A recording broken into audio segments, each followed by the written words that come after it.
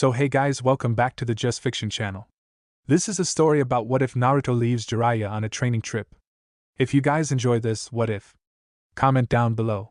And let me know before I start. Please do support for more awesome content. And leave a like and don't forget to subscribe to my channel. And also share this video with your friends. And check out the description. And check out my playlist. So let's start the video. Chapter 1. Hello Bachan. I bet you're pretty surprised to get a letter from me, any? It's actually the first one I've sent, so I guess it's unfortunate given the circumstances, but unfortunate circumstances would be the name of my biography no one would write nor read. I hope Gamakichi returned your necklace. I wanted you to have it back so you understand that the necklace didn't curse me.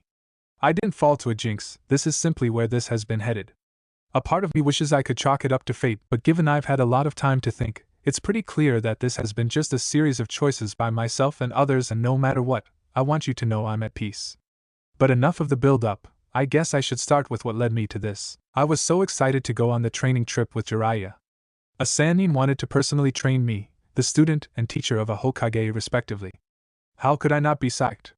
I get to travel and become strong enough to save Sasuke and eventually become Hokage. I know I can come off poorly, but I really wanted this to work, so I made a promise to myself. I wouldn't complain if something was boring, I'd follow Jiraiya's instructions. Learn what he has to teach to the best of my abilities, and even do some independent study when I have downtime. I was going to be focused and committed, not as loud nor excitable. Kakashi never taught me anything when I outright asked, so I'd go at Jiraiya's pace. I was sad to leave home but knew it was going to be worth it. 6 months later, and I've learned practically nothing. We do a light spar about twice a week.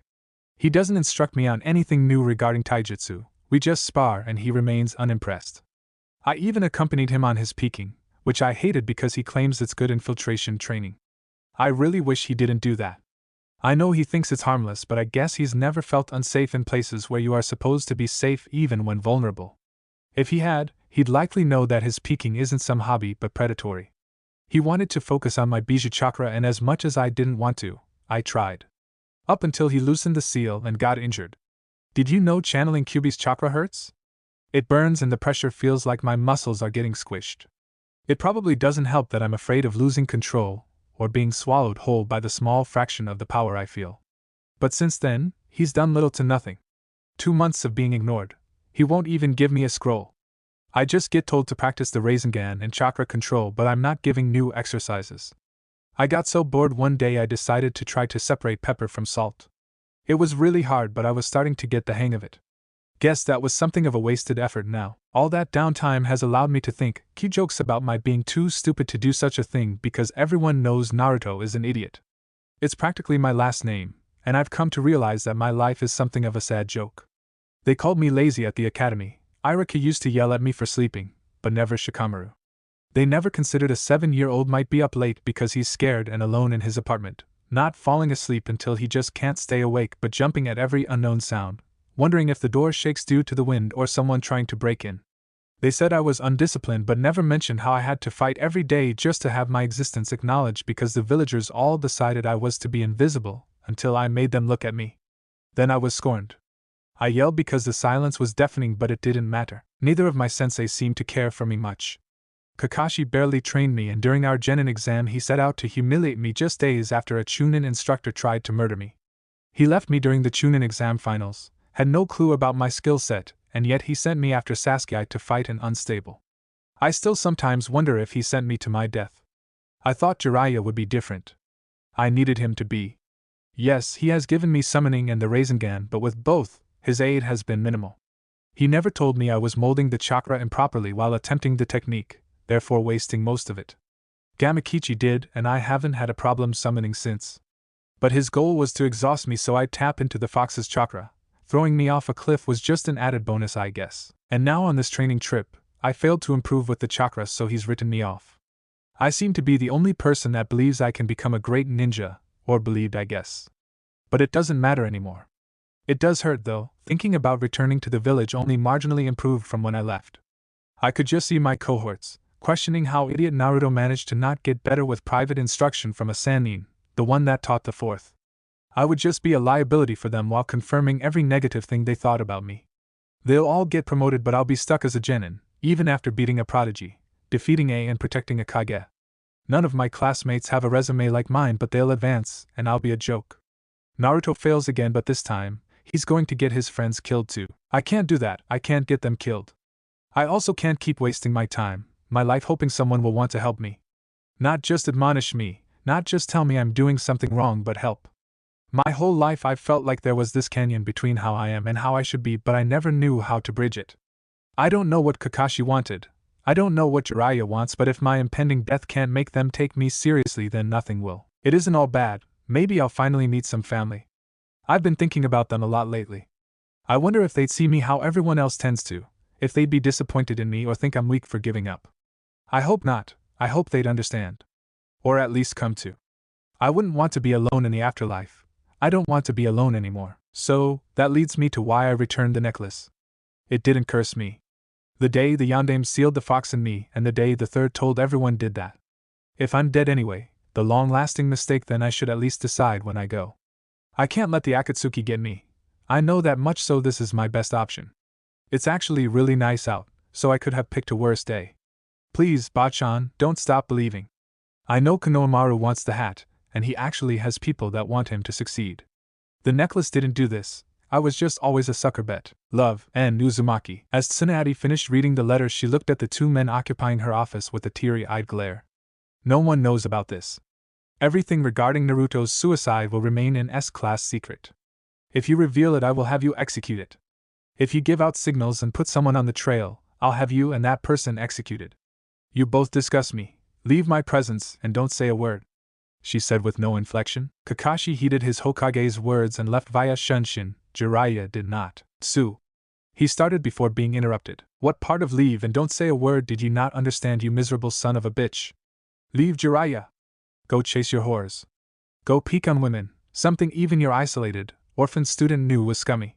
Whatever shred of respect I had for you is gone, exhausted because you couldn't be bothered to do the very thing you said you wanted to do. Her words would have hurt Jiraiya greatly, and in the future still might, but hearing the final words of his godson has left him numb. He can't feel the hurt presently. Tsunade, please just hear me out. No, I will not hear you out. I don't want to hear your excuses, your justifications. Do you understand the level of shame and self-loathing he must have been feeling? He was convinced he was going to get people killed because he was too weak to do otherwise. He didn't even call them his friends, just comrades and classmates. He had checked out, and you didn't do a fucking thing. Get out. Fucking get out. Jiraiya knew he should do as asked, ordered, but he had an overwhelming need to be heard, to be understood, and it needed to be from his oldest friend and teammate. Jiraiya was beside himself that he didn't see the signs because he was too wrapped up in himself. When Naruto went 4 tails and nearly killed him, Jiraiya was equal parts afraid and rueful. The majority of the training trip was going to be to control the Bijou chakra, and while he told Tsunade it was on the list, he never stated it'd be a primary focus.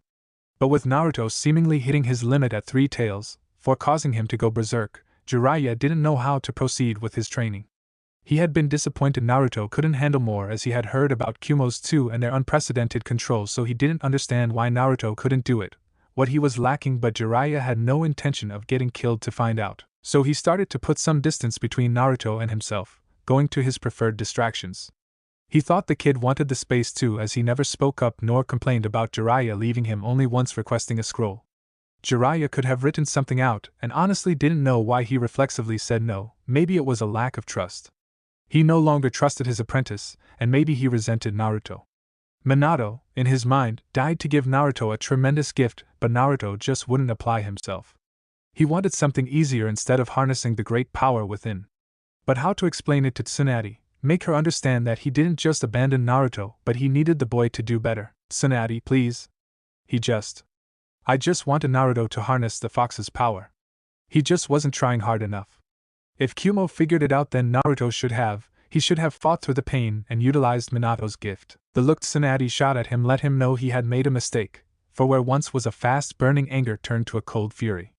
He wasn't going to enjoy what happened next, and he knew it. Jiraiya said so calmly, so plainly. Did you ever talk to the Elder Toads about how you were going to train Naruto?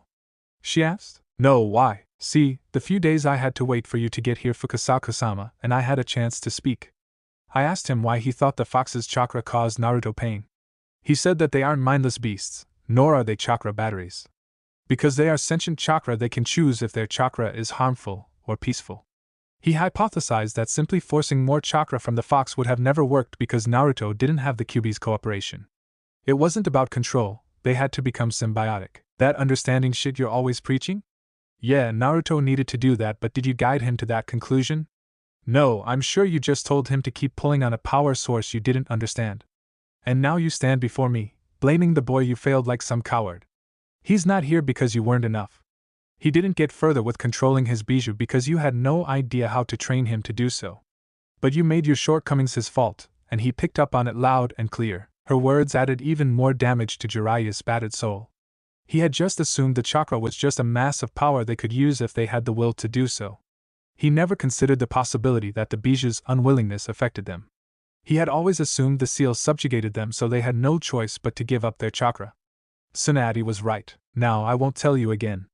Leave, Jiraiya. Just get out of my sight. Without a word, Jiraiya walked out of her office, in a haze. Back in Tsunade's office, Shizune finally spoke up now that Naruto's two senses were dealt with. Tsunade-sama, considering everything, don't you think that was harsh? No, not at all. They needed to get a sample of how Naruto felt. They'll get no comforting words or reassurance from me. Their arrogance and indifference brought this on. But enough about them, clear my schedule for the day, would you? Hi, Tsunade-sama, Shizune said before exiting her office. With a wave of her hand, her 4 A and B guards appear before her. A series of hand seals activate the privacy barrier. As you heard, all information regarding Naruto Uzumaki's demise is secret. If someone, say an elderly cripple, should ever come to my office hinting at information he shouldn't have about this or any other situation, kill him immediately. Do you understand? Hi, the four said in unison. Jiraiya had arrived at one of his many residences within the village. He never liked to be easily accessible, even when in the village, and now he was really thankful he'd be hard to track down. As soon as he closed the door, he summoned Fukasaku. Jiraiya, the elder sage, greeted. Why didn't you tell me? Why didn't you tell me what happened? That Naruto had killed himself, and that you blamed me? That it was the reason you took the contract scroll from me? I didn't tell you because Tsunade wanted to. She wanted you and that Kakashi boy to be informed of your student's last words. His pain, his shame, and his misery. When I read the letter, I agreed. I have seen you do a lot of foolish things, Jiraiya, but I have never truly been disappointed in you until I read Naruto's note. The words of a broken boy that just wanted his sensei, his godfather, to care. Had I known you wouldn't seriously train Naruto, I would have done it myself, but I thought your sense of honor and responsibility ran deeper than that. What do you want me to say? I fucked up.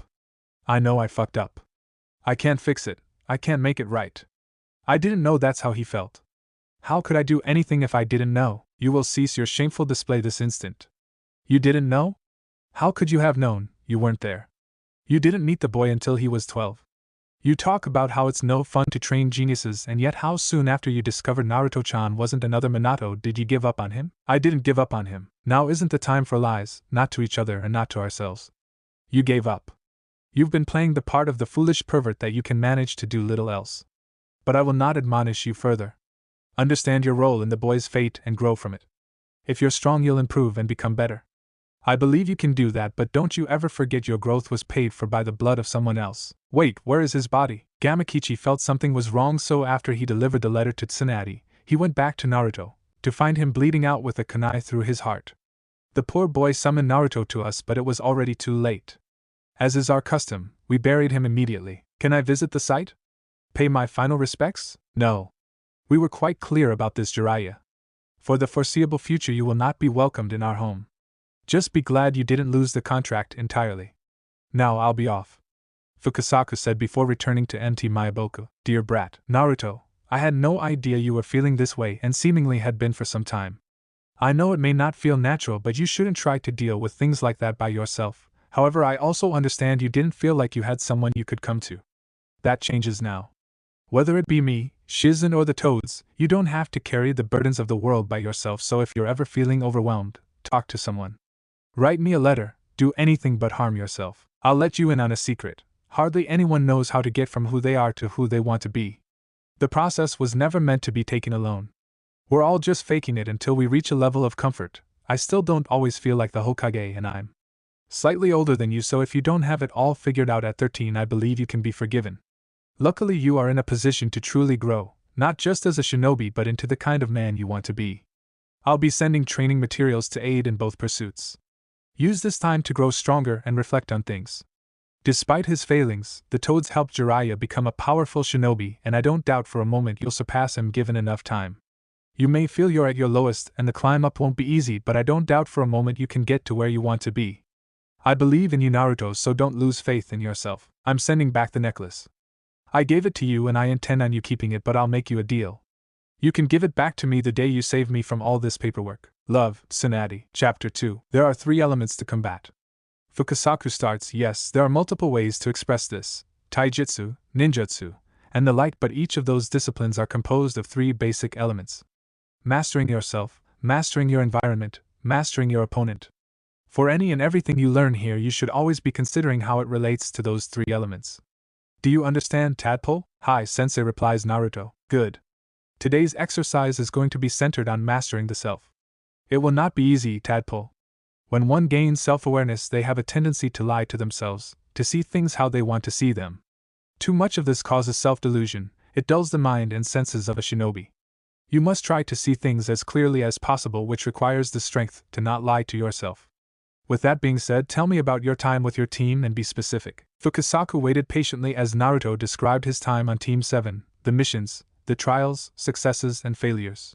Once Naruto finished, Fukasaku spoke. When you made that promise to Sakura, you were leaving for a time-sensitive mission, yes? Hi. And you were surrounded by others when she asked, yes? Hi. Then you are relieved from that promise.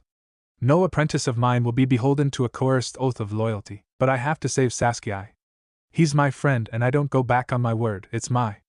Naruto exclaims, only to be hit with Fukasaku's staff in response. That was an example of you not hearing what I said, only what you thought I said.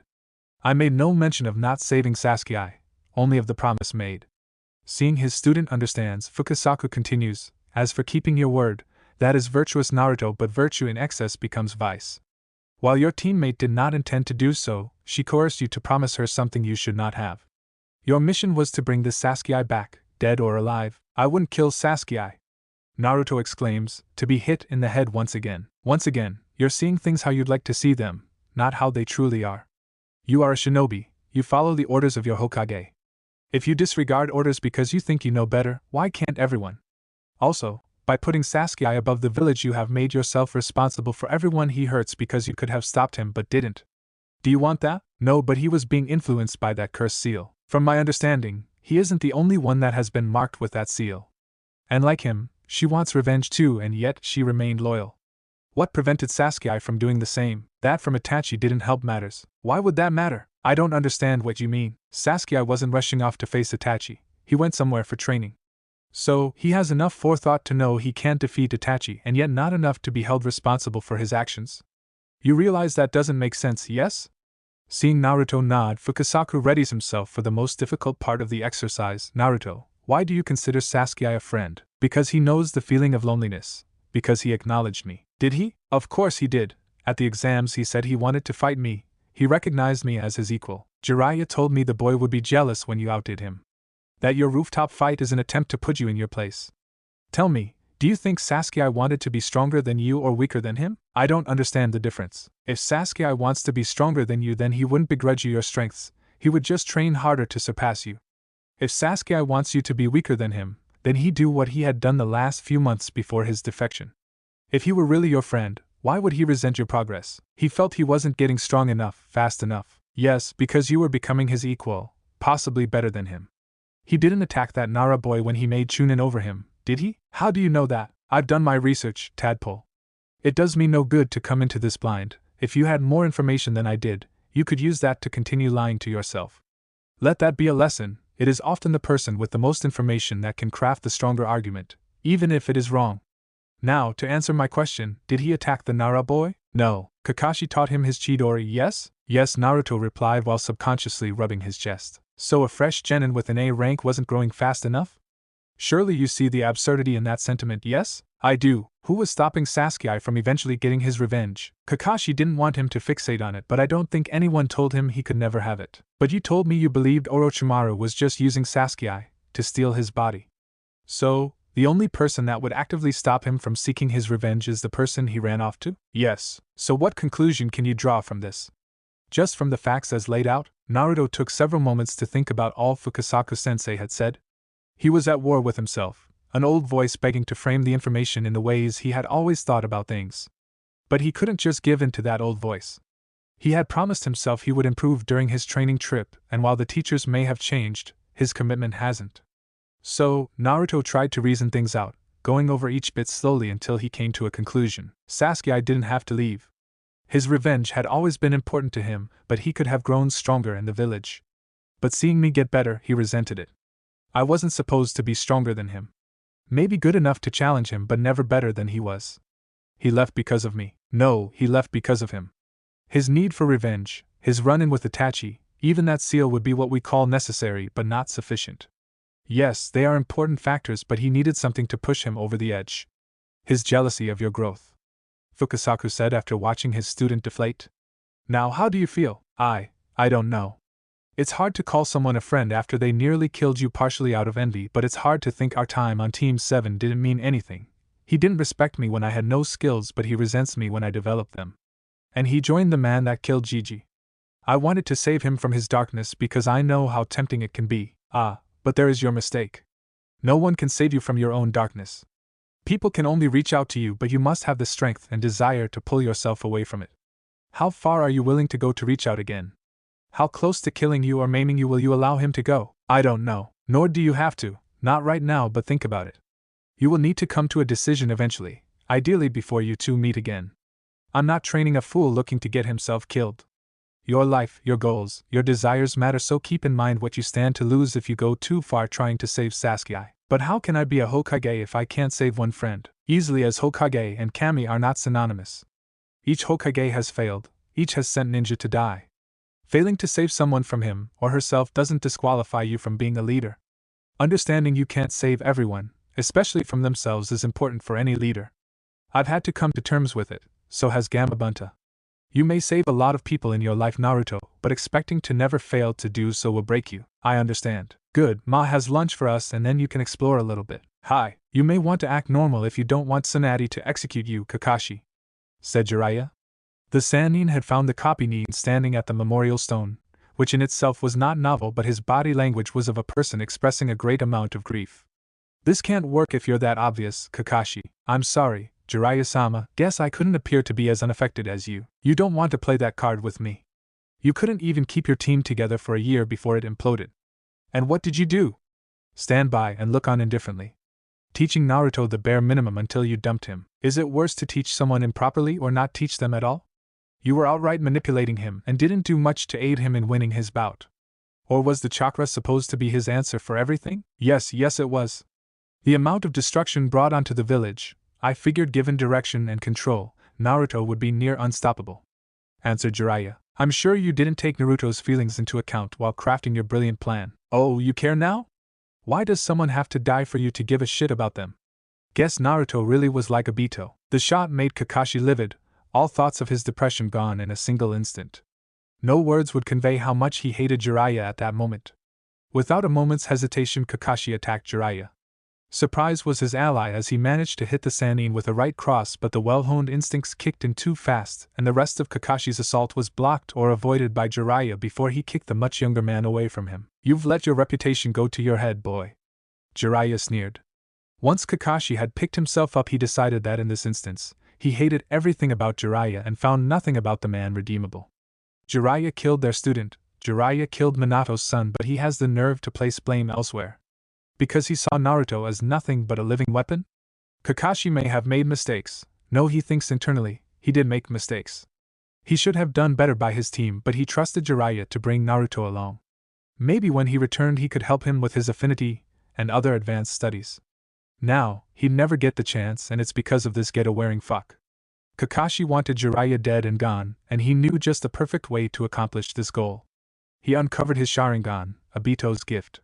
Kakashi had a Sannin to kill. Jiraiya knew Kakashi was getting serious when he revealed his Sharingan. It didn't really worry the Sannin, he considered it more a show of bravado than anything. If he wanted to memorize this ass-kicking in perfect detail and high definition, then who was Jiraiya to begrudge the prick? Besides, he hadn't put them in their place in quite some time, and he had a lot of aggression to work off, so this would be good. He was tired of people placing all of the blame for Naruto's actions on him. There were years of Naruto's life Jiraiya wasn't present, and he was assured by his sensei he was well cared for and growing fine. He never considered checking to see if it were true. He trusted his sensei, and when he was told Kakashi would be Naruto's sensei, he figured the kid would be a solid candidate by the time of his return. That was not the case. But now they'll ignore the years Naruto was mistreated and focus on the 6 months he had alone with Jiraiya. They'll blame him solely for Naruto's depressive spiral, and the very thought enraged him. Jiraiya was broken out of his thoughts by the sound of chirping birds. Oh, Jiraiya thought with glee. He'd have to show the boy why his fame was nothing. As soon as the lighting blade had formed, Kakashi took out as fast as he could, saturating his muscles with chakra. Whatever damage done could be healed later. He needed to drive his hand through the chest of Jiraiya, nothing else mattered. Jiraiya took off to match Kakashi's approach, unconcerned by the boy's impending attack. Raikiri/Rasengan, the duo called out as they clashed, causing an explosive backlash that blew both away. It hadn't taken long for both men to shake off the confusion caused by the blast, but before they could start round 2, they were surrounded by Umbu and watching the approach of one Tsunade Senju. Instantly, the anger both men felt vanished as they could only watch as their Hokage walked toward them, looking no less disgusted with the sight of them as she had been in her office. Jiraiya watched as Tsunade marched over to Kakashi. Without saying a word, the slug princess placed Kakashi's chin between her index finger and thumb and gave him a firm shake, instantly knocking the copy ninja out and likely giving him a concussion. As soon as the lights went out of Kakashi's eyes, Tsunade turned and made her way to Jiraiya, him now getting on his feet hoping to plead his case. Before a coherent word could be uttered, the Hokage hit Jiraiya with a bone-rattling punch on the left side of his body, right below his ribcage, also sending him into unconsciousness. In their shared hospital room, it was Kakashi that awoke first, briefly catching the gaze of his irate Hokage. He didn't dare speak, for fear any word uttered would be akin to the rabbit alerting the fox to its presence, a foolish way to court death. While he knew better than to speak, the tension in the room gave him the intense desire to change the mood, but he called upon all his discipline as a veteran shinobi to not make that mistake. Jiraiya stirred and fully awoke 10 minutes after Kakashi did, and he too realized the folly in making a noise in the presence of Tsunade. Jiraiya, you will be tasked with a team of A and BU. You will find out everything you can about the Akatsuki and if possible, eliminate their members. Make sure all your skills are sharp and my ANBU doesn't get rusty. Kakashi, tomorrow at 9 a.m. there will be a meeting. Every jounin, special or otherwise, will be put on a training regimen to increase their skills. When Jiraiya gets enough actionable intelligence, we're going to war. Every jounin sensei will be encouraged to get their students up to the point that as soon as they do, they'll be leaving them alone. We don't have time to coddle anyone. Since your team is dissolved, that won't be an issue for you. As soon as she finished, Tsunade left the two men alone, the tension exiting with her. This is bad. Tsunade, too angry to threaten me, is a level of anger I've never seen, and she's almost killed me before. Jiraiya said before performing a few hand seals, creating a privacy barrier. Look, brat, whatever we need to say to each other we need to do it now, because if we fuck up one more time Tsunade will kill us, and it won't be pretty. Taking a few moments to collect himself, you gave up on him, didn't you? Like he said in his letter? Yes. Why? Because I felt he was squandering Minato's gift, and I resented him for it. He was Minato's gift, he was a burden. Such a gift you didn't bother. Almost got him killed by your pet Uchiha. Fuck you, Jiraiya. I taught Sasuke a technique to fight an unstable. I made him swear to not use it on a comrade. I won't pretend I was the best sensei. I know there is more I could have done, and it's quite apparent Naruto needed someone to be straight with him. I wanted him to learn to grow on his own, to not just depend on me. Bullshit. Minato didn't train you that way, I know that for a fact. He was a genin dipshit, not an ANBU trainee. And how was he supposed to know what you wanted? Because you constantly ignored him? The entire village did that. It only would have made him dig his heels in deeper to get your acknowledgement. But you're such a smug, insensitive prick, you didn't care how you were playing on the boy's psychological issues. You wanted him to see underneath the underneath but couldn't be bothered to teach him how. And if you knew my faults, why were you the same way? Because it was easier. All the secrets and regrets surrounding the kid.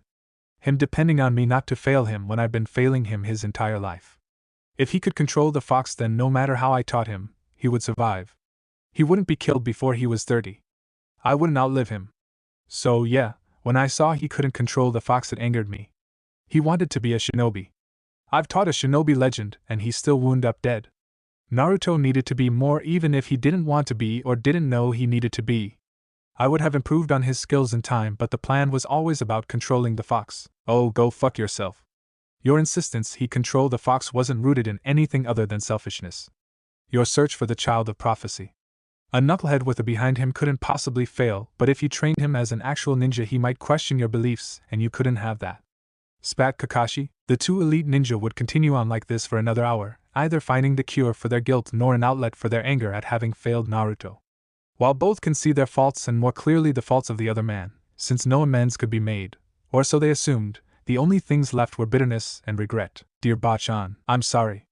I know I was being selfish and I didn't mean to hurt anyone with my actions, I just didn't see another way, but I promise I'll never do that to you or Shizune again.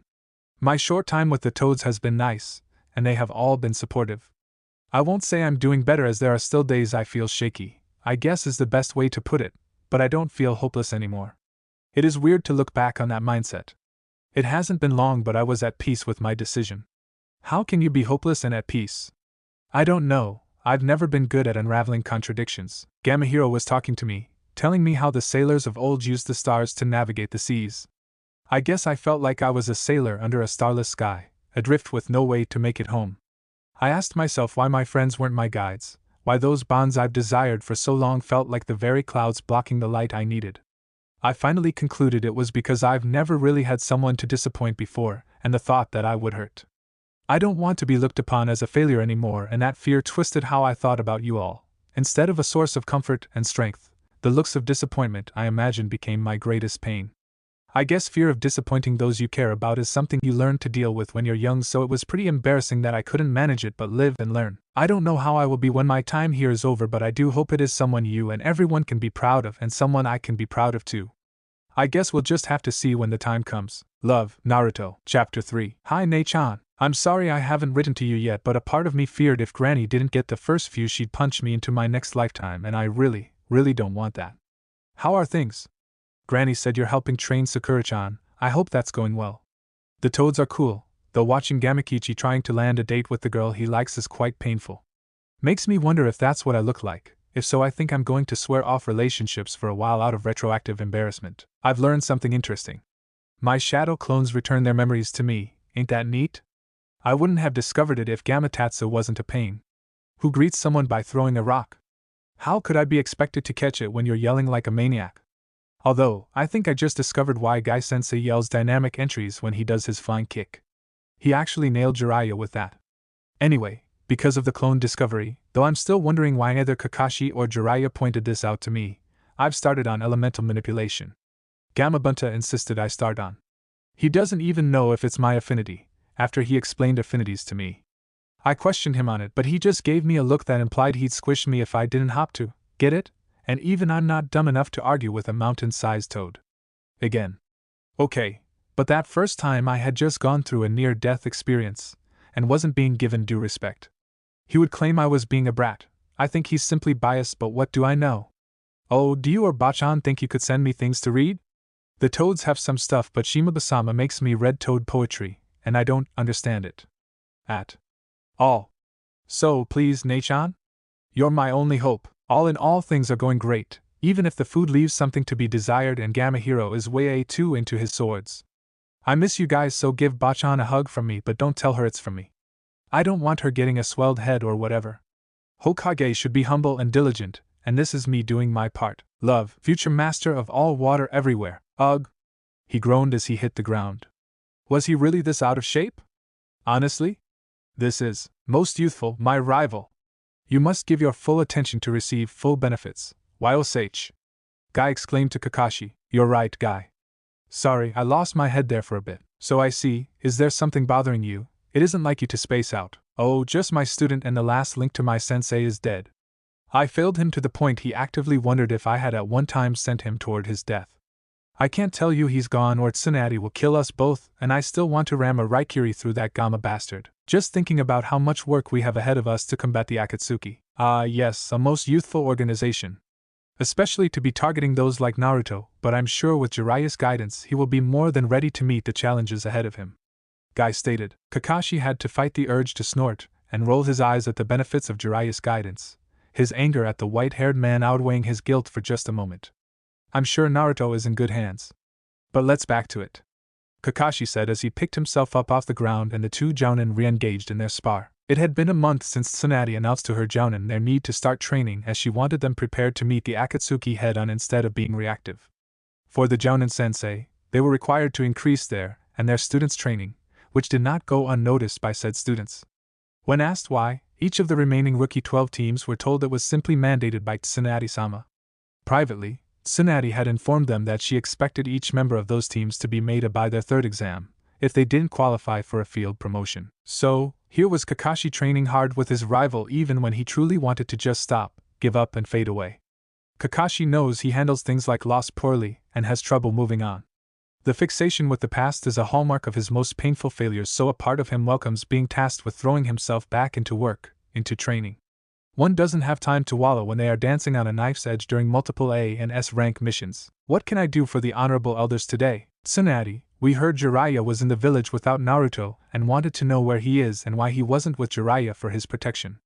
Asked Hamura. Jiraiya assured me that he had Naruto somewhere safe, but he needed to return to aid our shift in priorities. So, is he not primarily focused on training Naruto anymore? You know Jiraiya is easily distracted, said Koharu. Actually, the team of A and BU I sent with Jiraiya should aid in Naruto's training.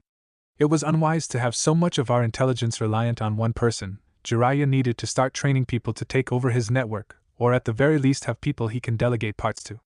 Now, he can focus where we need him to, and Naruto will be receiving the training he needs for his upcoming challenges. The three elders nodded and Hamura spoke. What about the fight between Jiraiya and Kakashi? We can't have our top shinobi trying to kill each other. Given Naruto's progress with Jiraiya, he was angry at Kakashi's lack of attentiveness concerning his development. The further he had been along when Jiraiya got him, the further he'd be along with his current training. I spoke with both and they understand this can happen again. We need unity to overcome our future challenges. Seeing that the trio had no further questions, Tsunade bid them good day. Hamura and Koharu exited while Danzo stayed behind. You weren't exactly specific on where Naruto was, Tsunade-sama. I was not, and the others understood that to mean I wasn't going to reveal his location. Won't or can't? He's too important to this village's future to be cavalier about his safety and training. You should have allowed me to train him. Tsunade bit back her reflexive response of fuck no, not because she would actually consider allowing the man to train Naruto, but given the results of Jiraiya's tutelage it's hard to be too self-righteous about his methods, as they don't tend to result in suicide attempts. She decided to be more diplomatic about it, and test how committed to Naruto's progression the War Hawk really is. I have no doubts Naruto could have learned a great deal from you, Danzo. It's the extreme emotional conditioning that would have been an issue. Not concerned I'd make him more loyal to me than you. No, the first signs you had, you would have been executed. The first seal on him that didn't belong, you would have been executed. Sensei was adamant in his notes that you never put him through your full program, and I have to agree.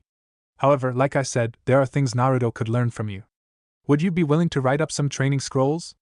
I could get them to Jiraiya in no time. Danzo wanted to smile at Tsunade's words, not because he didn't believe her but because he did. He respected Hiruzen, even if certain actions would point to the contrary, but the man had gotten soft in his old age. It appears Tsunade is not similarly burdened. It shows strength that a Kage is open to removing opposition, consequences be damned. He might actually start to respect the Senju princess. Is that an order, Tsunade-sama? No, I didn't think it needed to be. We agree that Naruto becoming stronger, more well-rounded is better for him and the village. You put the needs of the village above all else. I figured you'd jump at the chance to have some influence over his development. Indeed. It'd be good to pass my vacuum manipulation on to someone. Among other things. Yes, I will get right on that. You speak as if you know his affinity. Hiruzen had the boy tested when he was younger.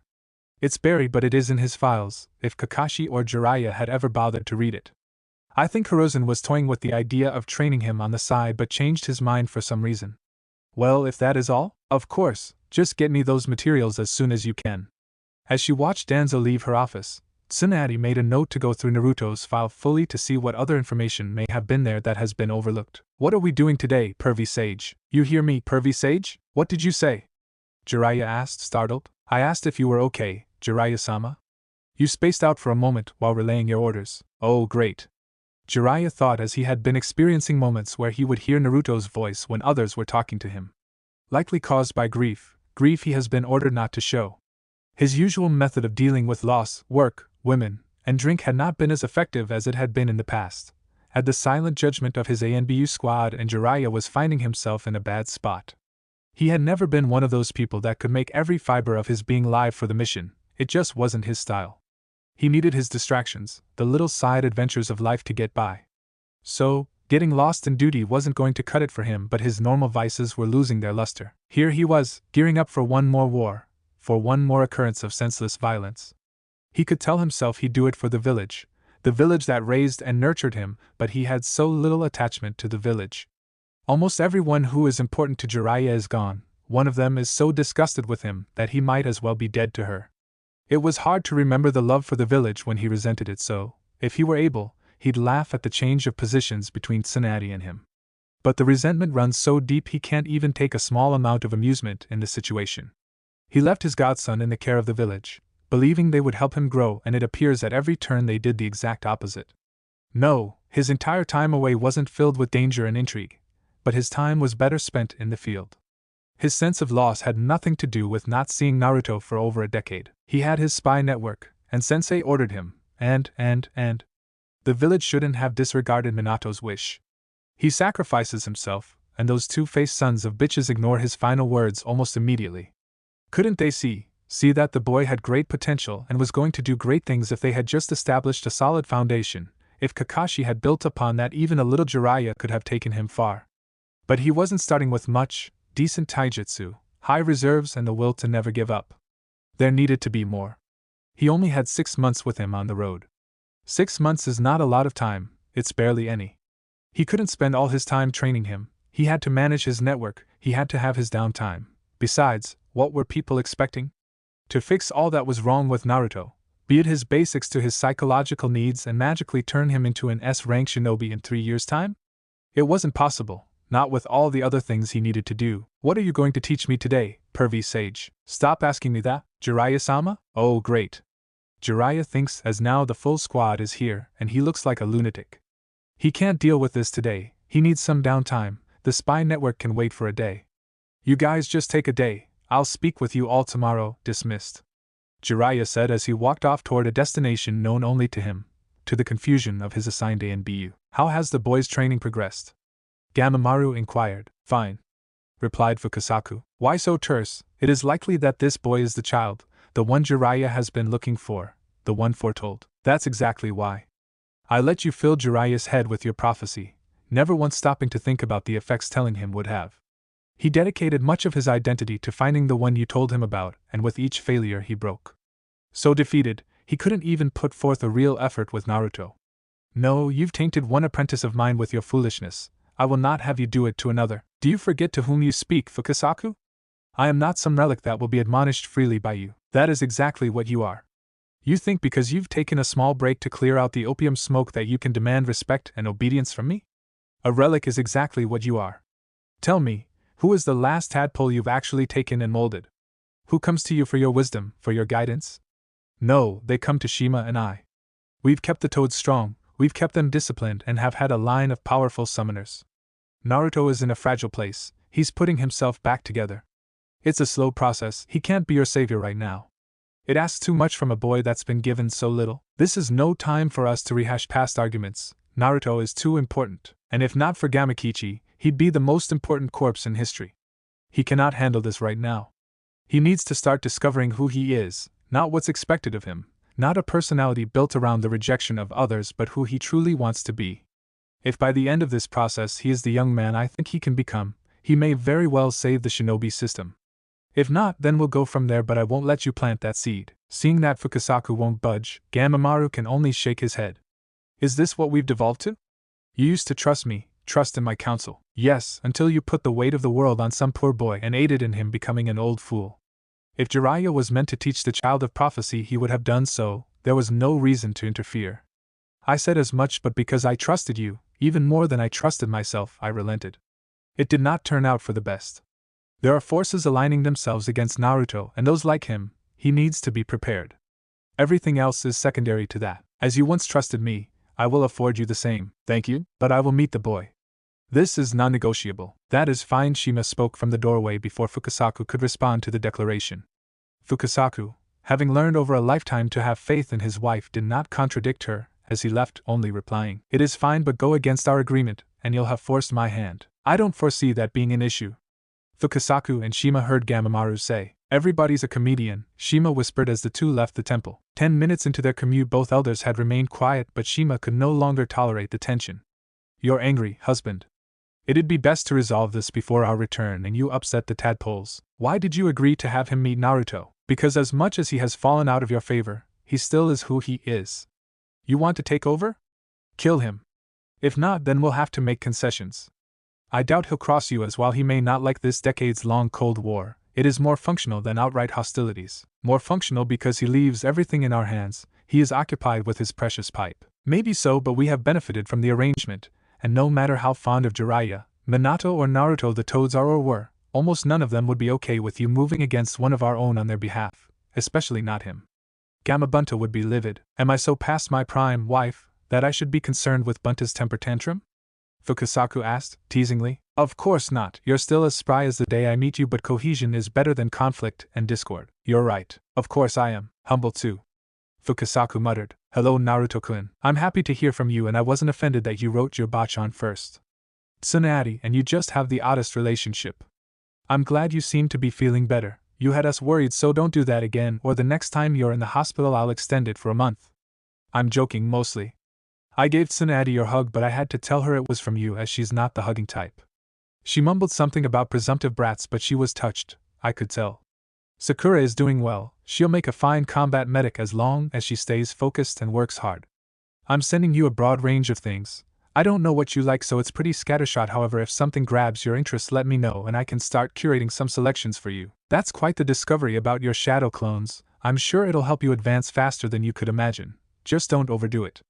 The brain is delicate, so build up slowly the numbers of clones you use and dispelling them slowly as well.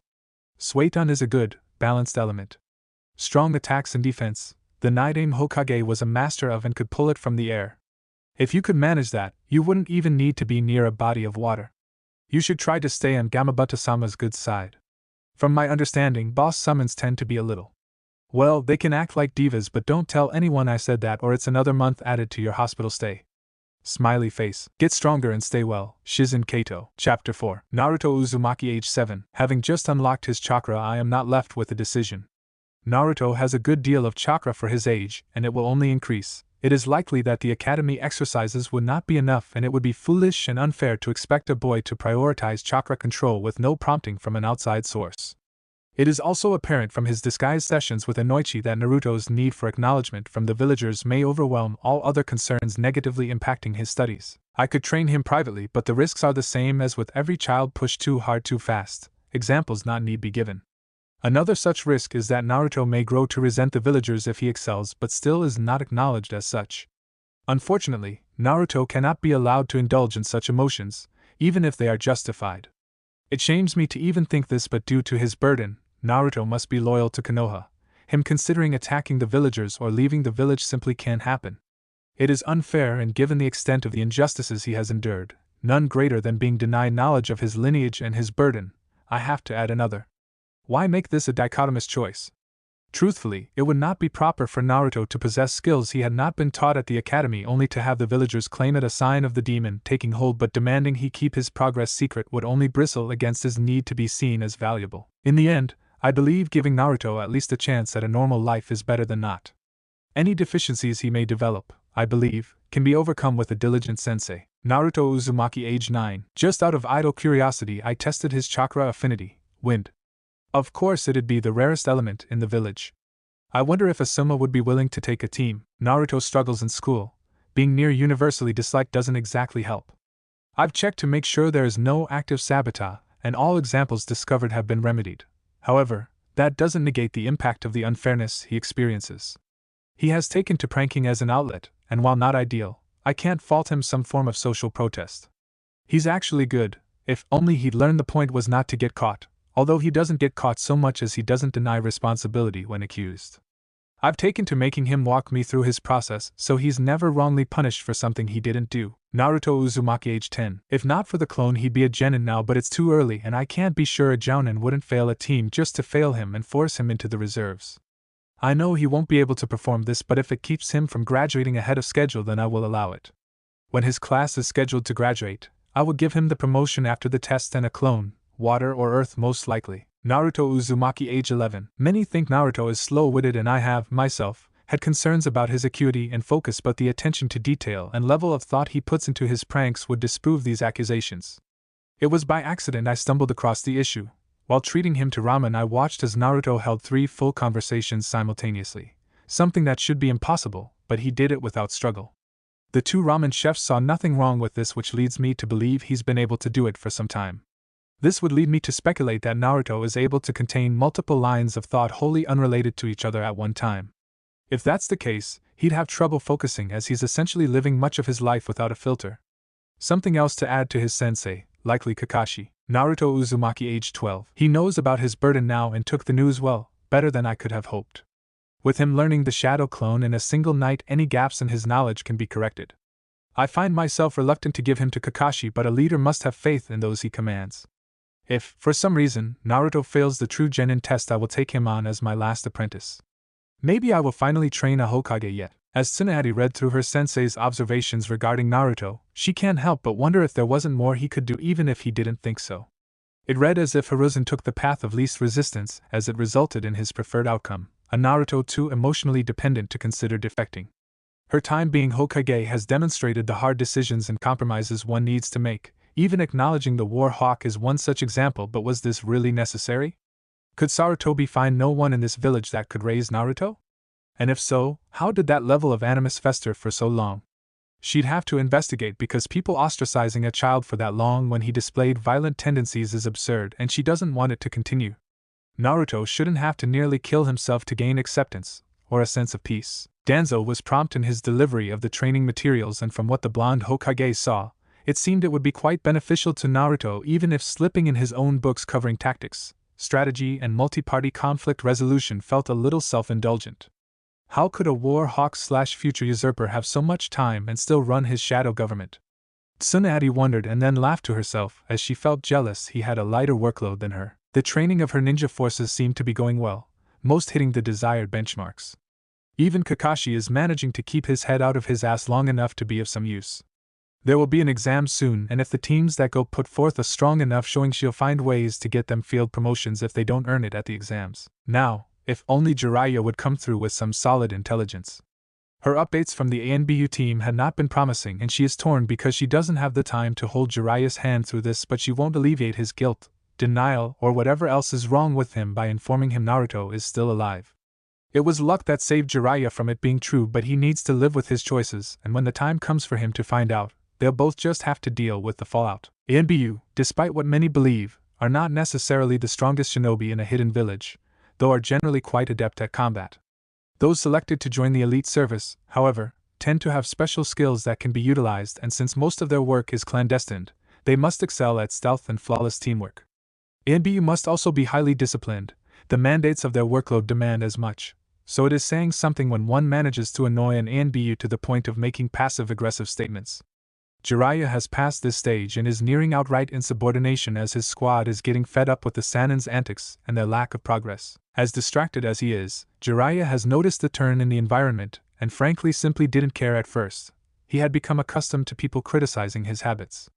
However, when the mild disrespect morphed into a constant questioning of his decisions and unspoken demands that he justify himself, Jiraiya had reached his limit, which is why he has his hand around the neck of one of the said ANBU while the others are trying to separate them. Say it again, you little shit. The Gamma Sanin roared as he finally let go of the ANBU member. Taking a moment to stop coughing, while rubbing his neck, Rat responded, "We've been at this for months without a solid lead. We know no more now than we did when we left, and your taste for sake and horrors isn't going to change that. I didn't become a shinobi to watch one of our legends disgrace himself, and we all could be put to better use. Fine then, return to Konoha. Tell Tsunade I relieve you of your duty." "Oh, piss off." Hawk cut in. "We only answer to Hokage-sama, and we don't tell her to do anything. Until she orders us back, we're stuck with you. I'd like to think my time away from my kids counts for something. This isn't it," he finished. "Look, there is an art to intelligence gathering that you aren't familiar with, so just let me handle things how I handle them. We've been letting you handle them, but there have been no results. Where is the Uzumaki anyway? I thought he was your apprentice. Shouldn't he be here with you?" asked Mole. "He's in an undisclosed location known to only Tsunade and I. Don't inquire about his location again." "Fine, where to next?" asked Rabbit. You're the cure. And what do we plan to find there, Jiraiya-sama? Asked Mole. I have an information broker there. I'll see if he knows anything. The 4ANBU nod, but as Jiraiya departs, Hawk summons a messenger bird with an emergency message for Tsunade. They were not going to fail their mission because of Jiraiya. Staring at me will not accomplish anything. You gave me your word. I'm old, Fukasaku, and sometimes my mind slips. Besides, the boy has the right to know a prophecy pertaining to him. You don't know that it was merely a guess. You being old and generally useless is one thing. Even retaining a seat of honor and authority I can accept, but to do this to another of my pupils, once more. The boy was getting a firm hold on himself again, and you may have undone months of work, you selfish blight. You'll be relocating to the mountains. Live the rest of your days in seclusion. Your time has long passed, Gamamaru. You think I will just leave because you command me to do so? Fukasaku said nothing. He just tapped his walking stick to the ground and 3 Tanto-wielding toads emerged from the shadows. The consequence of refusal having been made sufficiently clear, Fukasaku turns to leave, either toad exchanging any more words. Fukasaku made his way to Naruto and Shima, taking a deliberate pace to calm himself. After coming to terms with his outrage, Fukasaku reached his pupil but allowed the boy to speak first. Were you going to tell me? I don't know. Possibly, later near the end of your time here. Did you not trust me to handle it, that I'd be too fragile to deal with the responsibility? Naruto asked, with a defeated tone. It was not an issue of trust but partially. Yes, I didn't think you were strong enough to handle this weight. Seeing Naruto was about to respond, Fukasaku lifted his hand, signaling Naruto to stay silent. What you had considered doing was no small thing, tadpole. Until you have sufficiently healed, what could a prophecy that may or may not be about you do? Make you feel even more guilty for contemplating ending your life? Seeing his pupil's look of shock, Fukasaku replied, You didn't think I noticed? You've been getting better at masking your emotions, but I'm quite old. It'd take a lot to fool me. Naruto, this prophecy may very well be about you, but if it were outside of training for known threats, what could you have done?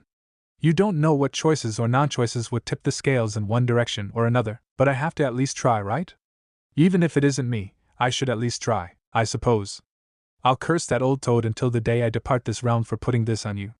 In 1 month I'll expect you to have mastered everything you've learned thus far up to my standards. After that, we'll get into your advanced training, including the material your father left here. When I deem you ready, you'll start taking on some missions back in your realm. Really? Wait, my father? You know who my father was? But Naruto paused. Living with the toads for as long as he has, he realizes that they wouldn't keep things here for just anyone, so his father had to be a previous summoner. The 2 most famous summoners were Jiraiya and no fucking way. Ouch.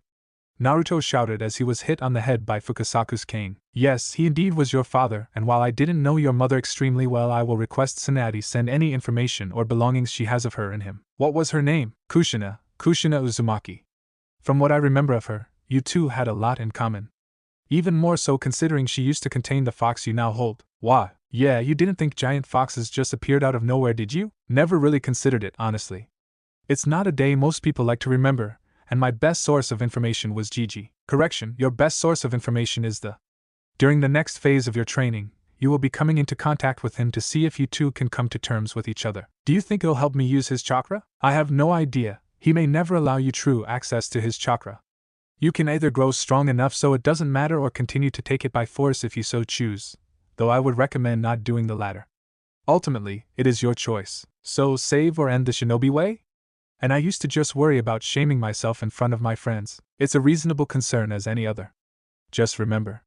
Fukasaku was saying before Naruto finished. Every burden is lighter when shared with others. Hey Bachan, it's been a bit since I sent a letter, so I just wanted to check in. I'm doing okay, I think. Well, that's not entirely true. I had been improving, and hadn't had a bad day in a while. It's so peaceful here and the toads are so kind and welcoming. It hadn't occurred to me until today how little I miss home. The toads don't glare at me, they don't put me down or make me feel like a failure when I mess up. It's a good feeling, and the more I grow accustomed to it, the more I worry that my drive to prove myself to the villagers was rooted in a perceived lack of choice.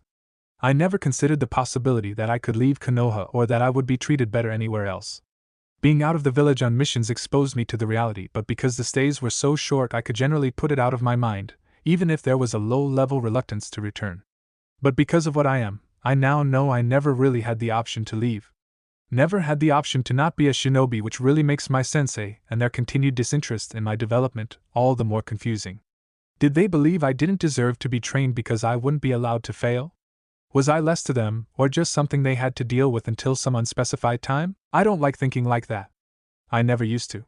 It was like when I started, I could just put the thoughts away, but I don't seem to be able to do that anymore, so now there is just so much that I hadn't considered before, but it dances around in my mind. I think back on the time I spent with Gigi, but can't block out the lifetime of lies he told me. I remember sharing dinner with Irika at Ichiraka, but also remember how he yelled out my failure during my final genin exam. I remember my time with Team 7, and all the good times were blocked by insults, both levied and received, the fights, Sakura's fists connecting with my head. I remember Sasuke impaling me with his Chidori when I deliberately avoided hitting him with my Rasengan. I remember it all and I get angry. But it's so pointless. If I were going to be angry, surely now is not the time, not when all of this is in the past, but I don't know what to do with it. I don't think I can just ignore it anymore, but I don't want to hold grudges against my precious people, although strangely you trying to obliterate me when we first met only makes me chuckle. I think I had at least some of it coming. It just makes Konoha feel like an obligation, and I don't know what to do with that. Or any of it really. Fukasaku sensei stresses the importance of a shinobi mastering themselves, so I guess my change in thinking can be credited to his training. But I am scared, Bachan. I don't know who I'll be when this is all over, but I don't want to be a bitter, angry person tallying up the wrongs done to me and looking to settle scores. Is it really as simple as a choice, though? I'm not sure, but I feel I can't go back to how I was, so my only choice is to see things through to the end. Whatever it may be, I hope it isn't someone unrecognizable. And Uzumaki, Chapter 5. Dear Naruto, your anger is understandable and you have every right to it. As ninja, we are told to disregard your emotions or compartmentalize them so we can continue on. This is unhealthy. I lost myself to my grief, so it may sound hypocritical coming from me, but you shouldn't repress your emotions, nor should you dwell on them. What you should do is work through them. No single emotion has a destined reaction, and how you react is something you can control. If you are angry, understand why and resolve to not allow that treatment to happen in the future. If I had found it in myself to work through my issues, who knows what changes that would have wrought. The process may be long, it will certainly be difficult, but if you can find peace within and with yourself, it'll be worth it. Don't worry so much about changing, you're supposed to, and even if you aren't the brat you were when you left, those who care about you should be willing to adjust. Don't diminish yourself for the sake of others, become the best version of yourself. Also, take time to relax. Introspection is good, too much makes you boring and broody. If you come back all sullen, I'll punch it right out of you. Yes, I know I contradicted myself. When you can crack mountains with your fists, you can do that.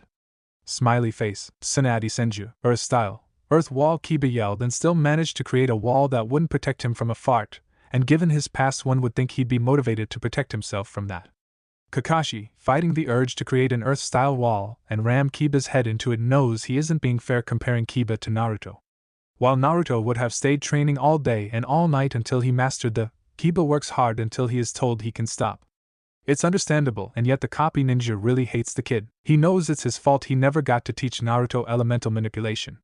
He could have keyed the kid in on the shadow clone trick and rammed his head full of. Maybe even given him something to counter the Chidori, but he didn't. What he has done is attempt to help the fellow rookies learn some so they'd have a better chance at the exams, and yet he finds he really hates them all. He may kill Shikamaru, Shikaku, and Asuma be damned. He'll snap that little fucker's neck. Granted, the boy is already A, which Kakashi feels is rather complete and total bullshit. His strategy may have been impressive, but you don't get timeouts in real fights. When Kakashi watched the recording of Naruto's fight, at least he was coming up with strategies on the fly, in the heat of things. Anyway, if he hears trouble again, Kakashi is sure he'll snap and harm the boy. At least he is, even if it is undeserving in Kakashi's estimation, A. His other teammates are just as lazy with none of the accomplishments. Kakashi assumes Choji is a sweet kid, but the constant munching is more annoying than the numerous troublesomes. He has thought a lot about calling the kid fat just to see what happens. Granted, when one who is quite hefty gets stuck in the ground during a Earth style, hiding like a mole jutsu, you invite certain thoughts about yourself. Ino? She screeches he hates that. Enough said. Shino, Kakashi is convinced, will either be dead by Kakashi's hand or vice versa within 5 years. He has no idea why he thinks that, but he is rather convinced it is true nonetheless. He'll start making plans now, as he assumes Shino will, if he hasn't started already. A nod from the boy is taken as confirmation. The great game is afoot. Hinata reminds him so much of Naruto that it's painful. The little kunoichi that could. Except she can't form a fireball. He really wants her to just form the fireball. It's just a fireball. He knows she's giving her all, but damn, it's just a fireball. He could do that when he was 8, and his balls hadn't even dropped. It's frustrating. Sakura doesn't care if it isn't medical ninjutsu, and he honestly doesn't care enough to make her care. He spends nights trying to rationalize ways to place some of the blame on her. Yes, it's unfair. Kakashi is in his petty bag right now. Guys team.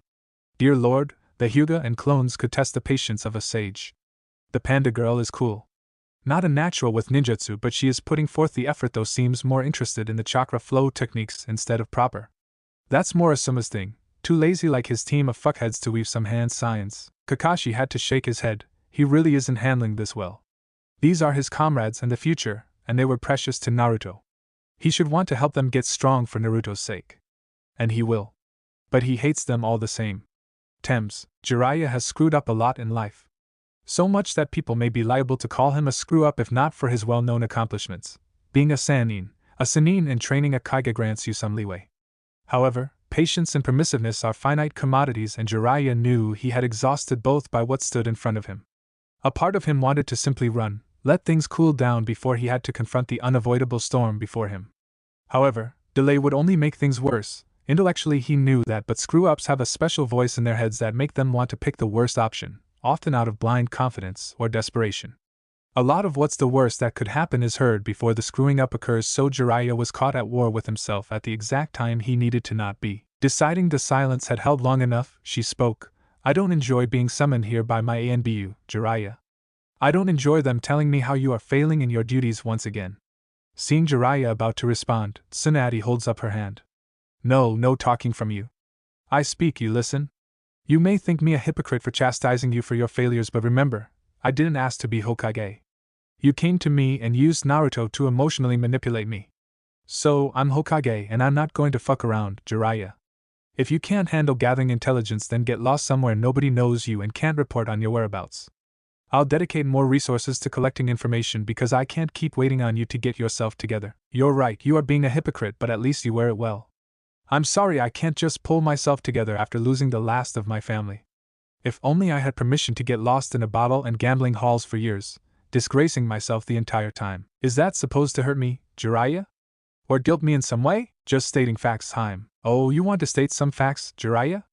Okay, let's state some facts. I left the village after the majority of the people I have ever loved were killed, the last 2 being entirely preventable. I tried my best to enact the changes required to protect them, but our sensei dismissed my proposal, and a few years later, right around the time a new medical corps would be ready to join all ninja squads, I lose my brother, and have to watch the man I love die, drowning in his own blood. You lost Naruto because you couldn't give a shit to try. That's not— Shut up, Jiraiya. I'm talking now. You didn't give a shit. You never met the boy until he was already a teenager, and your most significant act was tossing him off a cliff because you couldn't be bothered to actually teach. The boy loses the one person he saw as family, and were you there for him? Did you help him through his grief? Nope, you just dragged him along to confront a bitter, old drunk and managed to get him almost kidnapped and nearly killed. And his reward for that? You half-teach him the Rasengan. You never went out of your way for Naruto, you never did anything that would inconvenience you on his behalf. So, you want me to state some more facts, or are you ready to shut the fuck up and do your goddamn job? What do you want me to say, Tsunade? I never thought being his godfather would entail much because I never thought something would happen to Minato and Kushina. I don't care. I'm not here for you to unburden yourself. You don't deserve it. Live with the cost of your failure, live with the knowledge that your indifference broke a boy when a lifetime of scorn and mistreatment couldn't. My only concern is if you're of use. So, are you Jiraiya? Are you of use? So, that's how it's going to be? You know, it's not like that. Jiraiya started before he was interrupted. Are you of use or are you not of use? Fine, for NAR. No, not for Naruto. That ship has sailed. There is no redemption to be found, Jiraiya. Naruto is gone from you. This is just the cold, hard business of a shinobi village. You won't even give me that comfort? No, fine, Tsunade. I'll get your damn intel and we can go on from there, but we're finished as anything more than shinobi and Kage. Jiraiya spat. That ship, too, has sailed. Do you think my words were empty when I said I was putting my faith in Naruto? That it was just the heat of the moment thing? If so, then you really don't know me. You have no idea what that boy meant to me, and I entrusted his welfare to you, Jiraiya. Not because you were his godfather, I could give 2 shits about your claim to him, but because I trusted you. I trusted you with one of the most precious things in the world to me, and you broke it. You dimmed his light until it was extinguished, and now everything is a little darker for me. I'll never go back to that place I was before Naruto, and you found me because I wouldn't disgrace him, but damn it if it isn't alluring. You took something from me and Jiraiya. You'll never know how close I was to killing you. Friendship didn't stay my hand. Only the thought that Naruto wouldn't want that, wouldn't want those he cared about at each other's throats over him, but that can only deter me for so long. Just do your fucking job and stop wasting my you. If we never speak face to face again, it's fine with me. You died along with Naruto as far as I'm concerned. Tsunade said and dispersed in a cloud of smoke, signaling it was a shadow clone the entire time. Jiraiya could only lean back in his bed, mind racing at the words of his former teammate, an object of unrequited love, absorbing the memories of her clone. Tsunade didn't know if the exchange she had with Jiraiya was the appropriate energy to bring into this meeting, but another part of her, she calls it her Uzumaki side, said fuck it, if they have a problem they can fight her. Getting back into serious training may have made her a tad more aggressive than she'd been in recent years, to the terror of her loyal ANBU training dummies. Sitting in front of her is a collection of shinobi clan heads and prominent civilians within the village. Thank you all for coming. I now call this closed-door session to commence. The topic today is one Chunin Uzumaki Naruto, she said, and watched as many in the room had several emotions run across their faces. Tsunade decided to continue. I was made aware by the Sandame's notes that much of the village carried a long-running antipathy toward the young man, and I'd like to get to the bottom of it. From Sensei's notes, Naruto never stole, never acted violently, and at most conducted elaborate pranks, but was not the first academy student to do so. While I am Hokage and while he is under my command, I will not allow large-scale civil disobedience to continue, so please inform me of your issues. Isn't he the fox? One civilian said. What the shit? No, he isn't the fox. Why would you think he was? Asked Tsunade. Because it's the only thing that makes sense. Almost everyone thinks that. We figured the Sandame said differently because he believed he could control it, but how could a baby hold back a being that powerful when our shinobi forces couldn't? She said to many nodding heads. So, you're an expert now? No. They all responded. So, how was it your place to question the Sandame, assume he was lying, and go on to subvert his intention? Because nothing else made sense. It can't be possible that at the very least the boy would be influenced by the demon. How could we know we were safe? The fact that in his entire life he's never hurt any of you nor anyone you know wasn't evidence enough? Asked Tsunade. And no, because the fox could have just been waiting. Until when? Also, was that going to be your excuse for the rest of your or Naruto's life? The fox is just being patient. Many of us don't feel that way anymore. We heard about him beating the sand demon and helping bring you back, but Tsunade-sama, please understand, not only did the boy carry a being of pure destruction, but he had no history and no claim to anything. He just appeared, so it was hard to see him as anything else when no one, not even the shinobi, treated him as more than a nuisance. If the boy had a family, I think we could have believed he really was just a child. So you can believe the Yandame could turn the fox human, or seal the fox in the boy, but you can't believe he could seal the fox in the boy but not have the boy influenced. Why, yes? They answered tentatively. The problem is, you don't get to decide. You all are experts on ninja affairs when it suits you. None of you know the first thing about, so you deciding what is true or not based on your own perceptions is asinine. I know many of us understand that now, Tsunade-sama, and we regret avoiding the boy and making him feel unwelcomed. We ignored Yandame's final wish, and I'm not proud of that, said one civilian. Neither am I, many replied back. Okay, I think most of you get it, but spread it around. I'm lifting the Sandame's law. If I get wind of any of you spreading misinformation that Naruto is or is being unduly influenced by the fox, I'll have you and everyone you told executed. No exceptions, am I clear? Hi, good, you're dismissed. I'd like the clan heads to stay a little longer, TSK. So, I owe you an apology. The first time we spoke I was a brat. I was scared, and when I got scared I blustered through false confidence. I could have come to you differently, so I'm sorry. Apology accepted, now go away. Well, I can't, big guy. We have some things to discuss and I'd rather do it sooner than later. I won't give you any more of my chakra. I did that and you almost got yourself killed, by an Uchiha no less, due to your foolishness. If you request power, at least have the decency to use it. Okay, I can accept that note, that's constructive. I feel like we're opening up a viable dialogue that will allow us to both self-actualize, thereby achieving the necessary catharsis to establish a fruitful relationship. If you know what any of that means, I'll eat one of my tails. Ha ha ha. I think I get the broad strokes since Shizune sent me a lot of psychology books, but more importantly, I'm trying to avoid making this hostile. You don't want to be here. I don't particularly want you here. You don't want to give me your power. Truthfully, I don't want it. However, we have a group of people after the both of us, and I don't have the luxury for excessive pride. Why should I care? One container is the same as another. True, it may not make a difference, however, can you think of a reason this organization would want all of them together outside of 9 new? If that were the case, why not just flip us, since I assume most aren't treated all that well? The only thing I can think of is too terrifying to even fully consider, and would require abilities no human has possessed in generations. And yet there is a lot we don't know, so why not just tell me? What is 9 was once 1. The sage of 6 paths created us from the Jubi. A creature you should pray is never reformed, because if it is all you love will perish. So, what can we do? I can't do this alone, and you don't appear to want to be absorbed back into the collective. That assumes an absolute worst-case scenario, and while it may be worth planning for, ultimately I'd be free of you selfish humans, so what difference would it make, really? I don't know. Shit. Shit. Shit. Shit. This is all a bit much, you know? I found out my freaking dad sealed you in me after you got out of my mom. Total mind fuck. Some old toad tells me I'm some sort of savior, maybe. At least you aren't threatening to eat me, but the whole ultimate beast of destruction should you fail. Thing is a double mind fuck. I don't know if I want to work with you, but I may need to work with you. We each have reasons to say fuck it and walk away, but I'm hoping we'll choose something else. And what is that? That we'll say fuck it, let's make a deal. But the issue is you have nothing I want. That's not true. I have the one thing every intelligent being wants. And what is that? Good company.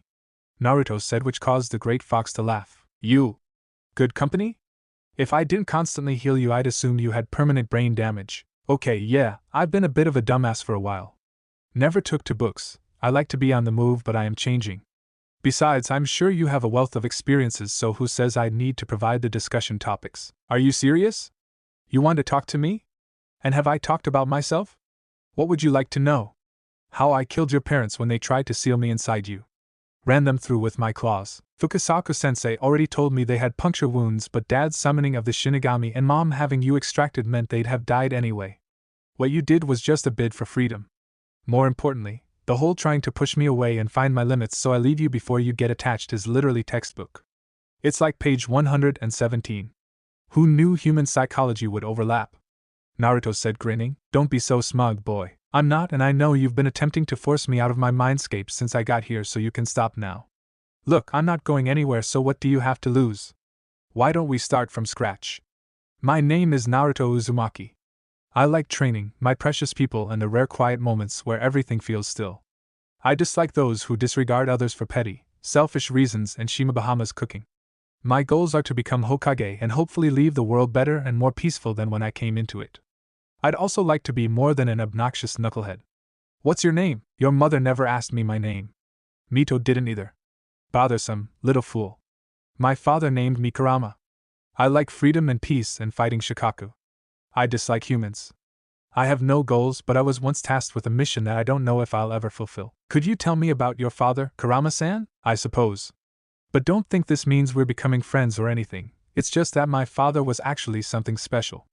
Not some blonde bastard teleporting around, playing with forces beyond his kin. Naruto had to fight back a smile when he replied.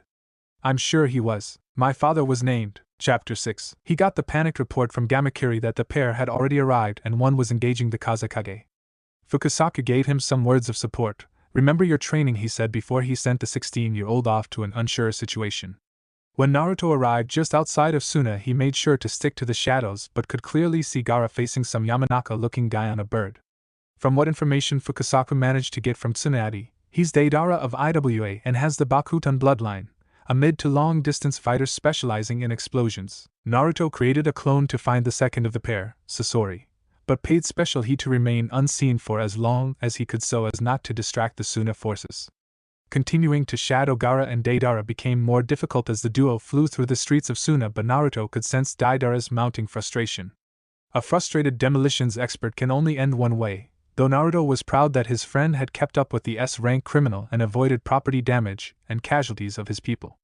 Naruto saw Deidara increase his elevation and then suddenly create a massive clay sculpture, one large enough to level a significant portion of Suna. He's going to force Gaara to protect the village and exhaust himself, Naruto thought, and realized this was his time to act. Taking out two tri-pronged kunai, Naruto tossed one directly under the path of the large bomb. Gaara had been taken by surprise at the sudden attack upon his village and made haste to root out the assailants. When he saw the blonde in the cloak, he realized it was the Akatsuki, having been informed by the Godame Hokage. He had thought he had prepared sufficient security at the entrance of his village and briefly wondered if there was a mole within his ranks. He quickly let that thought go as he had to defend his village, and himself, from the terrorists before him. Gaara had to lament that had he the same mentality of his younger self, this fight would be somewhat easier. He wouldn't have to bother playing defense to protect the villagers, but as Kazekage he could do nothing but. The Akatsuki had made sure to keep his distance, and it appeared that he was mounting one big attack. Gaara had started to run low on chakra, determined to not draw on Shikaku and risk losing control. As he prepared a massive dome of sand, he saw a kunai fly past him. The ceiling array that appeared to swallow his perfect creation was the first sign something was off. When said creation detonated miles outside of the village, that was another. It was the third sign that most worried Deidara, but it would be the one he was least able to react to. A flash of yellow, a well-known color to all IWA Nin, as it was the color of the boogeyman himself. Deidara feared little in this world, but every IWA Nin feared that color. His mind separated in a dozen different directions, wanting to slip into denial, wanting to create counterplans, but he could only stand still on his clay bird before he felt something cold on his neck. And then, it was over. Deidara would never lay eyes on the person who killed him, never truly know what killed him. The S-rank criminal's last moments were of a man reduced to a near panic, followed by the embrace of nothingness. Gaara, however, did see the person that killed Deidara. While other men had been distracted by the explosion outside the village, the Kazekage was not one to lose focus of his enemy. That an exact copy of the ninja that had managed to stab his sword into the missing 9 from his collarbone through his torso was standing aside the Suna leader also didn't escape his notice. Gaara then saw the shinobi perform a series of hand seals right before another explosion occurred, but was maintained in the bubble created by that. Kazekage-sama, here the shinobi handed him a soldier pill. I know where Sasori is, and if you'll come with me we can end this. You'll have to forgive me, Konoha-san, but who are you? Gaara asked. The shinobi had taken care to remain mostly covered as he was wearing midnight blue pants, shirt, face mask, and even a bandana that covered his hair. The only noticeable feature were the shinobi's blue eyes. Gaara watched as the shinobi rolled his eyes before speaking. Gaara, it's me, Naruto. And then removed his mask and bandana. So it is. I guess there is no time to catch up, so I'll follow you. Okay, just to warn you, this feels weird the first time. What Gaara wasn't allowed to finish before he was engulfed in a flash of yellow. Kankuro was a confident young man. He had every reason to be. While not the powerhouse his brother was, he still excelled at his chosen specialty. Many considered him the best puppeteer since Sasori, and that was a distinction he wore with pride. However, he was not arrogant. The harshness of desert life rarely left room for it, so while he may have been the best since Sasori, he didn't delude himself into thinking he was better than Sasori. One, then, could forgive him for the string of expletives he had on a constant loop inside his head as he found himself face to face, so to speak, with Sasori himself. Overwhelmed wouldn't begin to describe how he felt. His only saving grace had been a random futon or used to support him and distract Sasori, but when Sasori tried to attack in the direction he originated from, he hit nothing. Kankuro was eventually able to make Sasori reveal his true body, and things escalated from there. Being attacked by a zombie Sandame Kazekage is just a miserable experience. Watching said puppet be destroyed with a well-timed wind blade, however, was the height of joy as far as Kankuro was concerned. Due to the bipolar nature of the emotions he was feeling, Kankuro didn't know how to feel when he saw a flash of light, until he saw a shinobi he didn't know standing beside his brother, a brother who looked incredibly annoyed but wasted no time in surrounding Sasori and sand. Final words? You deserve that much, Gaara said as both S-class products of Suna recognized the end. Sasori had been prevented from summoning any more of his puppets, and seemed resigned to his death. At Tenchi Bridge I am scheduled to meet a spy I have under Orochimaru in 2 weeks' time. Maybe you can kill that annoying prick, we'll see. Sandcoffin Gaara said before crushing all that was Sasori. Do you think he meant the spy was annoying or Orochimaru? Seeing both Tsunade look at him, Naruto continued, What? It was an ambiguous statement. You're just too much, Naruto. Said Gaara. This is Naruto? The blonde shrimp. That defeated the person you couldn't sneeze on, makeup boy. Naruto finished for Kankuro. Oh shit. Guys, I have to get going. I was supposed to report to Tsunade-chan today and… Shit, she's going to kill me. She's going to punch me to the moon and then I'm going to be stuck on the moon with some weird Bishounen-looking bastard. Naruto, if you don't leave, best friend or not, I may have to drown you in sand. Naruto only chuckles and hugs his brother in burden. You're so mean, Gaara. But I must be off, Naruto said before flashing away. Several jumps and moments later, Naruto was in front of a very unhappy Godame Hokage, and an amused Fukasaku sensei. So you just went to Suna and fought two S-rank criminals without my having ordered you to do so? Technically, yes. In my defense, time was of the essence. I also told the boy to do so. It wouldn't be the first high-ranking shinobi he's combated. You're right, it's just. Naruto could have attempted to take you too, I know, but I was extra careful. Neither of them even saw me. I just supported Gaara and Kankuro for the most part. Yes, teleporting a massive bomb can't be classified under simple support now, can it? It can if you squint just right. Don't be a funny brat. I have half a mind to punch you to the moon. Called it / damn it, it was the response from Naruto and Fukasaku respectively as Fukasaku handed Naruto a scroll, causing Tsunade to raise an eyebrow. The tadpole said that'd be your reaction. I bet differently and lost. He seems to know you well. Don't bet on my reactions, Naruto, that's an order. Not even with you. I wouldn't engage in such undignified behavior, brat. You wanna bet? Name your star. Damn it. Tsunade finished Naruto's laugh. Too well, maybe? Well, Ma is waiting for me, so will Jiraiya be here soon? Yes, we have just enough time to fill in, Naruto. Fill me in about what? Naruto, Jiraiya and Kakashi think you actually committed suicide. Why? Because I allowed them to think so. You may think it cruel, but they needed to understand the full weight of their actions. Not only because of who you are, but because of what you contain. If you never used a drop of the Kyuubi's chakra, I'd be fine with it, but had you killed yourself, it would have returned, and we don't know if it would have come back for revenge or what. Naruto didn't immediately respond to Tsunade's words. She admitted it was cruel. There was no need for him to point it out, so Naruto forced himself to go past his initial reaction to really hear what she was saying. At his absolute lowest moment, he could have very well damned a great many people. Even if Kurama had no intention of harming anyone, the likelihood he'd be left alone were nil. He was under the care of Jiraiya, and while Naruto made it an appointment to not blame Jiraiya directly for his state of mind, he wouldn't deny the man's actions contributed to them. Fukasaku-sensei was a fan of the phrase necessary but not sufficient, and Jiraiya's actions were just the last of a lifetime of unbearable weight that finally made the blonde buckle. Was allowing his godfather to think he was dead just? Tsunade had never struck him as malicious, so maybe there was something he was missing. Seeing both the Hokage and his sensei look at him in anticipation, he finally spoke. I understand your reasoning, but it still feels extreme. I'm not judging, I guess I just don't understand. Surely the letter would have been enough. Unlikely, Fukasaku started.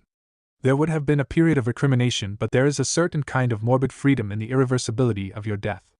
There could be no false promises to make it up to you or to do better.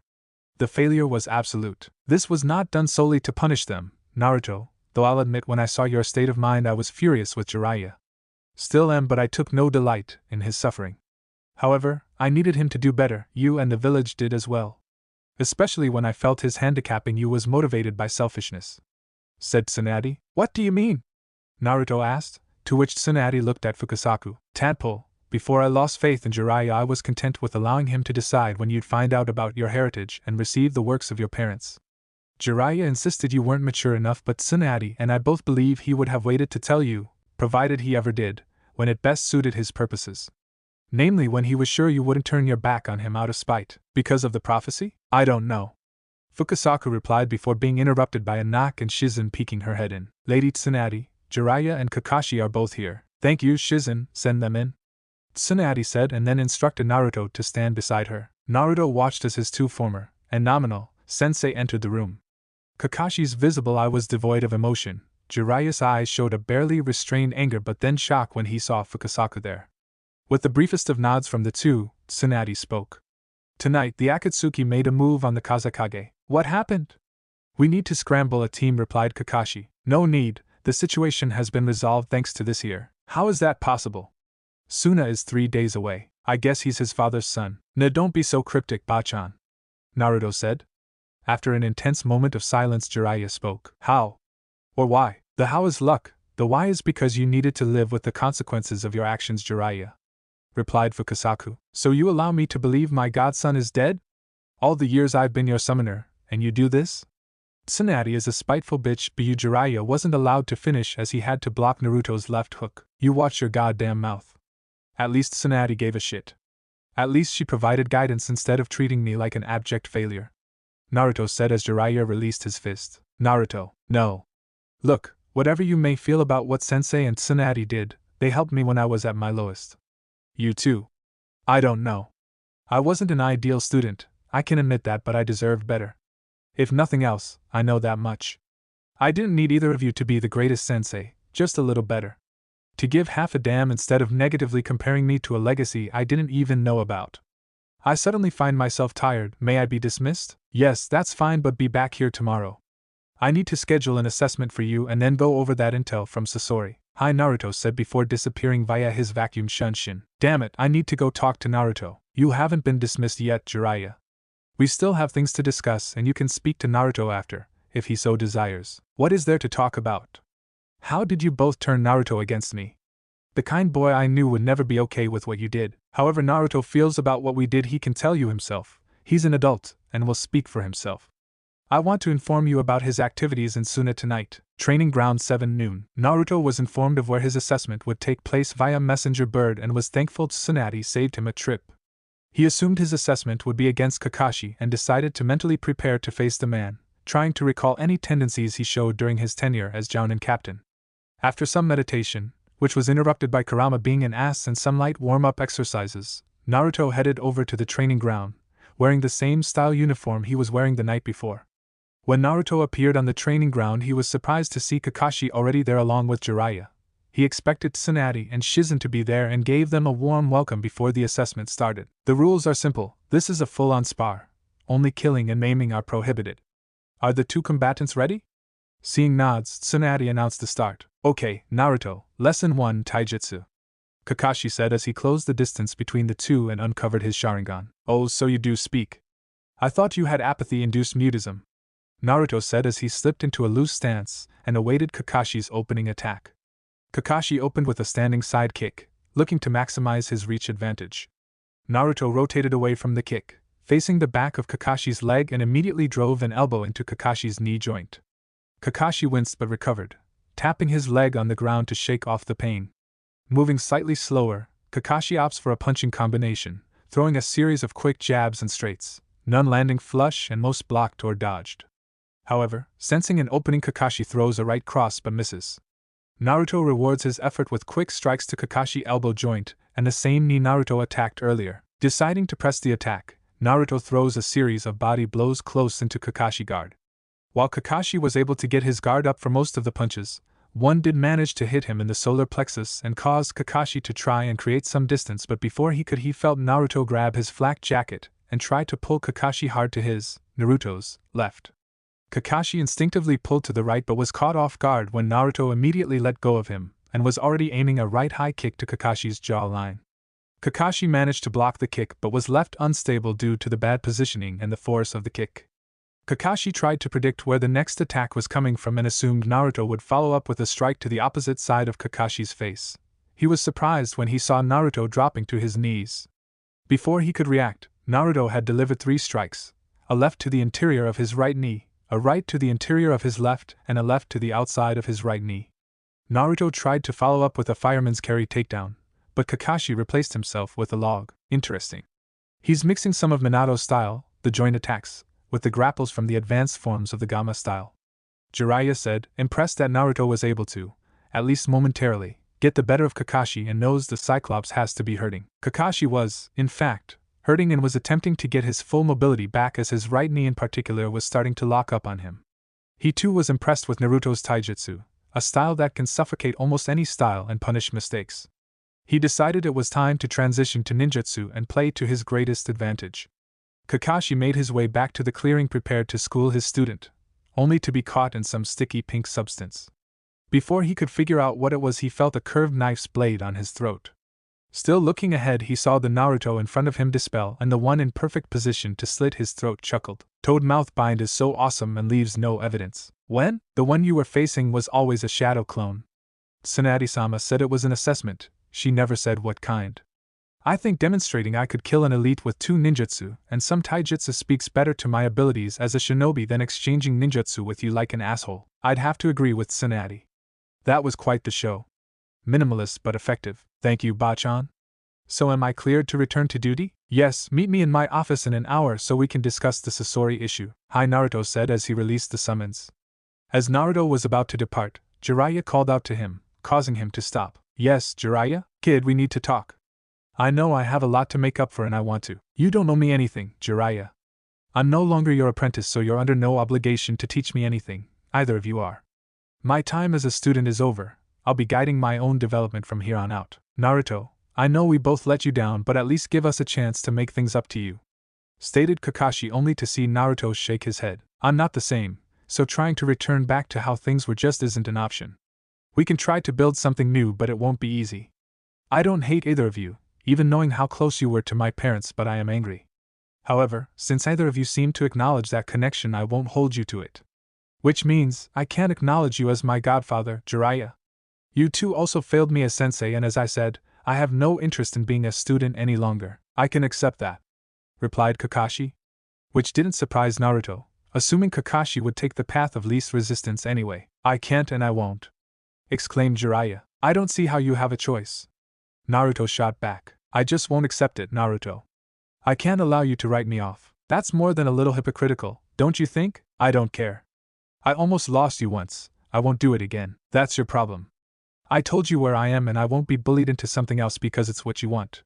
I'll see you around," Naruto said before departing by way of his vacuum shunshin. "I'm going to have to get him to teach me that." "Is that really all you have to say?" "What? It's cool. Cool is kinda my thing. So is laziness. Don't think Naruto was fooled by your acceptance.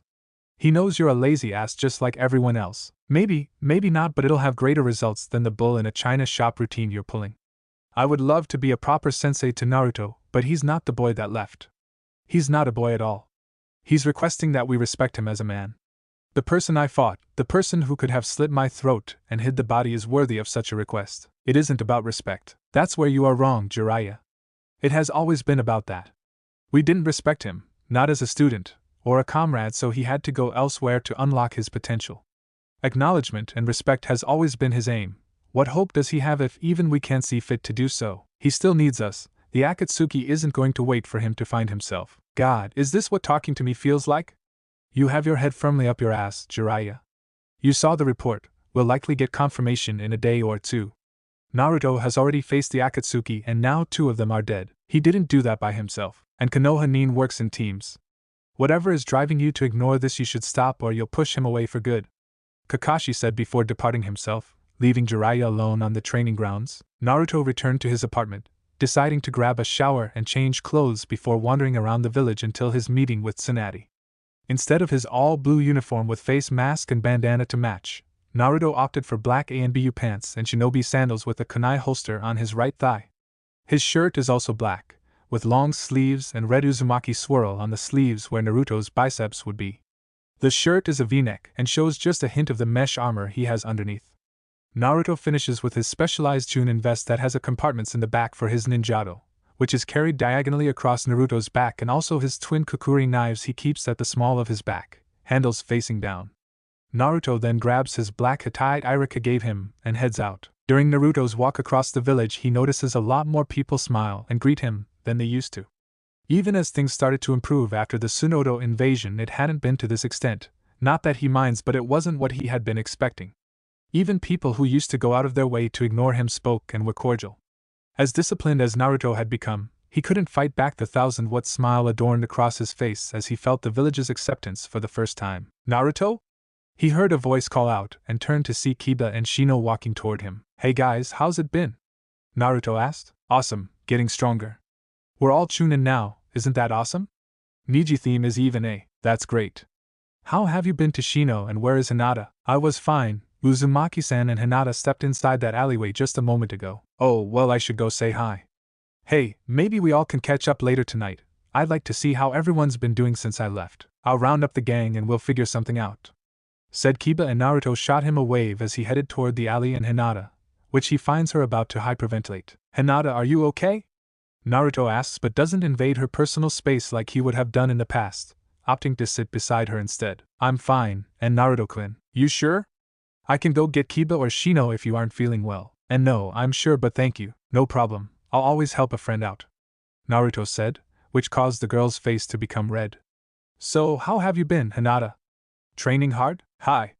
Niji Nizan has been helping me with my gentle fist and Kakashi-sensei has helped me learn my elemental affinities." "Cool, what are they?" "Fire and lightning." "Does that mean you're secretly super aggressive?" Naruto asked, which caused Hinata to giggle. "I don't think so, but one can never tell." "Ah, true.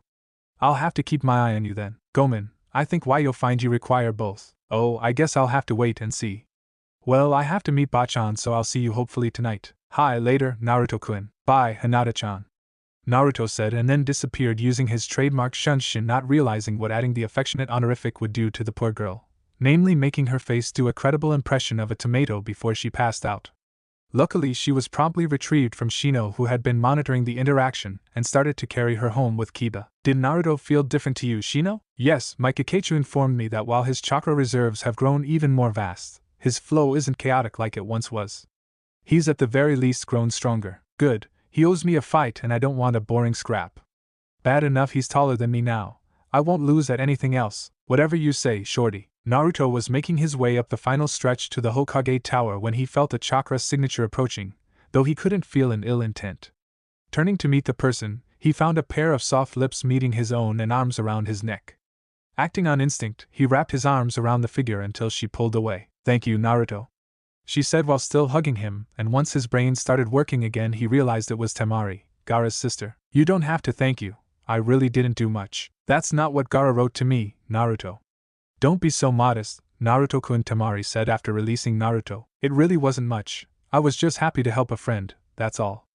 Still you have my thanks. You're welcome, Tamari-chan, and I'm sorry I have to cut this short, but if I'm late I'm sure Bachan will kill me. Okay, talk to you later, she said, and he waved as he ran the rest of the way to the tower. Once he made it to the floor he got a quick greeting and hug from Shizune before stepping into Tsunade's office and seeing both Tsunade and Sakura sporting looks he didn't at all, even if they were the polar opposite. So glad you could join us, Naruto-kun, Tsunade said, which Naruto found odd. She never calls him kun. Sorry, I was on my way here and I kept running into people and catching up. Yeah, too busy flirting with everyone to get here. What do you mean flirting? I didn't flirt with anyone, and how? You were watching me through Gigi's pervert ball? Don't change the subject, Naruto. What's the big idea, kissing Tamari? Are you leading poor Hinata on? What are you talking about? I said hi to Hinata because she's my friend and Tamari kissed me. You sure didn't fight her off. I didn't know I was supposed to. Why are you acting like a jealous girlfriend, Sakura-chan?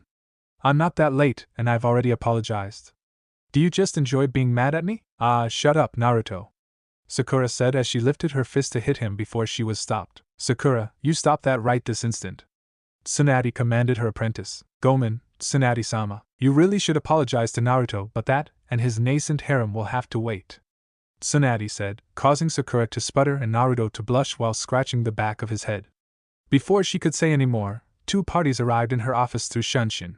It was Kakashi, and someone they had never met before. I'll save the introductions for later. Right now we need to discuss Sasuke's mole with Orochimaru and the possibility of getting Sasuke Uchiha back. I expect you four to be preparing for this mission until you leave in 2 weeks. Now let's get into some specifics. Chapter 7. Naruto. The blonde heard the shout as he entered Yakiniku-Q and saw all the rookies in attendance, along with the sensei sitting at a separate table, even Kakashi. Hey guys, the blonde greeted me while taking his seat. Naruto-kun, you look youthful. How was your training trip? We must start soon. Thanks, Lee. You all look stronger as well. The training trip was productive. I learned a lot, but I'm happy to be back. Yeah, I bet, Sakura muttered. Did you say something, Sakura-chan? No, nothing at all, Naruto. Anyway, what did you learn from Jiraiya, Naruto?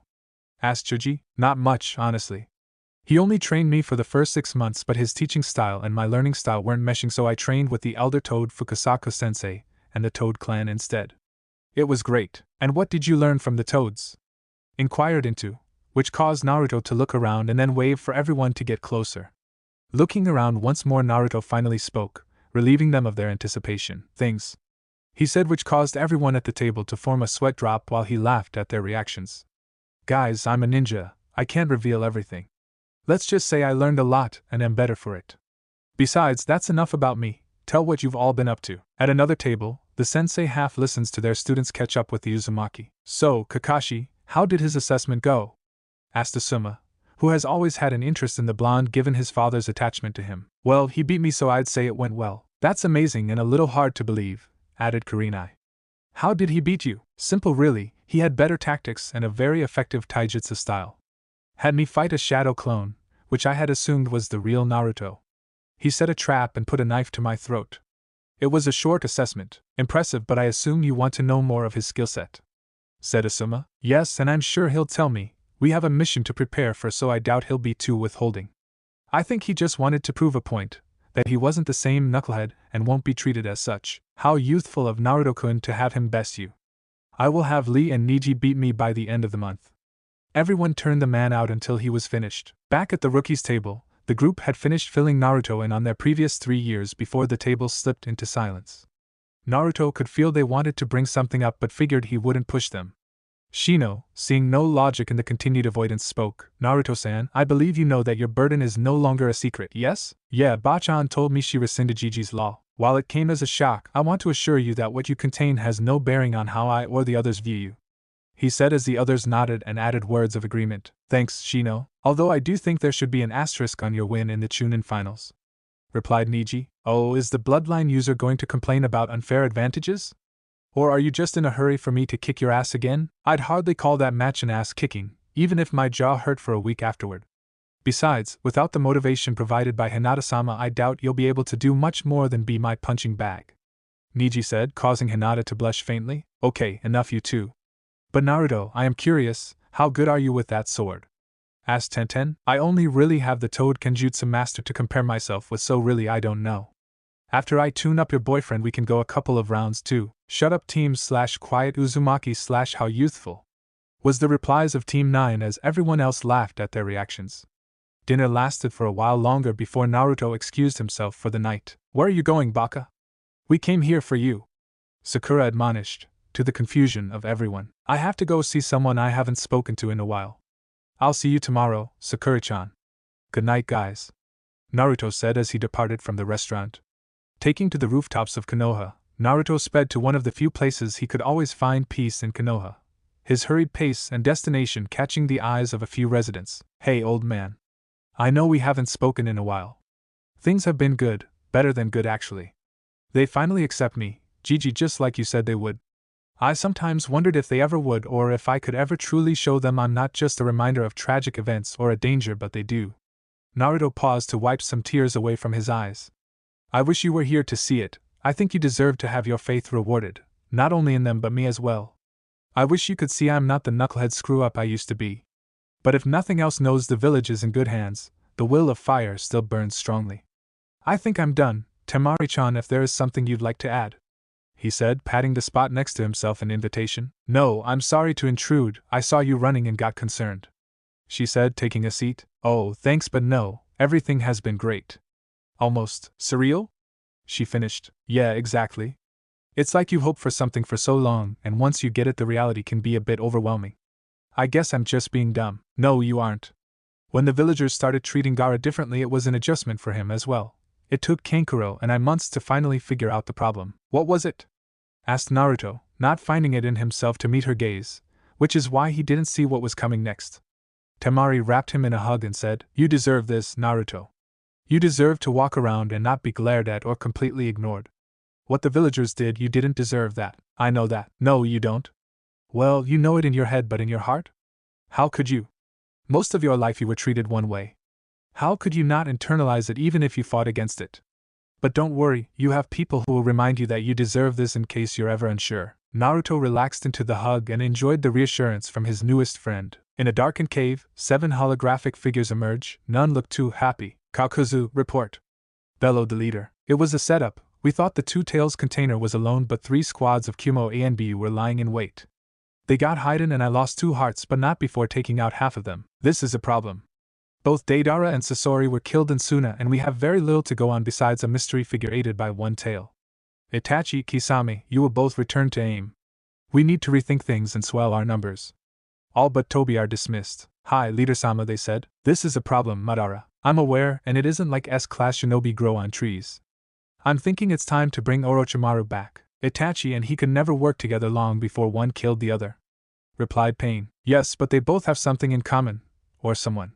If we hold the brother hostage, we can pull the strings of both until they've served their purposes. And how will you find the snake? Zetsu was aware of a spy Sasori had, one he made periodic contact with. A scheduled meet was approaching. I'll shadow the spy back to Orochimaru and snatch the little Uchiha. Orochimaru will either submit or die. The next morning found Naruto in the shinobi archives. Thinking over the upcoming mission, Naruto wanted to prepare should the meet be a trap and Orochimaru appears. His walkover had him cataloging what he knew of the snake Sannin, even if it wasn't much. Naruto realized that he utilized Futon and Doton along with his Hibi techniques, and while Naruto was confident he had developed his vacuum manipulation to the point he could overpower Orochimaru's wind release, the snake would have the edge as far as experience went.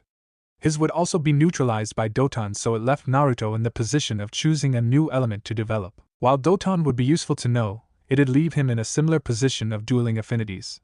Kakashi was a master of, so Naruto wielding an inferior version of the element would just be a waste of chakra. This is why Naruto settled on Katon. Highly offensive as well as effective at guiding enemies into traps. He could also amplify his fire with wind from a clone to make up for the lack of experience. So, Naruto decided to get sources on training fire chakra and a few once the exercises were complete. While Naruto could try to learn several Katon with his clones, he'd rather choose 3 and then discover multiple ways to manipulate them, making them faster or larger or other alterations to suit his needs. An overall increase in his library can come later, as this was part of a contingency plan. Naruto checked out his items and made his way over to the training field, surprised to see all 3 of his team members present, even Kakashi. "You're late, Naruto," Sakura said irately. "Sorry, I had to get some things from the library and I honestly didn't expect Kakashi Taicho to be here yet." "It won't happen again. Why aren't you calling him sensei?" "I don't see how that concerns you, Sakura-chan. Leave what's between Kakashi and I to us." "Alright, now that we have that cleared up, as Tsunade-sama explained, our mission is to meet and apprehend Orochimaru's spy to get intelligence on the whereabouts of Sasuke. This could be a trap set by Orochimaru, so we have to be prepared to extract ourselves if need be and also prepared to fight and detain Sasuke should he be there. Our preparations will be in drilling you both in the tactics and skills required to incapacitate and transport a hostile captive. Before we begin, are either of you going to have any problems fighting Sasuke should he be there? Seeing as we may have to kill him, I'm not looking forward to it, but I'll perform my duty." "And Naruto, you can't mean that." "I can and I do. Sasuke chose to leave. My attempt to appeal to friends resulted in him breaking my neck and impaling me with a chidori twice. He's not only a risk, but allowing Orochimaru to steal his body is an even bigger risk. Sasuke isn't more important than Konoha. Someone fortunate enough to work with the Hokage should know that much. It isn't that simple, Naruto. Say that when he crams a lighting fist in your chest. Maybe your tears can stop him this time." "I think we need to calm down," replied Yamato. "No, let them have it out. Better to get it over with now than sit on it." "I know I didn't do enough then. I know I left it all to you. Don't you think I feel bad about it?" "No. How would I know? You just yell at me or have snarky comments. Since I've gotten back you've been acting like you're mad at me. How could I not be? 3 years. You were gone for 3 years and never sent a word. You wrote to Shizune and Tsunade. They don't know I knew, but I do. Then you come back and you have time for everyone else, but you didn't even tell me you were back. Why would I write to you? For every instance you've been nice to me I can name 10 where you weren't. How was I supposed to know you wanted to hear from me? Within 5 minutes of seeing me you were about to hit me. That's not what friends do. You were ignoring me. What the shit, you aren't my girlfriend, Sakura-chan. I don't have to make you a priority over others. So that's it? Just to hell with me, to hell with Sasuke? You just don't care? That's rich coming from you. Ah! Sakura yelled as she charged Naruto with a feral left he managed to slap out of the way, which she deftly used the momentum to transition into a spin kick that Naruto dodged by leaning back.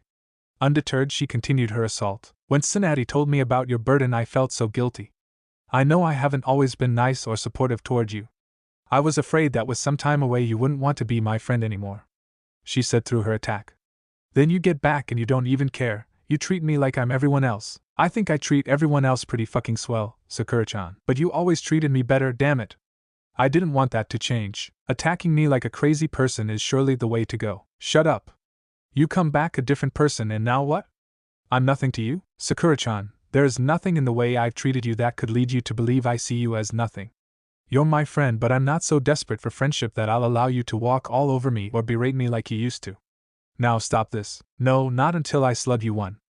I'm not some useless fangirl and I won't be dismissed. Having enough of her assault, Naruto shoots in for a double leg takedown and immediately sits on her stomach, holding her hands to her chest. Let me go, Naruto. Not until you calm down. Sakura-chan, I'm right here. There's nothing to be mad about or scared of. You're still my friend, Databeo. You're wrong, things are different. Of course, we're older now, things had to change. To the point you'd kill Sasuke? Yes, the world doesn't revolve around him. He made a choice and we can't keep him at the center of our universe. He didn't care enough to stay, then fuck him. I don't want to kill him. I'd happily bring him back here alive, but be realistic. he'll likely be executed for his betrayal regardless. Not if you defend him. Tsunade sure would listen to you. I'm not using my connection with her like that. Sasuke fleeing could have been a blunder for her. I'm supposed to ask her to ignore that? Sakura-chan, the Sasuke we knew might be gone. I won't let you kill yourself trying to prove otherwise. You have value outside of Sasuke, you matter. I guess you're right. She said, but possibly out of emotional exhaustion than true agreement. Seeing that she's calmed down, Naruto rolls to the side of her, only to be immediately engulfed in a hug with Sakura crying and apologizing. As Naruto was trying to reassure the girl, he missed the two senior members of the team signing something. Tsundere? Signed Yamato. With her you can't tell. Kakashi signed back. Their issues somewhat resolved, the team continued to prepare for their mission and managed to achieve a solid amount of cohesion. It was time and Kakashi was certain his team was ready.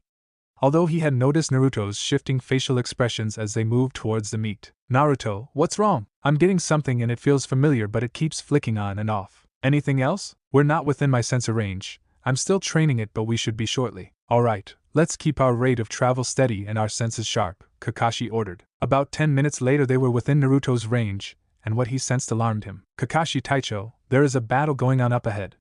That thing I was feeling is now tied to a chakra signature but it isn't steady, it comes and goes. Naruto said but was concerned when he felt Kurama stir. It's him, Naruto. The one who ripped me from Kushina, the one who started it all. Kurama growled. Naruto, faced with this fact, felt his control slip, a burning hatred he'd never known welling up inside of him. He had manifested 3 tails before any of the team could respond. Kakashi tried to call out to him, but his former student was gone in an orange flash before he could ever speak. Tobi had been enjoying torturing the snake Sannin for the location of Sasuke. He could have brought Setsu along but decided it'd be more fun to kill the unkillable shinobi. He had to admit, Orochimaru knew a lot of ways to get himself out of trouble, and if not for Kamui, Tobi might actually be in a bit of trouble. Unfortunately, like all games, this had eventually become stale, and as he was reaching down to grab the broken and defeated Sannin, he felt a sudden pain in his chest. His heart instantly obliterated, his partial Zetsu body giving him enough durability to realize it, while his famed bloodline got to see a vermilion Rasengan sticking out of his chest. Kukuku, good timing, Naruto-kun. Chapter 8. After killing the murderer of your parents, the last thing you want is to hear the laughter of the man that killed your grandfather. Intent on shutting the snake up, Naruto swiftly removed his hand from Madara's corpse, formed a Rasengan in the opposite hand and drove it down into the snake, only to hit a long one instead. Why in such a rush, Naruto-kun? It's been ages since we've seen each other. In that much of a hurry to get to Sasuke-kun? Impress me and I might just take you to him. He's really full of it. He was on death's door when we got here. Yeah, Kurama, he's trying to stall or force me to make a mistake. Kakashi, Yamato and Sakura-chan are finally here, so if I keep his attention long enough they can handle Sasuke. I'd likely kill him right now if he didn't surrender. I see no problem with that. Well, you'd be in the minority on that one. Besides, you already got the Uchiha, I promise you. Hopefully Kakashi will press on without me, Naruto thought, and then created 2 shadow clones that immediately went on the attack. Kakashi, seeing his student hold off the snake Sannin, summoned Pakken to pick up any hint of Sasuke or a scent trail leading away from Orochimaru. When the Nikken confirmed he had one of each, the 3 ninja departed with the small dog. Orochimaru saw the others run in the direction of his base but was being pressed by the Jinchuriki's clones, cursing that he had used so much chakra to fight the Akatsuki member in an already deteriorating body. Finding Orochimaru's base hadn't been a problem, either had entry, and that was starting to concern the veteran shinobi who were both familiar with how twisted the Sannin could be. As they continued deeper into the hideout they continued to not run into any obstacles or enemy combatants, and Pakken eventually led them to a large room, one that just so happened to have Sasuke overlooking them from a balcony. Kakashi, what are you doing here? Shopping for groceries. Fool, what do you think I'm doing here? Matter of fact, just come on Sasuke. You've had your moment of teenage rebellion. It was all so very hip and edgy, but it's over now. Come back so we can work things out. Ha, what makes you think you can force me back? I won't return to that weak place. I will have my revenge. God, Kakashi-senpai, was he always like this? Sometimes, he mostly just poured a lot. I will not be mocked by you, Kakashi. And who is that? Why isn't the dobe here? Go and get himself killed? Sasuke-kun. Naruto's been batting S-rank shinobi around like they were fresh genin. You honestly rate too low to receive his attention. Liar! Sasuke said as he flared his Sharingan. Oh, so can you think of another reason Orochimaru isn't here or how we got past him? Fine then, when I'm done here I'll go teach that idiot who's best once again. Sasuke-kun, Don't expect Naruto to throw the fight like last time. What are you talking about? I thought people said he was a genius, Kakashi-senpai. Yamato stated. Yeah, they throw that label around like cheap candy now. In my day, you actually had to do something of note to be considered a genius. Stop ignoring me. What do you mean Naruto let me win? Exactly what I said. Do you think it was a lack of skill that Naruto's Rasengan managed to hit you in the only place that wouldn't hurt you? You can't be that arrogant, can you? He held back and it still took everything you had to beat him. So, be smart, come with us before Naruto gets here and hurts you. If the dobe is really that strong, then let's know how hard he fights. When Sasuke said before performing a shunshin towards Sakura. I killed the love of his life, he said, drawing his chikudo aiming to stab Sakura. Sakura managed to predict the path of Sasuke's shunshin and immediately grabbed a capsule out of her hustler. She crushed it, turning towards Sasuke as he was preparing his attack and threw the contents of the cracked capsule in his face. Sasuke halted his attack, choking on the powder substance before dropping to the ground, passed out. I can't believe that worked, said Yamato. I don't know why. I'm sure Sasuke's entire plan was to attack us with power, and if that failed, more power. The boy has talent, but he's so easy to manipulate. Which one of you has the scroll? I do, replied Sakura, sullenly finding it hard to accept Sasuke had tried to kill her as Kakashi predicted. She sealed Sasuke in a prisoner containment scrolls and the group decided to vacate and check on Naruto rather than investigate the hideout further. Orochimaru was, frankly, sick of this bullshit day. First, someone Uchiha played with him, and now Jiraiya's idiot apprentice is doing the same. The two clones attack in tandem, either leaving large enough openings long enough for the Sannin to dispel them. When they get the better of the exchanges, they don't press the attack, forcing him to either waste chakra Ana or his stamina, closing the distance to attack. Due to their superior numbers, his attacking leaves him open for a counter, and even his Hibi style can be overwhelmed by a fast and disciplined opponent. When he manages to substitute with a mud clone he assumes, real Naruto performs a win to his new location, thereby alerting the copies where to focus their own attacks. Orochimaru read through the tactics and had to admit there was a certain amount of genius in its simplicity.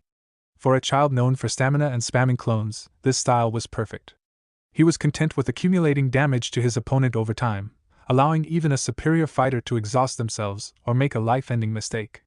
By never being overly aggressive, his opponents either choose to fight or flee, and most shinobi won't flee from someone they deem beneath them, even if they are being presented with evidence to the contrary. By staying in the medium distance, it encourages someone to either waste chakra on a time with a kunai attack that his wind manipulation will make useless, or physical energy pressing the attack. By the time you realize fleeing was your best option, you may be too wounded, too tired and too enraged to do so effectively, and Orochimaru knew the former two categories fit him perfectly. If he tried to run, they could just track him down, having revealed very little of his skills. In a last-ditch effort to escape and hopefully kill the pestilence, recently upgraded from annoyance, Orochimaru performed the formation of 10,000 snakes. Are you fucking kidding me? Asked Naruto. And they have swords in their mouths, said a clone. Ugh, whatever. Light 'em up, boys, Naruto said before performing the wind-style pressure damage while his clones performed the fire-style. Great Dragon Fire Jutsu, deftly roasting most of the snakes, but not all. The trio then blurred through a series of hand seals to perform a triple water-style, water-colliding wave, managing to remove what was left of the snakes, and while it didn't take long, dismissing the wave of snakes allowed Orochimaru to flee. Fortunately, Naruto felt his team returning, so he dismissed Kurama's chakra and sealed the mystery Uchiha's remains while awaiting their arrival. Once the entire team was united, Naruto filled Kakashi in on what happened between Orochimaru and him. While Kakashi informed Naruto they were able to obtain Sasuke. The foursome then sped back to the village, wanting to see the end of this bothersome mission. It was the middle of the next day when they arrived back in Konoha. Tsunade thanked them for their work and began processing both Uchiha. Sakura was reluctant but felt she had to ask what was to happen to Sasuke.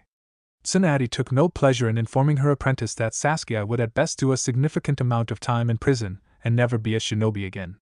Sakura, to her credit, took Tsunade's words in stride and exited the office along with Yamato. Naruto, who was this mystery Uchiha? Asked Tsunade. He was the one that attacked my parents and summoned the Kyuubi from her seal. How do you know? Asked Kakashi. Kurama told me, and the thing I was sensing was Dad's Hierophant markers. It was how I was able to catch him off guard. How do you feel? Asked Tsunade. I don't know, numb mostly. If I killed him 100 times it wouldn't give me my parents, so while I can take comfort in the fact he can't harm anyone else, that's about all I'm left with. Okay, you're dismissed. Kakashi, I want you to come with me when I do the autopsy. Maybe you'll know who this could be. Hi. The rapid hard knocks were a surprise unto themselves, but the person responsible for them even more so. Dumbfounded, Ino invited her guest in. As the two took their seats, Ino waited for Sakura to say why she was there, but until she spoke, Ino paid attention to her body language. Sakura was distressed. Something happened, and it appears she was deeply conflicted about it. We got Sasuke-kun back, Sakura said slowly. That's great, isn't it? Asked Ino. I don't know. He tried to kill me when we found him, and not because he saw me as a threat but so he could hurt Naruto. Additionally, now that he's back he may be executed for treason. Maybe we were all better off just leaving him alone. Sakura, you can't mean that. Yes, I can. I wanted to save him, Ino, not lead him to his death. Maybe you and Naruto can convince Tsunade-sama to be lenient. Ino offered, only to hear a bitter, hollow laugh escape Sakura's lips. Naruto won't lift a finger to help him. He was prepared to kill Sasuke-kun had he put up too much resistance. That doesn't sound like the Naruto I know, and sure he's improved, but I doubt he'd be strong enough to just kill Sasuke. You're wrong, you're very wrong. Had Naruto not valued Sasuke-kun during the initial retrieval mission, Sasuke-kun would already be dead. Kakashi-sensei said it himself. Naruto intentionally avoided harming Sasuke-kun in their last exchange. It's the only reason Sasuke-kun got away.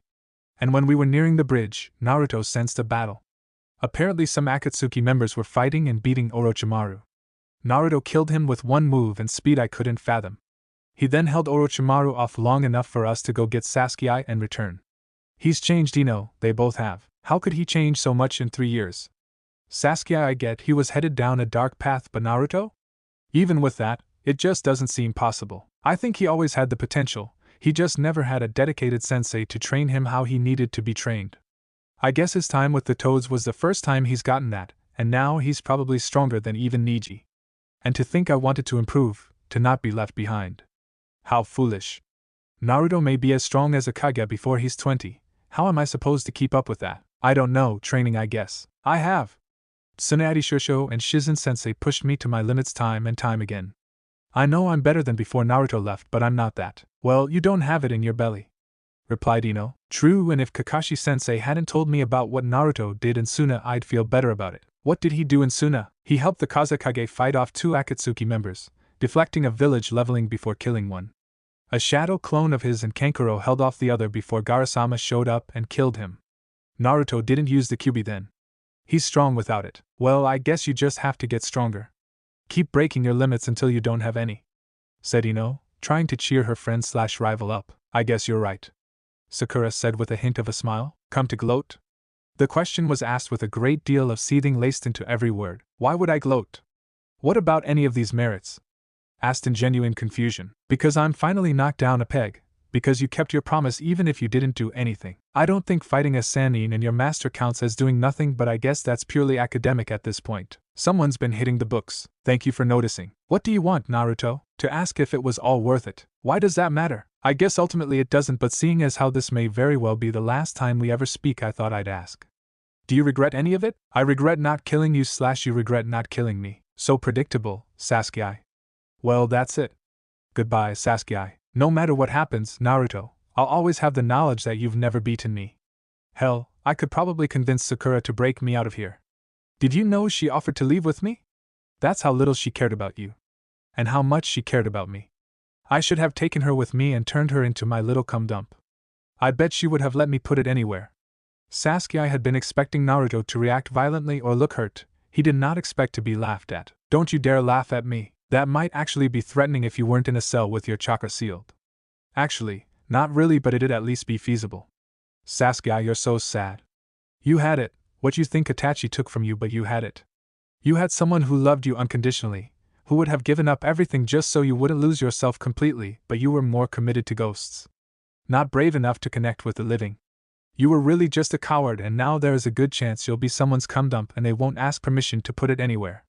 And Itachi? Who even knows what the hell he's doing, but it certainly isn't worrying about the great Avenger after his life. Goodbye, Sasuke. I hope you make peace with yourself. Eventually, Naruto said as he walked away. Naruto was deeply conflicted when he returned to his apartment. Sakura had made such a deal out of him changing and not treating her the same, but she would have left him without a second thought. How could she be so hypocritical? How could she be so callous? A part of him just wanted to put it to the side and not think about it, but time with the toads taught him that repressing his emotions didn't help matters, so he tried to work through them. He considered if Sasuke was lying, but reasoned it'd be a simple lie to uncover, as Sakura wasn't any better at lying than he was. So what was he to do? Truthfully, there was only so much he could do. Picking a fight with her over something she didn't do was pointless, but there was this feeling gnawing at him, a concern that Sakura had intended to use him when she couldn't have her tragic prince. Naruto spun the issue around in his mind a few times, but hadn't come to a conclusion when he heard a knock on his door. "Oh, hey, Jiraiya? What's up? Come in," Naruto said, allowed the large man to enter his apartment. "That's kid. I'll keep this brief. I need you to come with me for a few weeks." "Jiraiya, I just got back. I'm not going on another mission unless it is important." "It is important, and only you can help me with this." "Ugh, this better not be a trick, Jiraiya, or I won't be happy." "What's the mission? Have you heard of Nadeshiko?" Chapter 9. ANBU exit the room. It will be sealed for the night. Do not enter unless it is an emergency.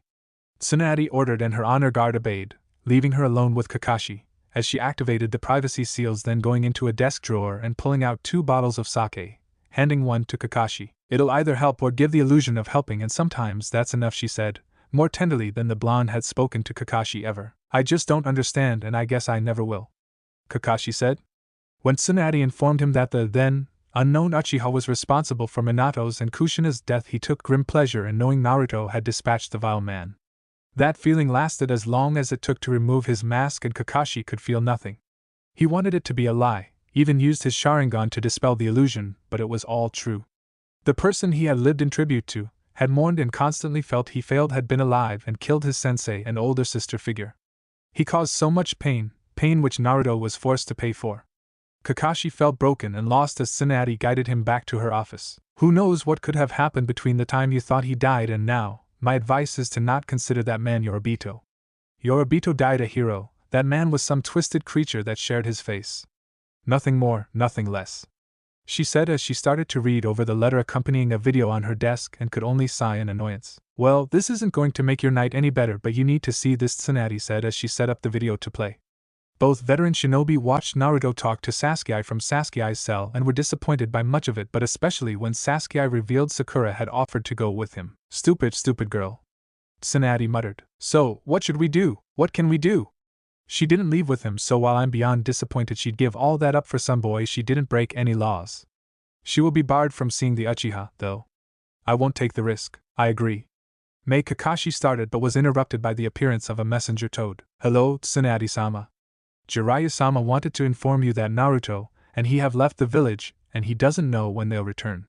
It shouldn't be too long, however," the little toad said before it returned to its realm, leaving an irate Tsunade and a miffed Kakashi. "How dare that idiot think he can just leave with Naruto without getting my approval? I wonder why Naruto would go in the first place. Knowing Jiraiya, he laid on some guilt trip about needing Naruto's help. If he gets that boy in trouble, I'm going to seriously punch him. None of those cute love taps I normally give him," she said, and Kakashi could tell she wasn't joking and thought hitting a grown man hard enough for temporary flight counted as a love tap. He really wanted to flee that office. The following morning had not treated Sakura well. She was deeply conflicted by Sasuke's actions to the point she hadn't slept well, not that Ino's couch was all that comfortable. So, agitated, she hoped to get some measure of resolution from the Uchiha but was denied access. Quickly losing her temper, she was going to punch the ANBU on standby. Consequences be damned, until she was told to support Lady Tsunade. Her day had only gotten worse from there. Given her decade-plus absence from the village, people may assume Tsunade has a soft definition of loyalty. That is not the case. An epic-ass reaming is the only way to describe what Tsunade did to Sakura. For an hour the woman tore into her apprentice and her obsession with the Uchiha. Sakura was berated for even considering abandoning the village for some limp dick boy that can't be standing up yet. Sakura, at first, took the dressing down as some part of her realized she had been prevented from defecting from a defector, but her acceptance of her own culpability grew thin, and soon she fought back. Levying accusation, calling Tsunade a hypocrite, and defended the thought of leaving the village to protect the one she loved instead of drinking her sorrows away. Sakura knew she had crossed the line after the words left her mouth. She tried to apologize but was immediately told to shut up. Tsunade then pointed out that only after a lifetime of service in which Sakura has watched the entirety of her family die and she still made revolutionary changes to the village or a branch of the shinobi arts did Sakura have the right to judge her. Certainly not in defense of some petty obsession with an emotionally withholding boy. Tsunade then stated that while she understood being tempted to do the wrong thing for a good reason, Sakura may have alienated what was left of her team, as they know she was willing to leave but can never know what she was truly intending to do. Were you really going to give up your family and your life for him? Tsunade asked. I don't know. I didn't know how else to stop him. I thought if I stayed with him long enough I could convince him to come back or keep him from falling too far into the darkness. Bullshit. What? I said bullshit. If that were the case, then you would have gone along on the retrieval mission. You wouldn't have put the burden of bringing Sasuke back on Naruto's shoulders alone. One knockout blow is all it took for you to give up on trying? It was an impulse decision, desperate in every way. I don't know what you want me to say. I thought I loved Sasuke and I didn't see another way to help him. Would you free him if you knew he was going to be executed? I don't know. That's incredibly sad. Tsunade said. Kakashi had not had a pleasant night. Large amounts of alcohol and earth-shattering revelations will do that, he concluded. But like most nights turned sour by the devil's drink, the morning hadn't started out that great anyway. Kakashi knew there were any number of things he could do to handle Obito's fall from grace. Talk to a professional? Go drink some more? Get lost on the road of life, especially if the path is well maintained, and how no one has figured out Kakashi means he was sexing some dame yet confounds him. But Kakashi has deepened his appreciation of outright juvenile pettiness, so instead he chose to visit his latest failure. You look well, Sasuke-kun. Kakashi said without looking up from his book. Well, you look like shit. Yeah, well, I was fucking your mom. She didn't actually die, she just hates you. Loves the D though. Fuck you! Sasuke shouted, struggling against his restraints, eyes wide and filled with hate. No, I fuck her, you sit in a cell. For a genius, you're stupid. Kakashi said with a nice smile. Kakashi, shut the hell up before. Before what? Restrained, chakra suppressed, and staying in a drab jail cell. What are you going to do? What can you do? You couldn't even manage to kill one man, because you got in the way. Retorted Sasuke. Sasuke-kun. You've had 3 years and you still haven't confronted him. At this point, we really should just assign Naruto a team and have him handle it. When I get out of here I'll enjoy killing Naruto, and you before I kill Itachi. Sasuke said, seething. The enraged Uchiha wanted nothing more than to show Kakashi the penalty for his disrespect. Kakashi let out a snort, amused by Sasuke's declaration. If by some miracle you escape punishment you really should run, Sasuke. Cling to your pathetic existence. Maybe you'll find Itachi and he'll take pity on you. Setting your sights on me is just looking for disappointment, and for someone who doesn't handle their own inadequacies well, fighting Naruto would just mentally crush you. So you say, adding a bit of muscle and a growth spurt won't save the dough. I'll end him with a Chidori, just like I should have done when I first escaped. I will get out of here. I will find him and I will kill Naruto Uzumaki for impeding me. What was that, Sasuke? Did you say something? Kakashi said and had to fight back the smile threatening to adorn his face. Seeing Sasuke become even more enraged, Kakashi considers his mission complete, and leaves without speaking again, wondering if he could find Guy since it was a good day for training. Inane, Zetsu had just informed Pain that Madara was most likely dead given the evidence at the location of his ambush. Zetsu pointed toward the significant amount of blood that was confirmed to be Madara's as well as organ tissue and bone fragments, implying impalement. After his report, Zetsu left, allowing Pain to speak with Konan about this shocking discovery. After accepting that Madara was, in all likelihood, dead, the pair started to consider their choices now that they were free from the legendary Uchiha. Do we really need Nagato anymore? That was Madara's plan. Maybe we should come up with another, said Konan. I agree. If nothing else, sealing every with our current numbers is untenable, but before we do anything we need to find Orochimaru. I find it hard to believe he killed Madara at all, let alone by himself. I'll inform Kakuzu to start collecting more bounties, and we'll have to figure something out for Itachi and Kisame, but these developments are most vexing. Indeed. I'll inform Zetsu to begin another search for Orochimaru. Good, I need time to think. Orochimaru was currently recovering at one of his many bases. The wayward Sannin was taking stock of all he had lost during his confrontation with the masked Uchiha. Not only was his body deteriorating faster due to the battle, but the damned Uchiha had teleported Kabuto someplace, and the Sannin had no idea how to find his second in command. While never becoming attached to any of his subordinates, Orochimaru wasn't Danzo and realized Kabuto's value. He would be difficult to replace. Orochimaru could not further his laments from his bed as his medic, Karen, had just brought him what he asked for. Orochimaru couldn't even work up the rage at being denied Sasuke's body for a second time, too tired and defeated to do so. While time was on his side, he had no doubt that Sasuke would be well guarded in Konoha and possibly executed, if he wasn't already. It was all around frustrating, but he couldn't dwell on his ambitions. He needed a new body and he needed to go to the ground.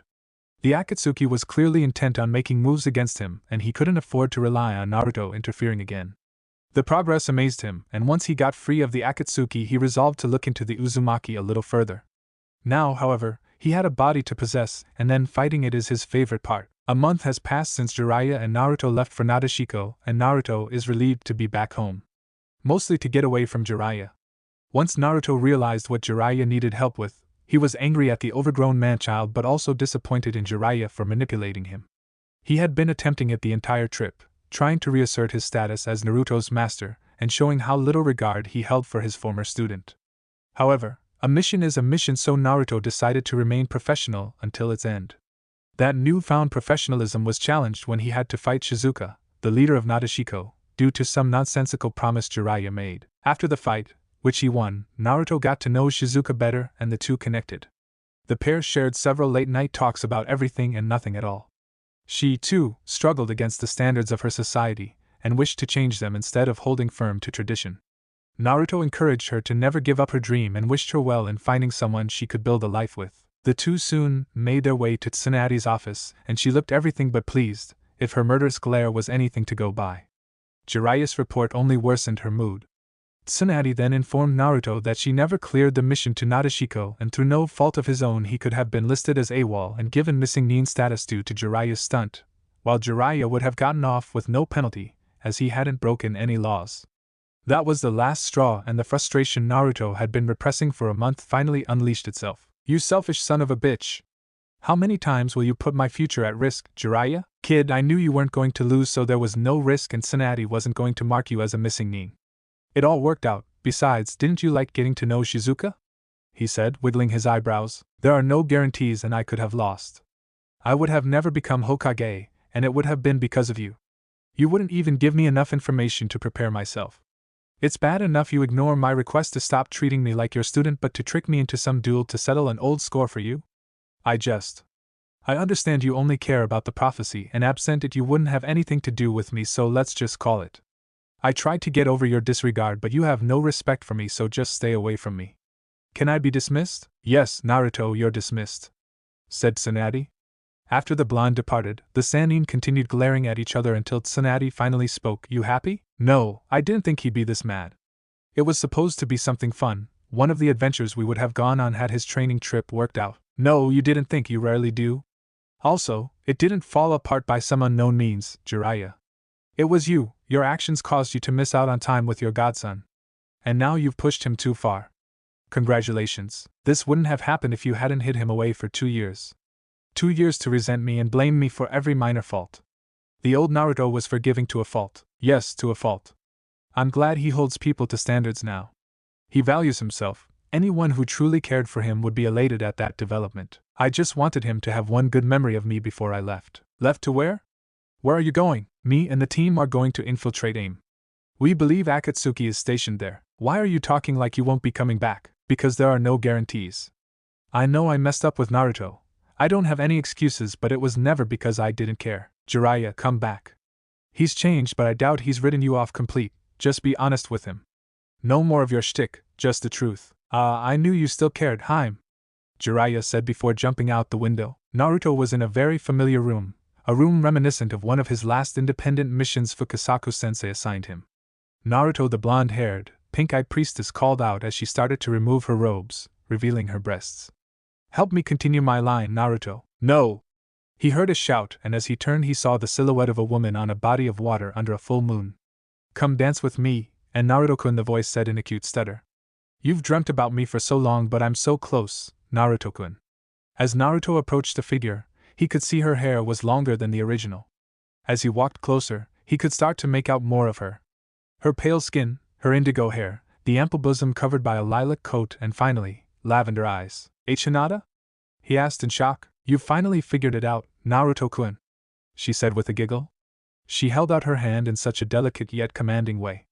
Naruto felt compelled to obey and placed his hand on hers. Instinctively he drew closer to Hinata, placing his free hand at the small of her back. She looked up at him, blushing cutely, and before he knew it his lips were drawing closer to hers, but right before the two could meet Naruto was blown away by a strong gust of wind. Naruto tumbled, seemingly having no control over his body but recognized the feeling of sand. When he was finally able to stop his movement, he took stock of his surroundings. He realized he was in a desert oasis. Standing atop a small pond was a battle fan, opened fully. Soon, Tamari stood up, her body still covered by the fan so only her head was showing but her hair was down. "Why don't you come over here, Naruto? I won't mind you having a little peek," she said as she winked at her fellow blonde. Once again, Naruto felt compelled to follow the command and walk toward the girl behind the fan. Slowly he progressed toward the Tsunakunoichi, her knowing smile growing wider as the distance between the two decreased. The closer he got, the more the fan receded, giving him a clearer picture of what Tamari was hiding. By the time he made it to her, the fan was just wide enough to cover her but revealed that she was stark naked. "Well, what shall we do now, Naruto?" she asked with an alluring smile. Naruto closed the last bit of distance between them and took the kunoichi's cheeks into his hand, pulling her closer to him. Only to once again be stifled by a strong gust of wind. The tumble this time was not as out of control, but that was only because someone else was there. When the pair stopped, Naruto was being ridden by Shizuka, who was wearing a loose-fitting midnight blue hiyori. They were in his bedroom, but the blonde didn't have much time to process his confusion. Shuka started to slowly grind on her before she began to speak. "I think I owe Naruto a rematch. Maybe we could even raise the stakes." Naruto couldn't finish as the pair were interrupted. "I think Naruto would rather help me, isn't that right?" said Cheyenne. "Wouldn't you rather dance with me, Naruto-kun?" added Hinata. "I think he'd rather go back to the oasis. He was looking rather thirsty." Tamari finished. "Who will it be, knock?" "What?" Naruto asked. "Who knock knock knock?" repeated Cheyenne. "Knock knock knock knock knock." Naruto knew who was banging on his door so rudely. Only one person displays this level of entitlement to his time and attention.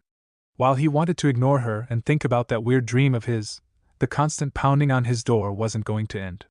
Naruto got up from his couch and opened the door to greet his guest. "What's wrong, Sakura-chan? Where were you?" "I got tricked into a non-mission mission by Jiraiya." "Why, what's wrong?" "I need to talk to you about what Sasuke said. Are you willing to defect?" "Sure, come on in." "This isn't funny, Naruto. You don't get to tell me how to act in my apartment, Sakura-chan," he said as he led her to his couch. "You wanted to talk about it, so please do." "Do you hate me, Naruto, for wanting to leave with Sasuke?" "No. That information would have hurt a lot before I left, but now it's just what it is. Sasuke was always more important to you than the team, especially more so than I was." "Jealous?" she asked, not knowing why she was being combative. "No. I would have been in the past, but I've accepted you won't see me that way and I've managed to get over my crush." "Was it that easy?" "I don't know what you want from me, Sakura-chan. Was I supposed to only ever love you even if you never returned my feelings? Was I supposed to just be an emotional punching bag? You used to detest my immaturity and be enraged by my feelings for you, but now both have been solved and you're not happy for me. What do you want? Things to go back to how they were, to be good again." "Sasuke, do not be a traitor. You do not push me away." "I'm not the one doing the pushing, Sakura-chan." "You're saying I am?" "Yes. You attacked me during our first team meeting for no reason. You always criticize me no matter what I do. It's like you need me to be a screw-up to make you feel better about yourself. A friend wouldn't do that." "It's not like that, you just don't behave appropriately," Sakura insisted, balling up her fists. "No, you just assume I can't do anything right. See, you just make me feel worse about myself, Naruto. I should be able to tell you if I don't like how you treat me. If I were Sasuke, you'd listen." Sakura was quickly losing her patience. She didn't come over here to talk about this. She wanted reassurance that Naruto understood why she offered to leave, or maybe even an offer to help her see Sasuke. "You used to care about me, Naruto. Before you left, you would have been the first person to help me see Sasuke-kun. Now you're just so cold, and you don't care about the team anymore." "The team that would have left me? That team? You say I don't care, but you're just mad you can't manipulate me like you used to. I actually have some self-worth now, and you don't like it." "No, you're wrong!" Sakura shouted. "No, I'm not. You like being able to pick on me, insult me, and never have anyone admonish you for it." Sakura was furious, and truthfully she didn't know why. She realized this was like that day in Tsunade's office, and she should just leave, but she needed to lash out. Much of her self-esteem was tied to Naruto's treatment of her. It wasn't fair. In her more rational moments, she could admit that. Naruto had grown and matured, and a large part of her was happy for him, but losing the one member of the team that always valued her highly hurt. It made her feel less than. Just like she had no obligation to return Naruto's feelings, she had no right to expect him to never change.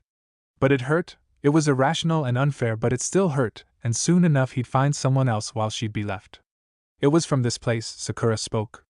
Her fear, her insecurities, and her anger mixing into a cocktail of maliciousness. So what if I did? You were a loser, no one was going to ever like you as you were. You were lucky I let you around me, you socially awkward baka.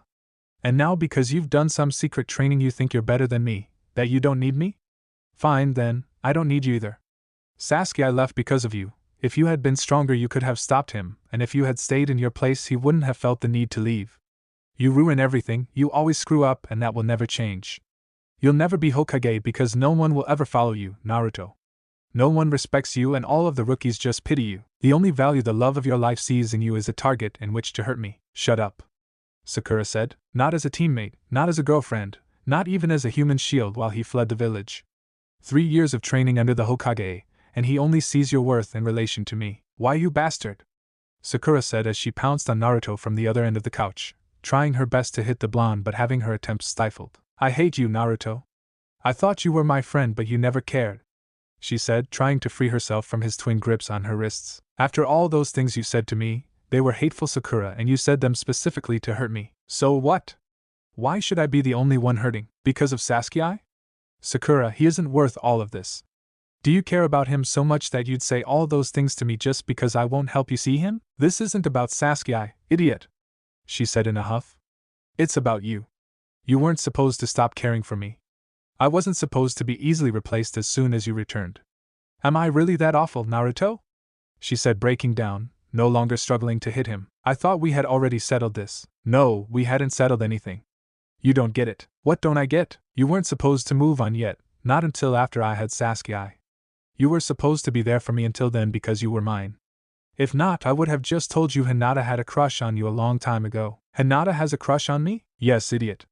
Everyone knew, she was just too shy and afraid of rejection to approach you. So, you allowed me to invest time and energy into you when there was someone else that would return my affections. I told you you were mine.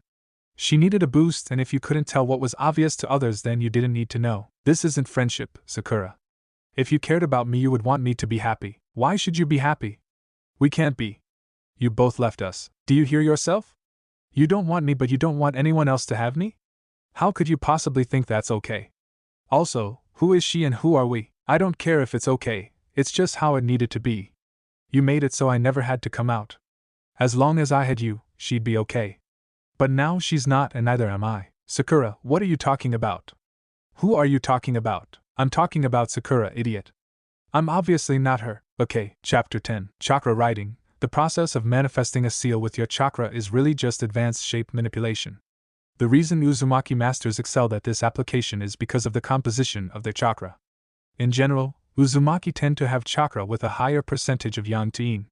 While it is rarely as unbalanced as Kushina's or Naruto's, it is still present. That means making chakra have a form is easier than it would be for others. The other advantage is one brought by repetition and a somewhat isolated population.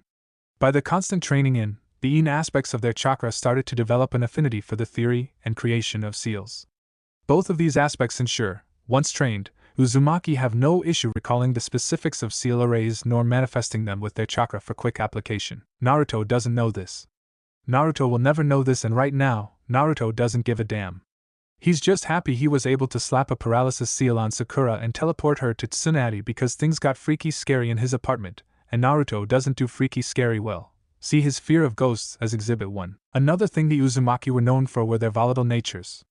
Whereas the Uchiha has the curse of hatred, the Uzumaki have the curse of high reactivity, also known as a slight inability to be conflict avoidant, or underreact.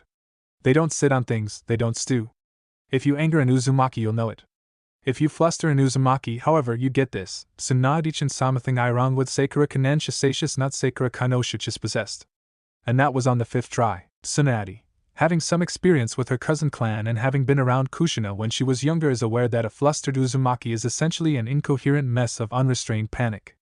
Seeing the boy isn't going to calm himself down nearly as fast as she needs him to, Tsunade puts her hands on his shoulders and speaks. Naruto, take some deep breaths, okay? But, no, just breathe. I can't help until I know what's going on, so just breathe deeply, okay? In truth, deep breathing does nothing for a panicking Uzumaki. However, a calm, soothing presence and something monotonous to focus on does, and soon enough Naruto collected his wits. He then proceeded to tell Tsunade about Sakura and his fight, and how at the end she claimed not to be Sakura. Tsunade, being made aware of her student's inner voice from the psychological profiles provided by Inoichi, wasn't surprised but she was concerned. Inner had never taken control, to her knowledge, and had been a diminished presence in the last few years. Tsunade requested Naruto remove the seals so they could get to the bottom of this. So, Inner, what happened? Asked Tsunade. I prefer Karachi, actually. As far as what happened, the lover over there has been ripping my girl's sense of self to shreds since he returned. At the attempt on her life by the psycho formerly known as Sasuke, and she's been having a tough go of it. I was surprised when I started getting called up, actually. Had my retirement pad all picked out and everything. This is weird as foo. Naruto. Both Kunoichi yell. Sorry. He said sheepishly. Please continue, said Tsunade. As I was saying, Naruto's change was really the primary factor. Sasuke is little more than a fantasy, though she is unwilling to acknowledge that. But when she had no one else from our generation, she always had Naruto and his support. Apparently, not anymore. Isn't that right, stud? Just wrote us off. Wiped your hands because you're done. That isn't the truth, replied Naruto. Yes, it is. Was I supposed to just let her hit me? Insult and berate me? Yes. She needed the support. I needed the outlet for my aggression. You provided both. If you cared, you would have done what was needed to keep her stable until she didn't need you anymore.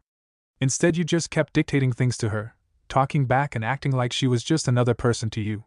She may have felt bad about our past treatment, but frankly, I could give a shit. You aren't anyone special, and as far as I'm concerned, you were ours to use. Big words for a weak little girl. The weakest member of our team, trained by one of the strongest kunoichi ever and still can't stand on his own. You just make Sakura weak. I'm not the problem, you are. You're wrong. You're the reason she cries herself to sleep. She doesn't feel like she can do anything right when it concerns you, and given the only other person to show interest in her was Lee, she was reeling. Your opinion of her mattered and you didn't care, like she was below your notice. So what? She can't have this both ways, either of you can. Sure we can, you're just a monster anyway. That's enough. Naruto, remember that this alternate personality doesn't necessarily speak Sakura's true feelings. She's just the outcome of some type of trauma. When Sakura is fully healed, then you two can sort this all out, but take what this thing has said with a grain of salt. Oh. Naruto needs Mama Tsunade to make it all better. Is she an adequate replacement for the whore that left? Kara couldn't finish as she was smacked through the wall of Tsunade's office. Like I said, grain of salt. Naruto tried to take Tsunade's advice and just brush off Kara's words, but he was finding it difficult. Even his intense workout wasn't aiding in shaking off her words. A part of him just didn't know if the real Sakura ever truly saw him as a friend or just something to vent at or make her feel better. He knew their dynamic wasn't healthy. His time with the Toads had instilled what a functioning relationship should look like, and with that thought, while he wanted to consider them as such, he couldn't truthfully call those of his generation real friends. He'd like to fix that and come to a resolution with Sakura when she is integrated, like one of those books Shizune sent him said. While distracted, his senses were still sharp, so he didn't fail to notice the arrival of Team 8, and with it another issue, Hinata's feelings for him. He didn't think it right to simply not address them, but only hoped he didn't hurt her with what he had to say. Hey guys, he greeted the team. Hey Naruto. You look distracted, man, said Kiba. Kiba is right, Naruto-san. You also give off the signs of recent emotional distress, replied Shino. Yeah, Sakura-chan and I got into another argument, and it got ugly. I was trying to blow off some steam, but it didn't seem to be working. Well, we were just finishing up for the day. Want to grab a bite with us? Actually, I was hoping to talk to Hinata alone, if you don't mind, Hinata. No, I don't mind, Naruto-kun, replied Hinata. Before I leave, Naruto-san, please tell Kakashi-san his last attempt was adequate, Shino said as Kiba and he waved and departed, leaving the two alone. Naruto and Hinata sit under a nearby tree, enjoying the shade, Naruto summoning the nerve to speak to the heiress. Hinata, I owe you an apology. Naruto started. What about Naruto-kun? During our argument, Sakura-chan blurted out that you had a crush on me. I'm sorry I never noticed and didn't acknowledge you like you wanted. Oh, thank you, she said meekly. I feel like a jerk, especially since Niji was right. I wouldn't have beaten him in the finals if not for you and from someone who knows what it feels like to not be seen. I'm truly sorry I may have made you feel that way. It's fine. I could never confess, so it wasn't fair to expect you just to know. You're too kind. Now that I know, I don't think I can return your feelings right now. Oh, she said, looking heartbroken and preparing to flee, which made Naruto feel like a jerk. Before she ran off, Naruto stopped her. Hinata, please wait. My not being able to return your feelings isn't because of you or because I like someone else. There was a reason my summons took over my training. Something. Naruto felt choked up momentarily, still finding it difficult to talk about his near-suicide attempt even vaguely. Something happened between Jiraiya and I couldn't be trained by him anymore. It simply wasn't an option. After what happened, I wasn't the same. I felt lost and hopeless. The toads had to build me back up, and even when I was doing well, I'd still sometimes backslide. I don't trust myself like I used to.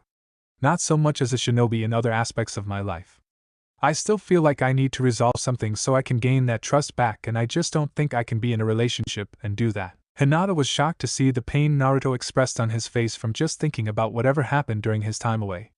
She felt guilty that she was happy he wasn't outright rejecting her but just wasn't looking to be in a relationship in general, but mostly she just wanted to help him any way she could. With that being said, I would like to get to know you better so we can become true friends. Would that be alright? Naruto said, looking into the eyes of the Hyuga. She was saddened by the look in his eyes. The usual hopefulness wasn't the same, it was timid and lacked confidence. She agreed immediately and vowed to help him through whatever this transition was. It may not have been the response she dreamed of, but it was real and sincere, and she wouldn't change it for the world. 5 days later, Nagato stood over the dead body of his last friend, over the last person he loved in the world. He wanted to lie to himself, do anything at all to not see her like this. Konan, his angel, took a Rasengan that was meant for him.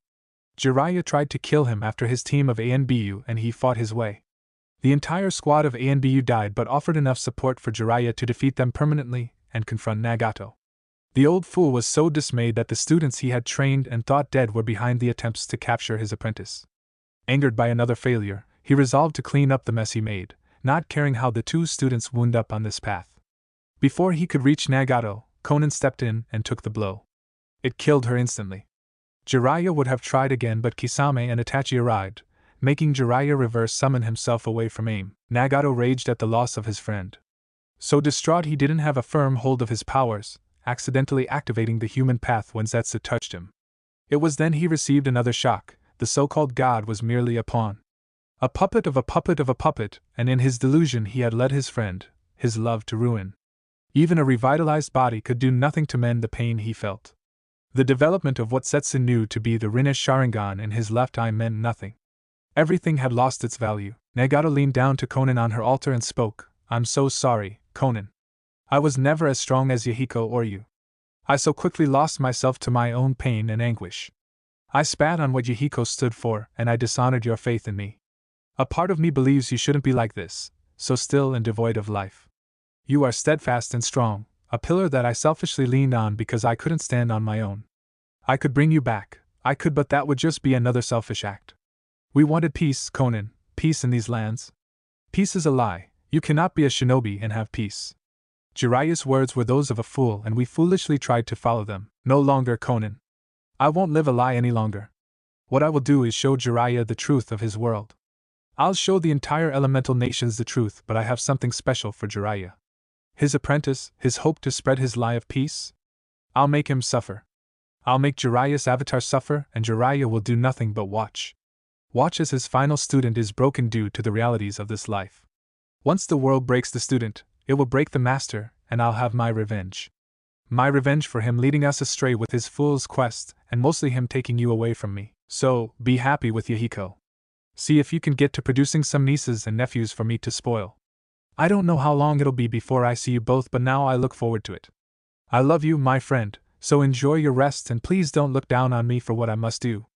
"Goodbye," Nagato said, and gave one of his nin the order to burn her body before he approached a room with Kisame, Itachi and Kakuzu. "We're no longer going to be collecting them, but I still want you to locate the ones we haven't confronted. Just locate them and nothing else. I'll be away from the village completing my own tasks, but I expect you back here in 2 months." "What's our new mission, Leader-sama?" asked Itachi. "Nagato, Itachi. Call me Nagato, and what we'll be doing is ripping the veils of lies the shinobi villages are cloaked in." "And where will you be, Nagato-sama?" asked Kisame. "I'm going to find Orochimaru. He will be joining us once again. He has a specific role to play, but once that is finished I'll kill him. I will not let him get your brother, Itachi. You have my word." "Thank you, Nagato-sama. No problem. 2 months, gentlemen. I'll see you then." Dismissed. Chapter 11. "You know you've just been sitting here for like 10 minutes, not having said a word," she replied in a huff. "Insecurity fills the space silence creates. I was just giving you time to get to know yourself, Databale. Talking to you is like staring at the sun. You know it'll hurt, but you just feel compelled to do so anyway. That's not very nice, Tamari-chan. Especially when I'm paying. Naruto said before falling silent again, enjoying his surroundings at a tea house that opened during his extended absence. So Tamari said, dragging the word out a bit, I've heard you've been spending time with a certain heiress. For a shinobi village there sure is a lot of gossip about. Clucking old hens and busybodies, a lot of you. That's not a no. Tamari pointed out. So it was not. Naruto said and returned to admiring the decor. Well? Asked Tamari. Well, what? You never asked me a question. Are you and Hinata dating or not? We aren't dating. I just want to get to know her better so we can be friends. Naruto, you have to know about her feelings for you by now. I do. I was just recently informed. But I can't date her or anyone right now. I told Hinata as much and asked if we could build a friendship. Why can't you date anyone? The Akatsuki? No, I wouldn't put my life on hold for them. The sad fact is I might not survive whatever it is they are planning. Withholding on creating relationships would be foolhardy. Naruto responded. So why? Gunk. Gunk? Emotional and spiritual gunk. I'm all gunked up, and until I get unjunked I just can't see myself getting involved with anyone like that.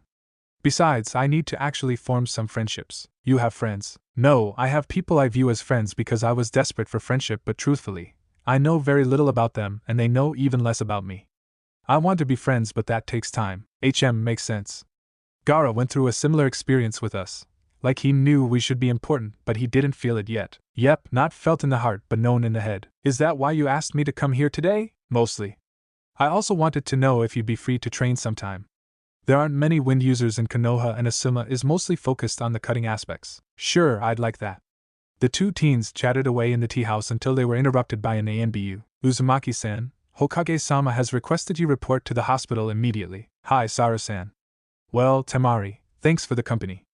Naruto said, leaving some money on the table before exiting, concerned by the call to report. No problem. I'll catch you later. Naruto arrived at the hospital via Shunshin and headed toward the information desk. The nurse on duty had been expecting him, and gave him a room number to head toward. Naruto wasted no time finding the room and entering, to see Tsunade and Shizune standing on either side of Jiraiya. Chun and Uzumaki, reporting in as requested, Hokage-sama. Naruto said, surprising Jiraiya and Shizune with his formality but not Tsunade. It was a signal. Anything related to Jiraiya was to be purely professional, the older man having crossed a line with his last stunt. Stand down, Naruto. Jiraiya asked for you to come. He has some information about the Akatsuki and it affects you. Tsunade said and watched as Naruto gave a nod in reply. Hey kid, I'll keep this simple. A team of ANBU infiltrated AIM. We were immediately spotted and eventually had to fight with the leader of the Akatsuki. He goes by Pain, but he was actually my former student Nagato. He is called the Rinnegan and was using 6 bodies like dolls, each with a specific ability. It was a hard fight. The ANBU fell, but I managed to defeat the bodies and find the real Nagato. He was being guarded by another student of mine named Konan. We spoke, more like arguing, and in my anger and disappointment I tried to kill Nagato, but Konan took the hit. Before I could try again, and while feeling the onset of chakra exhaustion, Kisame and Itachi entered the room, so Pa reverse summoned me. I dealt them a blow to Naruto. There is no denying that, but it likely wasn't enough. I don't know when, but Nagato will likely come for you personally. As you are now, you can't beat him. I could barely beat him, and I doubt he's coming alone. Listen, I've fucked up plenty, but now is the time to get over being mad at me so I can train you to fight him. No, Naruto, you need to be mature about this. You're not equipped to deal with him. I don't doubt that, but last I checked, Konoha ninja don't fight alone. You know his abilities, and even should he change, your knowledge wouldn't be completely useless. I'm sure Kakashi Taishu and Yamato-senpai can help me come up with some strategies. I'm assuming each of the 20 platoons would be doing so. I'll continue training myself, thank you. No, that's unacceptable. Kid, your life is at risk. You need to be better than you are now. Jiraiya barked, causing Naruto to narrow his eyes. You don't even know about my skills, so how can you say that? Whatever, I'm not your apprentice anymore, and you can't take the Toad contract from me because Fukasaku-sensei won't allow it. If I need more direct training, I'll go to him. Besides, what are you going to teach me during an indefinite time period that could possibly make me surpass you by your own estimation? Jiraiya paused for a moment, hesitating to state his answer. He took a deep breath and then spoke. I want to help you gain mastery over the fox's chakra. The response from Naruto was immediate. You go fuck yourself, old man. I'm done. Naruto, wait. No, fuck you, Jiraiya. It's always about Kurama with you. You don't even see me. If I couldn't become the perfect, you had no use for me, so go to hell. I'll train myself. This is not the time for pride, Naruto. Not just your life is at stake. If they get you, we have no way of knowing what they'll do when they extract the fox from you. Pride nothing. You want to help me with something you have no clue about. Your aid would, as it had been in the past, be completely useless. I'm done, don't bother me with your bullshit again, Jiraiya. You don't order me, boy. I was a shinobi before your grandfather's balls dropped. You will show me the respect I'm due. If I say I'm training you, I will train you. We don't have time for our petty differences. Petty differences? I was going to kill myself because of you, you useless fuck. You had your chance to train me, now you stay away from me. I want nothing to do with you. Let's not say anything we can't take back, Shizune offered, but was ignored immediately by Jiraiya. Tsunade, this is your fault. This person standing in front of me isn't fit to be Minato's son. Jiraiya said, only to be punched in the jaw, hard enough to send him off the bed, shocked by Naruto's speed. Will he be healed and 100% soon? Asked Naruto, breathing deeply. 2 days should do it, said Tsunade. 3 days, Jiraiya. You pick the time and the place. No chakra from Kurama, no sage mode for you, and no toads for either of us. 3 days from now, I'll beat your ass into the ground. You've forgotten yourself, brat. 2 years is nowhere near enough time to stand in front of me as my equal.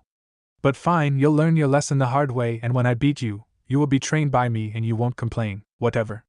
I'll get the information from Tsunade later, Naruto said before exiting via his vacuum shunshin. I would ask what you were thinking, but I know you weren't, Tsunade said. Can you admonish me after you fixed my jaw? The brat damn near broke it. No, live with the pain. How could you say that about Naruto? Because he's shutting me out, and there's no time for that. My failing to kill Nagato has likely made him more dangerous, not less. What if, instead of 2 members, they send all of the remaining ones after him? No one team could face that. We likely couldn't have. And he's right, I don't know his skills. I'm betting you don't know the full extent of them either. This way I can push him, and we can put our heads together to help him. Wait, so you don't want to train him to use Kurama's chakra? Asked Shizune. No, and I'm disappointed Tsunade didn't catch on. Minato would likely be as proud of that boy as I am, but he's hard-headed, and I've crossed him a time too many times. The best way to help him now would be to give him experience fighting someone of Nagato's caliber, and providing feedback. Tsunade's eyes widened in recognition. You taking a page from Sensei is surprising, Jiraiya laughed when she remembered. But effective. He may have matured, but there's too much Kushina in him to passively accept a direct challenge or insult. Hits like her too. I'm lost, what are you two talking about? Asked Shizune. When I returned from my training with the Toads, Sensei and I weren't in the best place. I resented him for favoring Orochimaru and putting me on the back burner, and started to become distant. He needed to know my skills as we were on the brink of war.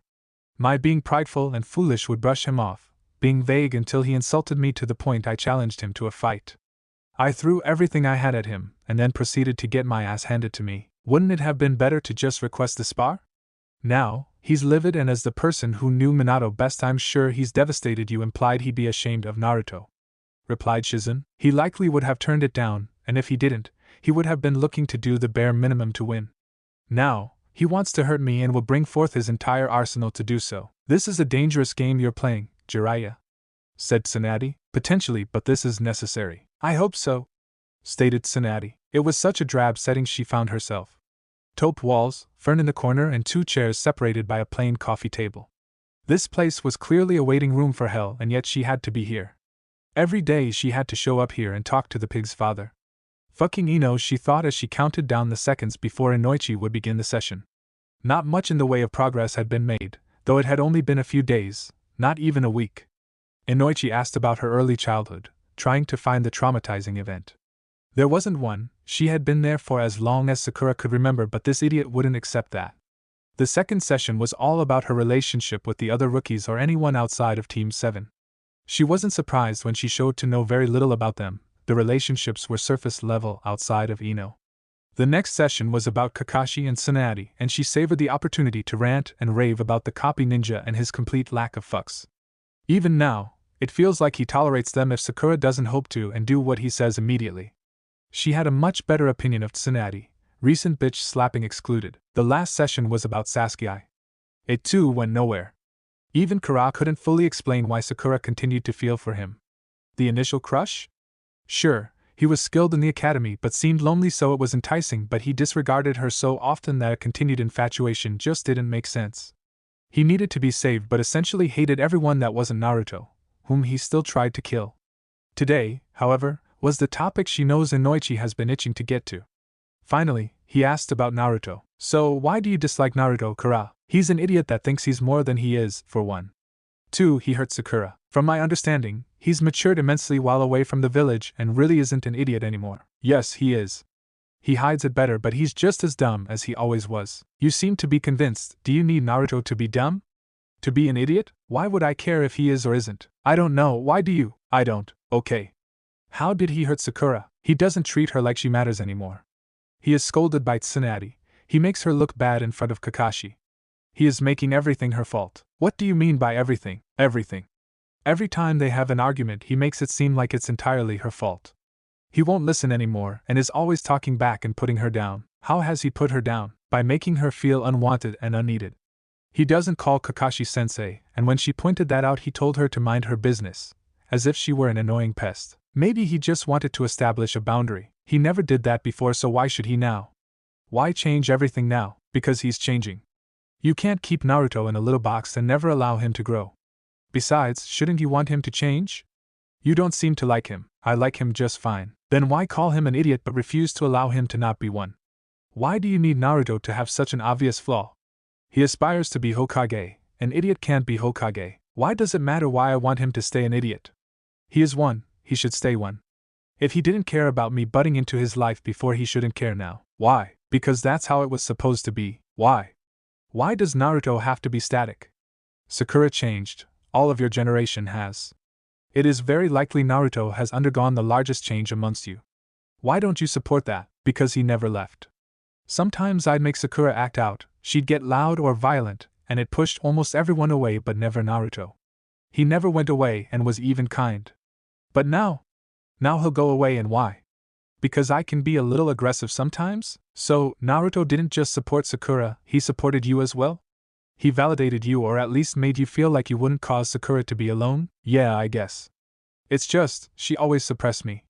Be it with the bullies or Sasuke's constant rejection or derision, she wouldn't express unless I made her, so it always came out wrong. But Naruto, he'd just accept it, and still give us a kind word. But wouldn't it be better if you could express how you truly felt with the correct parties instead of using Naruto as an emotional punching bag? At least that way, you can become whole again and won't lose to Naruto, I guess. The 3 days passed in a blur and, as instructed, Naruto arrived at the Hokage's private training area. He was, again, wearing his blue uniform with matching face mask and bandana along with his vest. He had his ninjato and kukuri knives strapped to his back as well as a black holster on his thigh.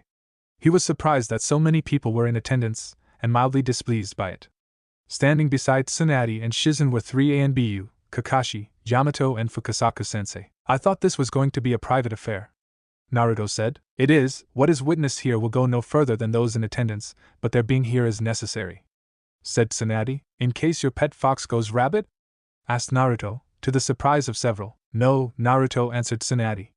Truthfully, the Anbu and Yamato were there, partially, to break things up if Naruto and Jiraiya went too far, but the concern wasn't over his. However, Naruto likely wouldn't see the difference at this point. When will Jiraiya drop his sexual predator so we can get this over with? Respect for your betters is the first lesson I'll teach you after I win, Jiraiya said, dropping his hide with camouflage jutsu. Naruto noticed Jiraiya wasn't wearing his trademark headgear and realized he was paying him the exact insults Sasuke had, Jiraiya's attempt at psychological warfare. Naruto brushed the meaningless gesture off, already believing Jiraiya had no respect for him. Subtly reasserting it made no difference. The two men walked into a clearing, 30 feet separating them with Fukasaku standing in between. Naruto-chan, Jiraiya-chan, you've already agreed to the stipulations of this fight, but keep in mind there will be no maiming and no attempts to kill. Also, Naruto, at my behest you have additional restrictions that you will adhere to. Do you understand? Hi. Both men responded, but Jiraiya was curious about the other stipulations Pa put on Naruto, but there was no time to worry about it as Pa had called a start to the fight. Naruto immediately performed a series of hand seals and the clearing became surrounded by a thick fog. The hiding and mist jutsu. Jiraiya immediately identified the technique and his senses were on high alert. He stilled himself, allowing Naruto to make the opening attack. Suddenly he felt himself surrounded and had to block attacks from the right and the left of him with his arms while sending a kick behind him, connecting flush. He tossed the attacker to his left, and used his free hand to punch the last Naruto in his grasp. He heard each attacker dispel and awaited the next round. He didn't have to wait long as again 3 attackers appeared and again Jiraiya easily fended them off, but the momentary distraction allowed Naruto to emerge from below the ground and give Jiraiya a shallow cut on the back of his right leg with one of his kurakuri. Cursing himself for getting too comfortable, Jiraiya attacked the knife-wielding Naruto, only to discover it was a shadow clone as well. The cut wasn't deep, but Jiraiya started to feel a numbing sensation. Poison, a paralytic at that, Jiraiya concluded. It was a good idea. Wear down a superior opponent slowly before truly dedicating to an attack, but thanks to being Tsunade's teammate, Jiraiya had an incredibly strong resistance to most common poisons. He'd bet Naruto wouldn't know that and would be assuming he was compromised now. And as predicted, only one Naruto revealed himself, on the side of his would-be paralyzed leg. Jiraiya wasted no time attacking Naruto in front of him, to see it was another shadow clone. Jiraiya was getting a bit disappointed in Naruto's tactics, not that they weren't sound but figured he'd be more proactive. Jiraiya barely had time to finish that thought before he had to perform a substitution to avoid a powerful wind. He had no time to assess his situation as he dodged multiple kunai headed toward his location.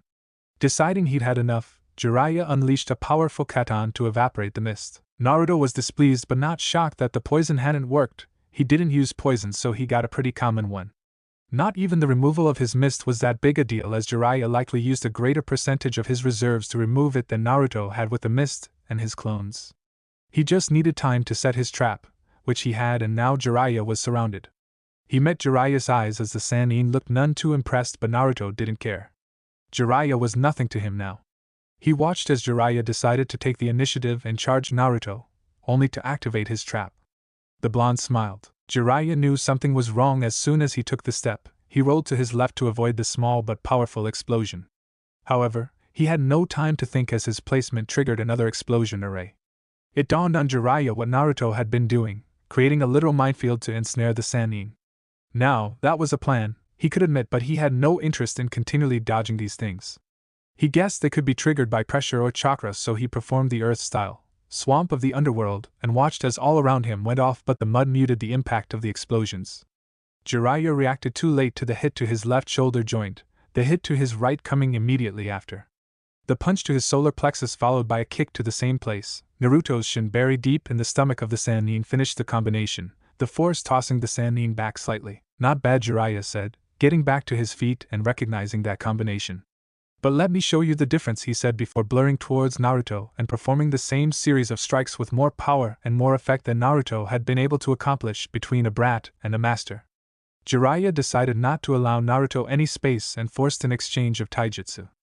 Naruto held himself well, managing to land a series of blows on Jiraiya's joints and vulnerable areas, but Jiraiya seemed to shrug them off while landing the more numerous and more impactful strikes. Naruto was losing, but Jiraiya was suffocating him and not allowing Naruto to change the area of battle or even have one of his clones on standby replace him, as Naruto was constantly moving. It may have appeared as if Jiraiya was simply walking through Naruto's offense, but that wasn't the case. Years of training with Tsunade taught him how to mask the damage he suffered, but his ribs were aching and the muscles around his various joints were starting to tighten up. He was requiring more effort to keep up his pace. He saw Naruto leave an opening and nailed him with a spin kick that sent the blonde flying back. Jiraiya had no intention of allowing him a moment to think and rushed him.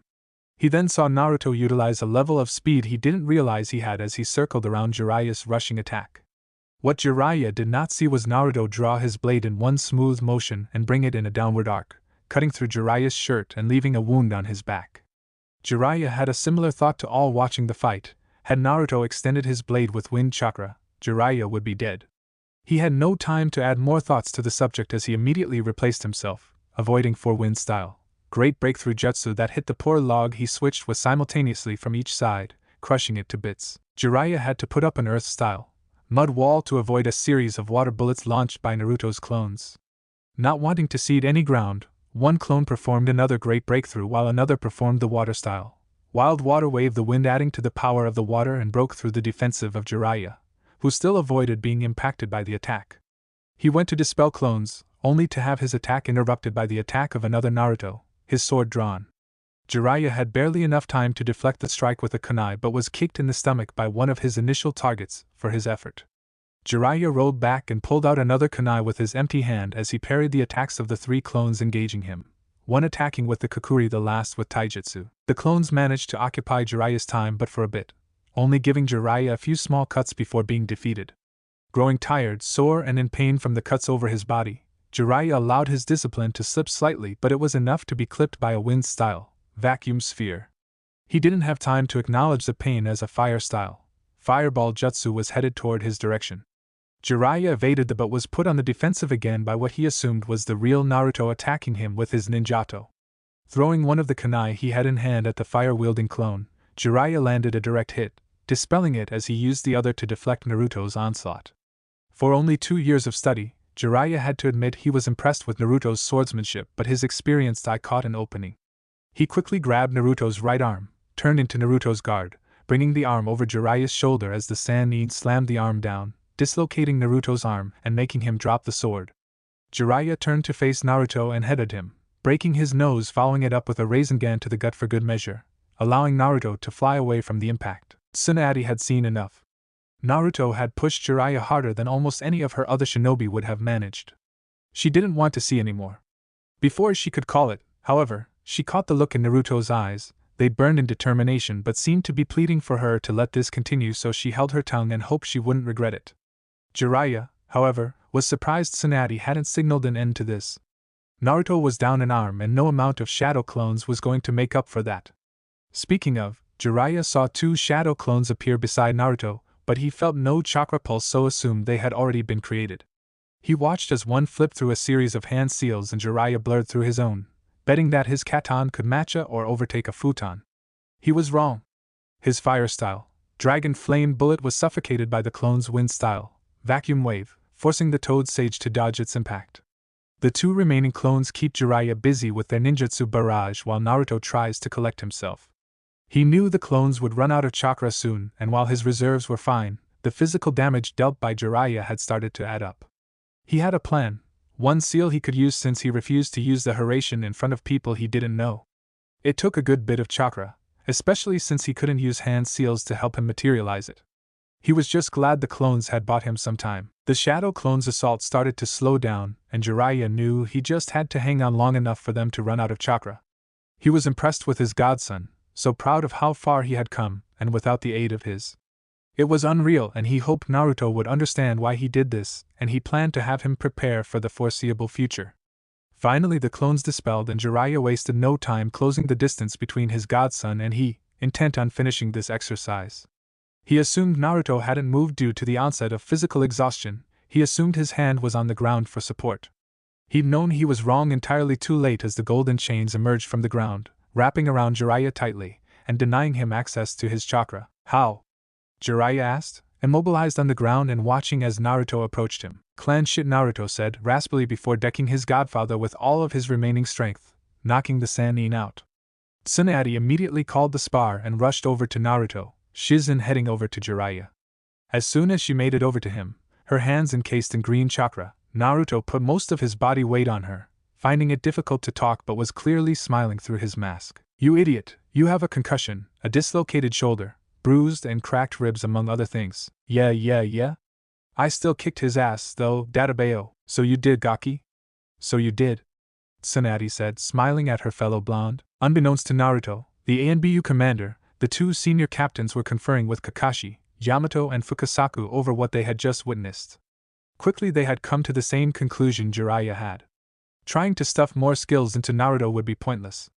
What he needed was experience with high-level battles under various constraints. The group waited for the 2 medics and the 2 combatants to return to them before the commander would report their conclusions. Seeing Tsunade nod, she began. Tsunade-sama, we have concluded that Jiraiya was correct in his hypothesis about Chunin Uzumaki. It was only his tiredness that allowed Naruto to not react immediately to the statement that Jiraiya had been right concerning anything about himself. Uzumaki-san is highly skilled but needs experience fighting high-level ninja. We recommend he be temporarily suspended from missions outside of the village to focus on this new regimen. I just started taking missions again. I'm a shinobi, I take missions, said Naruto, irately. The Akatsuki threat is more important than that, argued the ANBU commander. They are, but keeping him in the village will stunt his growth, however you will be on a reduced workload, said Tsunade. Naruto nodded, seeing the compromise as the best he was going to do. Good. Every day you are not assigned a mission you will meet here. Naruto, you need experience, and there is only one way to get it. Every day you are here you will fight a member of our forces under various restrictions.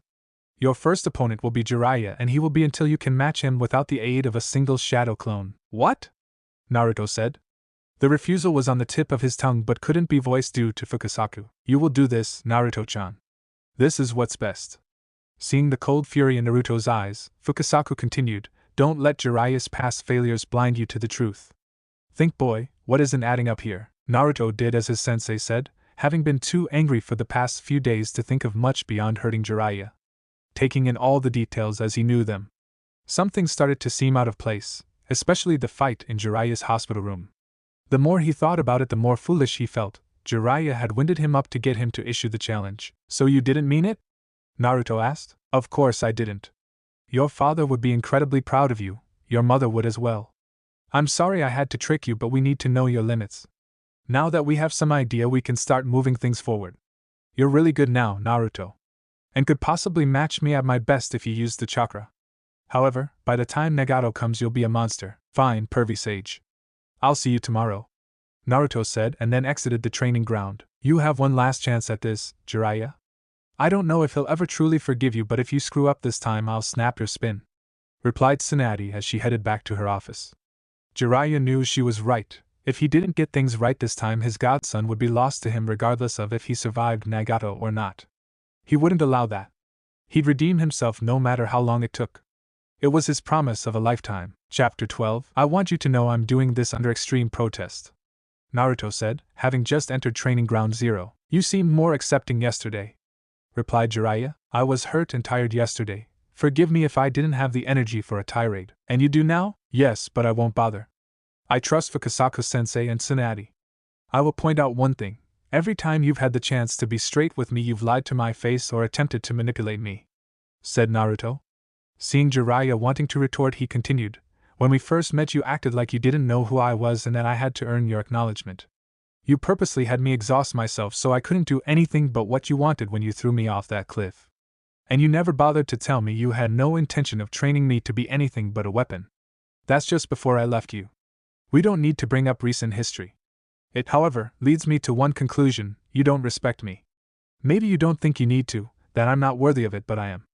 I'll do this so I'm prepared to face the student you did have time for, but I don't want to be here. Jiraiya was dismayed to see his pattern of behavior as described from Naruto's perspective. He wouldn't deny he would often without information to get Naruto to do what he wanted, but the intent was never malicious. However, Jiraiya doubted he'd be able to convince Naruto of that, at least not in the near future, but wanted to try anyway. I never considered what that all would look like from your perspective. I won't deny manipulating you, but it wasn't because I don't respect you. I know you may find that hard to believe, but it's the truth. I messed up and I mess up, but it isn't due to lack of respect. I also didn't want you to be a weapon. I wanted you to outlive me. Until I infiltrated AIM, I thought every student I had before you was dead, and I didn't want that to happen to you. I could have explained what I wanted to do in my hospital room.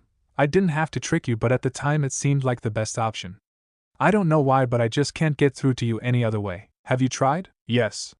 With Sasuke, I told you to give up on him, that he was a lost cause, and you didn't listen. Yet somehow Pa got through to you. He didn't tell me continuing on made me stupid. Something people have been calling me since I could remember. He didn't tell me Sasuke was a lost cause, making me wonder where I'd be if a kind old man and some ramen chefs hadn't bothered to try. He pointed out that I couldn't help Sasuke unless he was willing to help himself, that by trying to save him I risked harming others, and as much as I considered him a friend and like what I could have been.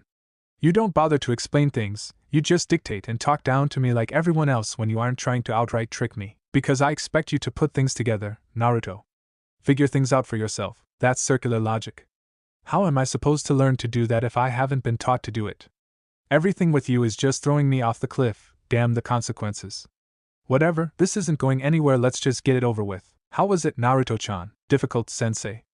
I really would prefer to just not deal with him. I understand, boy, but his idea had merit. I wouldn't have agreed with him otherwise, even if I do hope you two can eventually resolve your issues. I tried. I know, and I wouldn't fault your approach. But you are the last of his family. Being told you never consider him as such must have been a huge blow, which isn't to say he is owed your forgiveness. If his mistakes are too large or too numerous, That's ultimately your decision. It's hard to forgive someone who won't be honest with you, especially when you already resent them, I suppose. Hard not to, given it's his student that's coming after me. One he took 3 years out of the peak of his career to train with 2 others but couldn't be bothered with me. Yes, I believe I'm entitled to some resentment. You are, until it becomes a detriment. It hasn't yet, but your anger toward him is nearly palpable. Why wouldn't it be? I'm a pretty forgiving person, but Jiraiya has gone too far. He lied to my parents, Sensei. He made them believe I'd have someone if something ever happened to them. It's not like they had an extended family or any family, so for him to say the words, accept the honor but not mean it, I'll never know them in any real way, and he had no intention of telling me about them. But he judged me, compared me to 2 standards I knew nothing about. Every time I failed, he must have smugly concluded I was nothing like my dad. You say he was goading me in his hospital room. I think he's been sitting on that comment for a while now. You say I'm the last of his family? How could I be when he actively betrayed mine? What could have been different had they known I'd be alone, known Jiraiya was a lying coward? We'll never know. I tried to establish something with him, and he flat out rejected me. The day I returned from avenging my parents, and he says nothing about it but takes me on some bullshit missions to get him out of something that had nothing to do with me. He lied to my parents, he lies to me, and he lies to himself. How am I supposed to let go of all of that? I don't know, Naruto-chan, I don't know. Unaware to the master and student, their conversation was being watched. Jiraiya felt even worse after seeing Naruto's true feelings, scared he'd never be able to make amends with his godson. I've really screwed up. Yes, unfortunately you have, said Tsunade. I feel the sympathy pouring from you, Tsunade. Oh, I'm Tsunade now? Here, I thought I was just your Hokage. Could you really blame me? I'm not doing this right now, Jiraiya. What do you want? Understanding? I don't know, a friendly ear. Is anything he said wrong? No, but it also isn't that simple. Yes, it is, Jiraiya. It's straightforward. Look, Shizune has every reason to be offended and probably should have abandoned me 10 times over, so only being a less than stellar sensei. I get that. But you move him around like a piece on a game board. No one would like that treatment, and then when you conveniently decide he's actually important to you, it makes the games more offensive, not less. So what, that's it? I get him ready for Nagato and we're done. What more do you want, Jiraiya? You had a lifetime of chances, even when he returned and you didn't accept it. You couldn't get over yourself. Stop playing the gallant Jiraiya long enough to hear what Naruto needed. I can order him to train with you. Fukasaku can make him see why it's important, but no one can undo the damage you've done. Your previous relationship with Nagato likely won't help matters, but you made your choices. And I'm sorry, damn it. Doesn't that matter? Jiraiya barked, at wit's end. Not if you keep making them, Jiraiya. I don't have any more time for this. I need to arrange the Uchiha's transport to Blood Prison. When was that decided? Just got approval from the daimyo. I really hope he doesn't make this a habit. Traitor he may be, but his name carries weight just like yours. Ugh, true. Either way, he'll be out of my hair soon, and I'm sure I'll have another fine mess to contend with. 1 month later, as he made his way through the labyrinth that separated him from his target, he was almost amused by the ineffectual security. He couldn't remember the last time he allowed himself to be amused or feel any emotion outside of annoyance, likely at something Haiden had done. He'd known where the snake was, but it had been so long since he could move freely he enjoyed the trip. Even found some missing need to beat up on, like training for what was to come ahead. Rounding another corner he walked, leisurely toward the final door, and took even more amusement from Orochimaru's expression when he entered. Leader-sama, Orochimaru said. His voice betrayed nothing of his emotional state, but even he knew he was no match for the Akatsuki leader, and only hoped he could escape if it came to that. Orochimaru. And it's Nagato, now? I'm sure you're wondering why I've darkened your door. Honored you make the effort. You flatter me so. Well, I'm here to get you to join the gang. I need your services, so pack your things and let's head back. I doubt Itachi would be okay with this. Itachi doesn't get a choice, and not to put too fine a point on the recruitment pitch, but neither do you. So, do what you say or else? Yes, except or else's I'll snatch your soul from your body. It appears I'll be going to aim. Good. And I understand you have an Uzumaki in your employ. Bring her with you, Nagato said before turning his back and leaving the room. As soon as he exited, Orochimaru considered the cost and benefits of a hasty retreat. More than likely, Nagato was prepared for it, but it's better to fight now than walk passively to your execution. Another part of Orochimaru, the ever-curious part, wanted to see what would happen and inquire about that evolved by the Akatsuki leader was porting. The latter sighed one out, and Orochimaru gathered his things, along with Karen, preparing to leave. He met Nagato right outside his base, and the trio departed for the return trip to AIM, Karen a stuttering mess at meeting someone from her clan and one stronger than Orochimaru to boot. She had been released from the mental health facility for a week, and Noichi and the other doctors confident the integration of her alternate personality was stable enough that the stressors of shinobi life wouldn't cause her to retreat back. She'd had a lot of time to think and talk about herself as it were, and while the process was fruitful, a part of her still felt vulnerable and emotionally drained.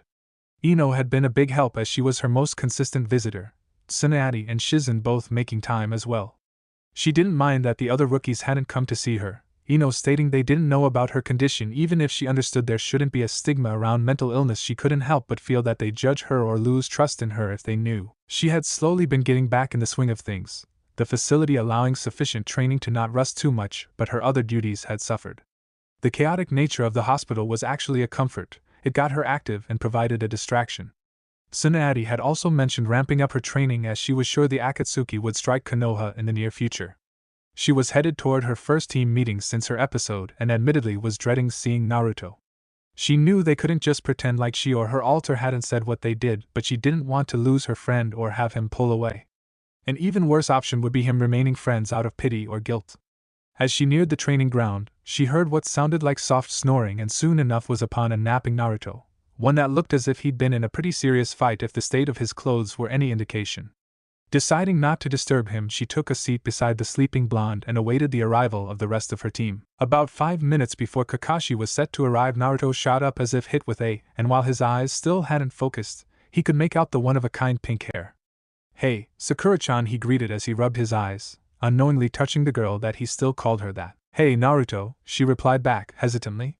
The two sat in silence until they saw Pakin arrived and informed them either Kakashi or Yamato would make it today, both realizing they'd been set up. Never one for awkwardness spoke first. "How are you, Sakura-chan?" "Better. I'm sorry it took me being so awful to you to get the help I needed, but I'm glad I got it." "You don't have to apologize, Sakura-chan. You weren't yourself, that's what I believe. How about a fresh start?" he said, smiling. "How do you suggest we do that?" "Easy. Hi, I'm Naruto Uzumaki. I like training, toads, ramen, and letter writing. I also like the stillness in the early morning. I don't like traitors, manipulators, and those who lie to themselves. My dream is to become Hokage, Databayo," he said, smiling the entire time. "Hi, I'm Sakura Haruno. I like medical ninjutsu, spending time with Ino and punching things insanely hard. I dislike bullies and the inconsiderate. My dream is to surpass Tsunade Shosho," she said with a reserved smile of her own.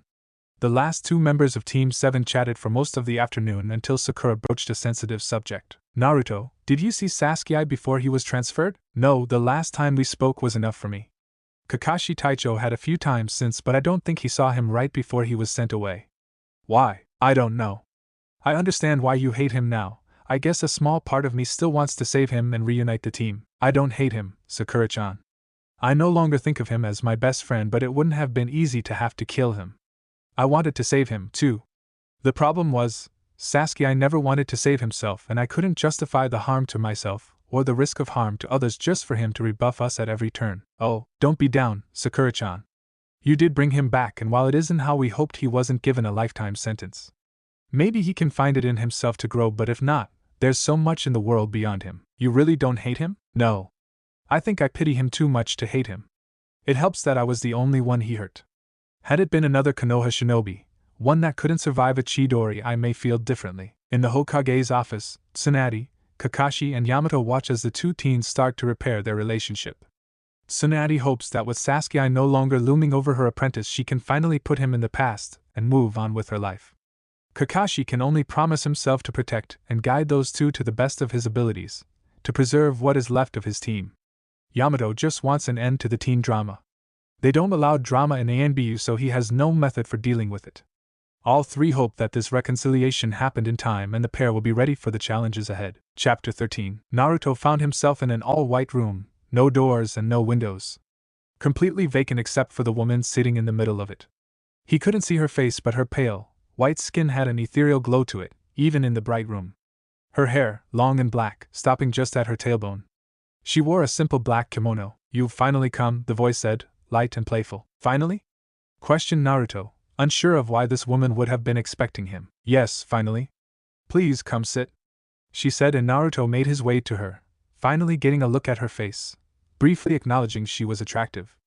As he sat, Blue met green as she gazed into his eyes. Why did you say finally, and who are you? Finally, because I've been expecting you for your entire life, and I'm the person that helped your father seal the QB within you. You're the Shinigami? I am, she chirped. And like I said, you're finally here? I've been waiting for your arrival since the day of your birth, since you were touched by me. Why so surprised?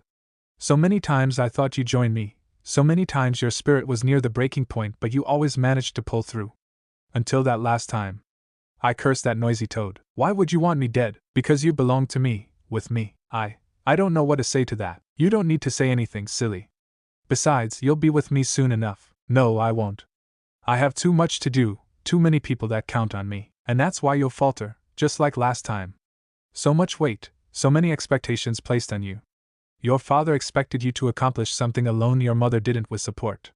The Sandaime expected you to change the opinions of the villagers by yourself. Jiraiya thinks you're the child of prophecy, and yet none of them prepared you for it. They've set you up to fail. You're going to be crushed under all that weight. No, I won't. You're right, I broke once, but I won't do it again. You don't even believe that. I know you, I know what you think. That naive confidence you once had, what allowed you to push on isn't there anymore, is it? I don't need it, I have other people to lean on. You don't believe that. Yes, I do. Stop lying, Naruto. You don't believe you can depend on them. Be honest. I am being honest. In Konoha, you lean on your comrades because teamwork is the bedrock. Hi, teamwork. Who of your generation can you count on to fight side by side? The clan brats that barely had any drive to improve, having to be ordered to do so? The one-dimensional taijutsu and weapons specialist? Niji? That has yet to show proficiency in 2 elements, and is only a threat at close range. Sakura? Don't make me laugh. Ultimately, you believe you must do things on your own. A lifetime of forced isolation will do that. But you can't make yourself truly depend on any of them, and without faith in your support or absolute faith in yourself, how will you pull through? I'll figure something out. No, you won't. You'll come to me because with me is the only true peace you'll ever know. No lofty goals to achieve, no one to disappoint or fail. I'll always accept you as you are, and you'll never be alone again. Isn't that what you want? No. I'll fight to protect my precious people. Protecting your precious people is exactly what almost brought you to me, so please continue.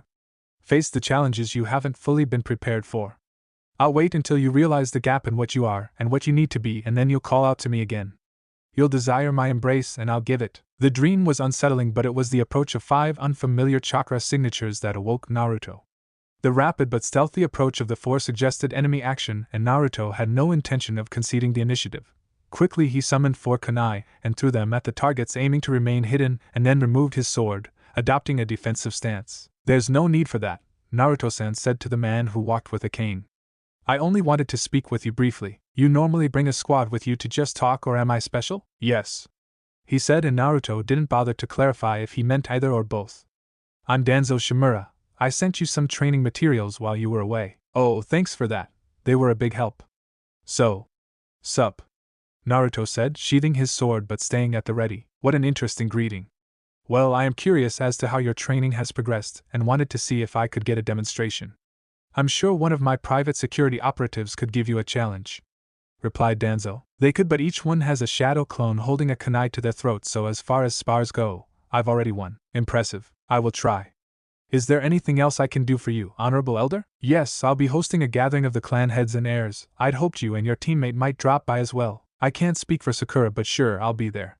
What time? 7, and it's informal, so no need to get dressed up. Thanks, no problem. I'll leave you to it, Naruto-san. Keep training hard to protect the great tree. I'll see what I can do. Danzo departed with his bodyguards just as Kakashi and Yamato arrived, either looking happy to see him near Naruto and both questioning the blonde on what Danzo wanted. Naruto informed them, but they were still unsettled through team training. So much so Kakashi went to speak to Tsunade directly to express his concerns. It was to his shock that Danzo was in Tsunade's office as well. He claimed to have no ulterior motive and even admitted his initial designs on Naruto would have limited his potential. Kakashi didn't trust the old man and resolved to keep an eye on him. If he made a move, Danzo would be put down. Naruto didn't get intimidated by important people. It was either a good nor bad thing. Well, it was more honestly both. In his youth, he rarely showed proper respect to people, and while some may find it endearing, most find it annoying. As he's matured, he still has a distaste for titles. Why do you need to have your position constantly reinforced? Why are you in need of greater respect beyond common decency? but reminded himself to be on his best behavior today with the clan heads. He arrived on time and was surprised to see he was one of the last ones there, but started making the rounds nonetheless. He was absolute crap at small talk. Sure, he could talk to anyone, but what people used to consider babble was Naruto's sincere attempt at conversation. He never just said things to say them, he just had a lot of thoughts in his head. Soon they moved to a large dining room where Naruto was instructed to sit at the end. "Naruto-san," Danzo spoke, "I have to confess that there was a motive for having this gathering. All of us here knew your parents, and I thought it might be agreeable for them to share some stories or experiences they had so you could know them as people." Whatever Danzo's motive was, if he could read minds, he'd likely be shocked to know that for a split second Naruto wanted to murder every adult in this room. It's bad enough Kakashi and Jiraiya never bothered to tell him about their connection to his parents, to keep that from him, but to see this pack of hypocrites make a show of it was rage-inducing. So what, now that he wasn't a pariah, he'd earned the right to know more about his parents? Not when it would have done him some good, to know he was loved and they didn't choose to leave him because of something he did. To have a standard to aspire to instead of desperately trying to be seen by anyone at all. No, now when he's essentially a grown man, do they impart this information unto him? How fucking magnanimous. Before you start, did all of you know? By the looks on their faces, this wasn't a question they'd wanted to answer, but it appears Kiba's mom was going to bite the bullet. Yeah, we either knew or suspected. We didn't intend to disregard Minato's final wish, and none of us bore you any resentment or hostility. It just became so easy to pretend you weren't who you were. We could busy ourselves with clan matters and ignore the sacrifices you were forced to make and how you were treated. Troublesome. She's right. I know Minato would be disappointed how we failed him and you. Then don't bother. I don't need your stories, I'm fine. Naruto said neutrally and truly meant it. What they knew was largely immaterial. He'd never known his parents as parents, so how could knowing Minato was a genius and Kushina was fiery supposed to enlighten him? Wait, Naruto, who are your parents? Asked Ino. Instead of answering verbally, Naruto stabbed a tri-pronged kunai into the table. No fucking way, dude, your dad was the yondaime! Exclaimed Kiba, and Naruto nodded. A part of him gets why Kiba seems so excited, but then again, he doesn't. His dad died the day he was born. Your cool parent becomes exponentially less so if they can't be there to impart it to you. Granted, Naruto understood why Minato did what he did and even told him as much when he met his parents. He still slugged the bum though. Who was your mom, Naruto-kun? Kushina Uzumaki, the Akai Chishio no Habanero. Seeing no one was familiar with the name, Inochi spoke. She was a powerful kunoichi in her own right, teaching Minato about. She helped him reseal the after it had been extracted from her and fresh from childbirth, but no one mentions that. Naruto added, still with no emotion in his voice. Seriously, that's so sexist. Naruto said as much, and Kushina gushed about how her Sochi-kun was woke as fuck. Whatever that means. But it made her happy. How do you know that? Asked Hayashi. Ninja. Naruto said with a nice smile.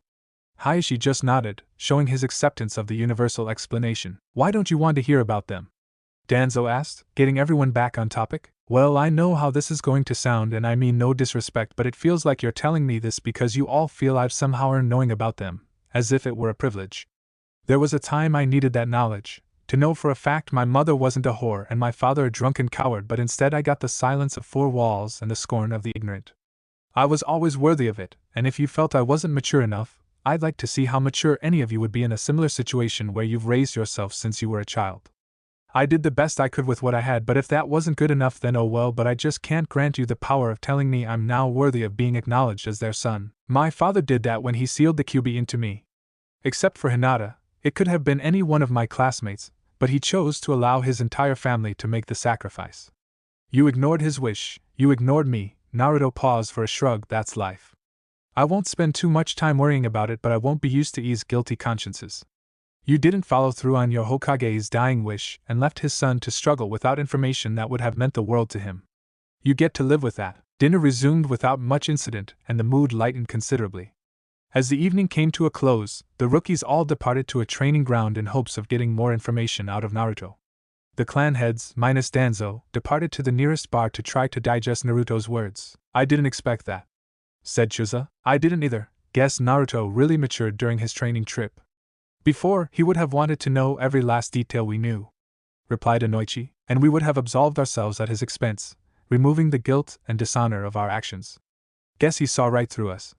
Shikaku followed up. That was not my intention. I want to make it up to him and Kushina.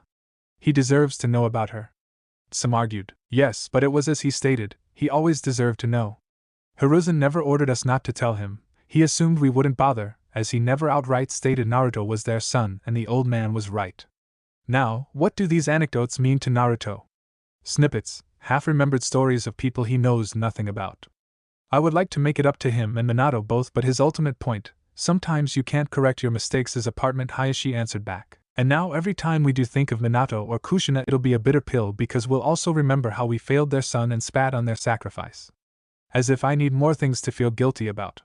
Inoichi stated. Troublesome. Kiba, let it go. No, damn it. I want to know if he can do it. Can you, Naruto? Can you do it? I wouldn't know. I'm a virgin, but you're not my type, and even if I taught you the sexy jutsu, I'd still know you're a dude, so that's a no-go. Kiba paled at Naruto's words. That's not what I meant, bastard. How did I know? You just kept asking me if I could do it, and I had to assume what it meant. And to answer your question, I'm not telling. You guys are so curious about what I can do, and I know virtually nothing of what you all can do. Doesn't seem fair. Is that a challenge, Uzumaki? Growled Kiba. Wouldn't be much of a challenge, Kibbles. Oh, that's it, bastard. We can throw down right here, right now. Just the two of us, or should everyone get in on the fun? I admit I've been wanting to get a second crack at you, Naruto. Said Niji. Someone should get Lee and Tenten. Said Choji, and Naruto created 2 shadow clones to do just that. So, what are the rules? Asked Naruto. Battle Royale. Everything but maiming and killing blows allowed. Shouted Kiba. Troublesome. That's lazy ass for I'm in and I'm in. Said Ino. What about you, Hinata-chan? Asked Naruto. I'd like to participate as well. She said. You know, this is going to work out perfectly. Observed Naruto. Why is that, Naruto-san? Asked Shino. Well, I'm going to be the next Hokage. It's for the best you all start seeing me as a tier above, so a good old-fashioned ass-kicking will do just that. You cocky, blonde shit. One fluke win in the Chunin exams doesn't make you hot shit. Kiba shouted. Kiba, you're not even a footnote on my resume. Oh snap. Said Ino. Hey, forehead, you've been quiet. Are you in? Yeah, sure. Don't sound too excited. Ino shot back. No reason to be, it'll just be Naruto and I at the end anyway. You really think you're both that far ahead of us? Questioned Niji. Yes. The group turned to see a dust cloud following Lee as he was shouting how youthful their joint spar was going to be. Tenten soon arrived via Shunshin, and all of the rookies separated to prepare for the fight to come. Naruto had to smile, the concerns from his dream forgotten. No one person could tear down Konoha, and he had confidence that his group could meet the challenges facing them. But that was a concern for another night. He had some people to put in their place. Meanwhile, none of them could believe what they just witnessed, experienced, lived through. Their Kage was down, barely clinging to life. A deep crater in the center of the village. Yujito was beaten bloody. Darui in a similar state and sure nearing chakra exhaustion. Bodies were everywhere. Structures dismantled. So much rubble in the streets they didn't even look like pathways anymore. None of it made sense. They were Kumo, the strongest hidden village. The most prepared and the most protected. No one who was able to think, to even remotely flirt with coherence, could order this reality. Many felt ashamed, embarrassed they hadn't been more help to their leader. After the Sandaime Hokage died, many mocked the old man for being bested in single combat. What kind of Kage could fall to one foe? How weak the leaf must have become, soft and arrogant. Those people were eating their words as they sent silent prayers that their Kage lived to see tomorrow and, hopefully, could continue to fight and lead. He'd be needed now more than ever. The ones most upset and in disbelief? Samui, Omoe and Karui. They just watched their sensei fully utilize his power and still be defeated by one man. Kumo, a village never successfully invaded, had been crushed within an hour. Fatalities may have been minimal, but a significant number of their forces had been seriously wounded and their medical ninja were reaching their breaking point. The assailants attacked without warning. A series of black and red cloaks descended upon them like demons. Overwhelming, snake summons and unbreakable only start until the real monster arrives. He defeated A and B with minimal effort, abducting B after he was defeated, and just like a flash storm, as fast as they appeared they left, but a deep scar would be forever bore by the people of Kumo. The knowledge of what happened and how much worse it could have been will be the stuff of nightmares for a generation. After a short period of inactivity, the Akatsuki was once again on the move. Chapter 14. The Jounin sensei arrived to see their charges preparing to square off. Guy, Asuma and Kurenai were as curious about Naruto's growth as anyone, even more so given how well he's hidden it, having revealed very little. It didn't help that Kakashi bragged about the teen every chance he got in the most insufferable Kakashi-esque way possible. Even Guy thought it was youthful. Now, however, they would finally see something, as it was likely all of the Rockies would be focusing on him. Curiously enough, Kakashi didn't seem concerned. Without warning, Naruto blurred through some hand signs and a thick mist surrounded the training area, but not far enough to entrap the sensei. They heard sounds of several one-sided battles. No clashing of steel or fists meeting flesh, but they could clearly hear grunts of exertion on behalf of their students. Guess it's over already. You sure aren't very nice, Naruto, Kakashi said, never taking his eyes off his itchy. They all wanted to fight me, so now they all get to fight me. I don't see how that's mean, Taicho, Naruto remarked from behind, causing 3 of the jounin to turn and face him. What did you do to Naruto? Asked Asuma. My soul, the illusion mist. Derived from the hiding in the mists, and inspired by Nidame's bringer of darkness. I could just learn that, but Tsunade-chan is stingy with the forbidden scroll. He finished with a pout. What can you do now? To Kurenai's question he chuckled while scratching the back of his head. Not really. Couldn't do nuance for crap, don't have the fine control, normally. But just flooding people with my chakra? Yeah, I can do that, so it's more of a hammer than the scalpel normally is. But it's also why Neji and Hinata can't just see through it. My chakra is heavy enough to be felt. What are they seeing? She followed up. A one-on-one fight with me where I'm just a little ahead of them, so their minds force their body to work harder and harder until they pass out from exhaustion or strain. That's not bad, Naruto, thanks, but they actually wanted to see your skill. They are going to be disappointed. Kakashi remarked. Really, he just wanted Naruto to show the little brats up. Was he still a bit miffed about his short time as their ninjutsu instructor? Yes. Is he being a level of petty not befitting his rank? Yes. Does he care? Not in the slightest. Naruto didn't immediately respond to Kakashi, taking a few beats, then he spoke. I'm sorry, did you say something? If I were less cool, I'd cry right now. You must allow the youthful tears to flow. I'm sorry, guy, did you say something? How to be youthful? Naruto chuckled and walked back into the mist. A few moments later it dispersed, with everyone looking as if they'd been engaged in heavy combat, excluding Naruto. They also had red marks either on their necks or where a vital organ would be. Neji and Hinata were the first to overcome the disorientation they caused, but the rest soon followed. Soon they all realized what just transpired, many feeling embarrassed. Did he really beat us all with a single? Tenten asked incredulously, putting out that her epic sword fight was just an illusion. Troublesome blonde, responded Shikamaru, who had to constantly dodge Naruto's attempts to speed blitz him, not giving him a chance to plan a trap. What the shit, Naruto? You violated the spirit of this. Ino spat. Pfft. Next time someone you intend to fight starts going through hand signs, do something other than look at them. What the hell, guys? We were curious, Kiba remarked, and now you're dead. Hey Nei-chan, is Tsunade still in? Naruto asks, having gone to the Hokage Tower after his night with his fellow rookies. Hi, she is, go right in, Shizune said, but Naruto could tell something was bothering her, but he made a point to talk to her later. He walked into Tsunade's office to see her hard at work, and he made a promise to figure out a way to reduce his paperwork when he took the chair. So, how was it, brat? She asked, not even looking up. Depends on what you mean by it. The gathering of important people? It was fine. I think I avoided pissing off the clan heads, but we'll see. The spar afterward? They aren't ready. You knew they hadn't been training like you, so there was bound to be a gap. Yes, a gap, but I caught them all because no one took the initiative to stop me. It was just a spar. Not everyone has the come at me with intent to kill mentality when they spar. Naruto, they are more prepared than you think. One bad showing doesn't change that. Now how would you have offended the clan heads, told them to keep their stories about my parents to themselves? And why would you do that? Because they are doing it for themselves, not me. I won't be used to making myself feel better. Fair enough. Was there something else I could help you with? Yes, if you have the time. I have an idea and I'm in desperate need of the queen of potions and elixirs. Flattery will get you nowhere, Naruto-chan. Don't call me that. Besides, I thought you'd welcome the opportunity to get your Raekwon on. Pfft. Don't just say his name as if you could understand the significance of the purple tape. Liquid swords was better, Naruto muttered, but Tsunade heard. I'm sorry, what was that? Did you just say liquid swords was better than only built for Kumolinks? Did that insanity just come out your mouth? Oh god, you're one of those people, Tsunade? One of those people? Someone who knows what they are talking about. No, one of those stands that just act like Lynx was just the height. Jizz is better. He's just better. Naruto couldn't believe the look Tsunade was giving him, a mix between disbelief, disappointment, and disgust. We need to leave. You clearly haven't listened to this properly, but don't worry, I'll fix it for you, she said as she grabbed Naruto and carried him underarm like an unruly child, His struggle to free himself from her iron grasp didn't help things as he tried to stop her progress by holding onto the door frame. "Let me go, you lunatic!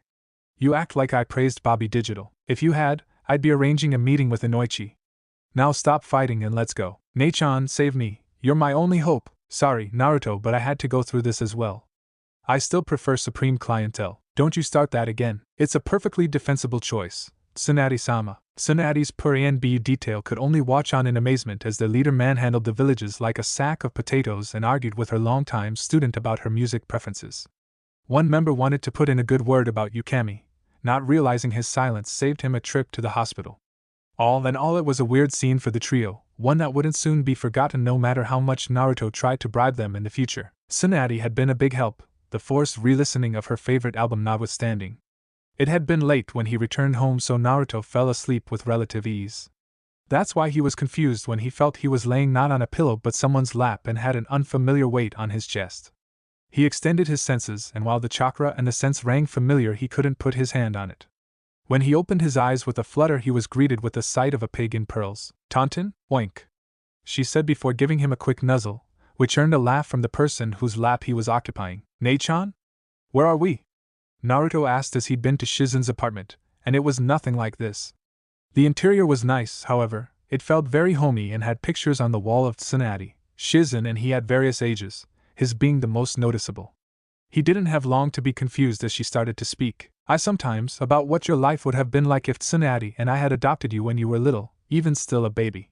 It started when you returned from attempting to retrieve that fucking Uchiha, excuse my language. You were half dead and by all rights should have been dead, and it scared me, how much I'd grown to care about you in such a short time. How do you call me Nei-chan and mean it? Then Tsunade told me what you were going to do and I was helpless. No one knew where you were, there would have been nothing any of us could do and you'd be gone from this world. I finally realized the pressure placed on you, that has been placed on you for your entire life, and how you never had the support you needed. So, I think about a world where you'd never have to be a ninja, just a happy boy while Tsunade and I treat patients and maybe teach you how to be a doctor as well. No pressure, certainly no prophecy," she said as she started to tear up at the end. How are you supposed to live with that?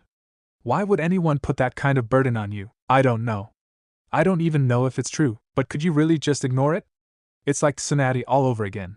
She's recognized as the world's greatest medic, and she's one person and she can't do everything. But what happens when the world's greatest medic fails? Do they think about that, about how that title is dehumanizing? Konoha preaches teamwork, but we depend on singular talents entirely too much. I know how rough your training sessions get as they push you past your limits. Why just you? We have thousands of shinobi, are we really defenseless against 10? Are our tactics so flimsy and our shinobi so weak that we must rely on one boy to save us? I wish I could just hide you somewhere no one could find you and let you start over. It'll be okay, Nei-chan. I'm not going anywhere. Oink. See, Taunton agrees with me. Shizune and Naruto, with occasional input from Taunton, would talk for hours more, and she got out her hopes, fears, and regrets. It was a, surprisingly, open exchange from the normally reserved medic, and Naruto enjoyed the insight into his sister figure, but after a while Naruto felt a tug on his consciousness, one he couldn't ignore, and let it pull him away, finding himself in his mindscape with Kurama staring at him. That wasn't just a dream, was it? No. Well, don't lowball me. What was that? It felt real, but I know I'm in my apartment. It seems, you idiot savant, have subconsciously started on the path of Nishu. How? A mixture of my granting you empathic abilities along with the extensive senjutsu training you've done with the toad? Add to it your own training with your chakra sensing and something may have come together, though I doubt you'd be smart enough to do it purposefully. Why do you enjoy insulting me so much? I have nothing better to do. Also, I want to see how far I can push you until you blow up like the tomato used to, bastard. So, how do I train Nishu to better control it or develop it further? I wouldn't recommend you bother with it right now. Why not? Wouldn't that honor your old man? Not if you're dead. Nishu is about connecting and understanding people. You train all day in preparation to kill someone. You learning to connect with him won't aid in that. If anything, it'd only hurt you. You over-identifying with the Uchiha almost got you killed. Face it, Naruto, if you truly understand someone it dulls your edge. In an ideal world, that's not a bad thing, but in terms of the person you believe is coming to end you, I won't take that risk. Kurama noticed Naruto adopt a pensive look on his face, taking a deliberate pause before speaking. Maybe. What? I've changed and I don't always like it. I keep people at a distance now when I claim I want to know them better. I believe in peace but haven't thought about it once since Jiraiya escaped Nagato. I don't always feel like me, and it isn't just an issue of maturity. I wanted to save Sasuke once, truly, and now. If he came at me with a Chidori, I'd cut his head off. My father was not a saint, Naruto. He would have killed his mother if he'd had the power to do so. Connecting with people, trying to be better doesn't mean every person with a tragic past gets to harm you first.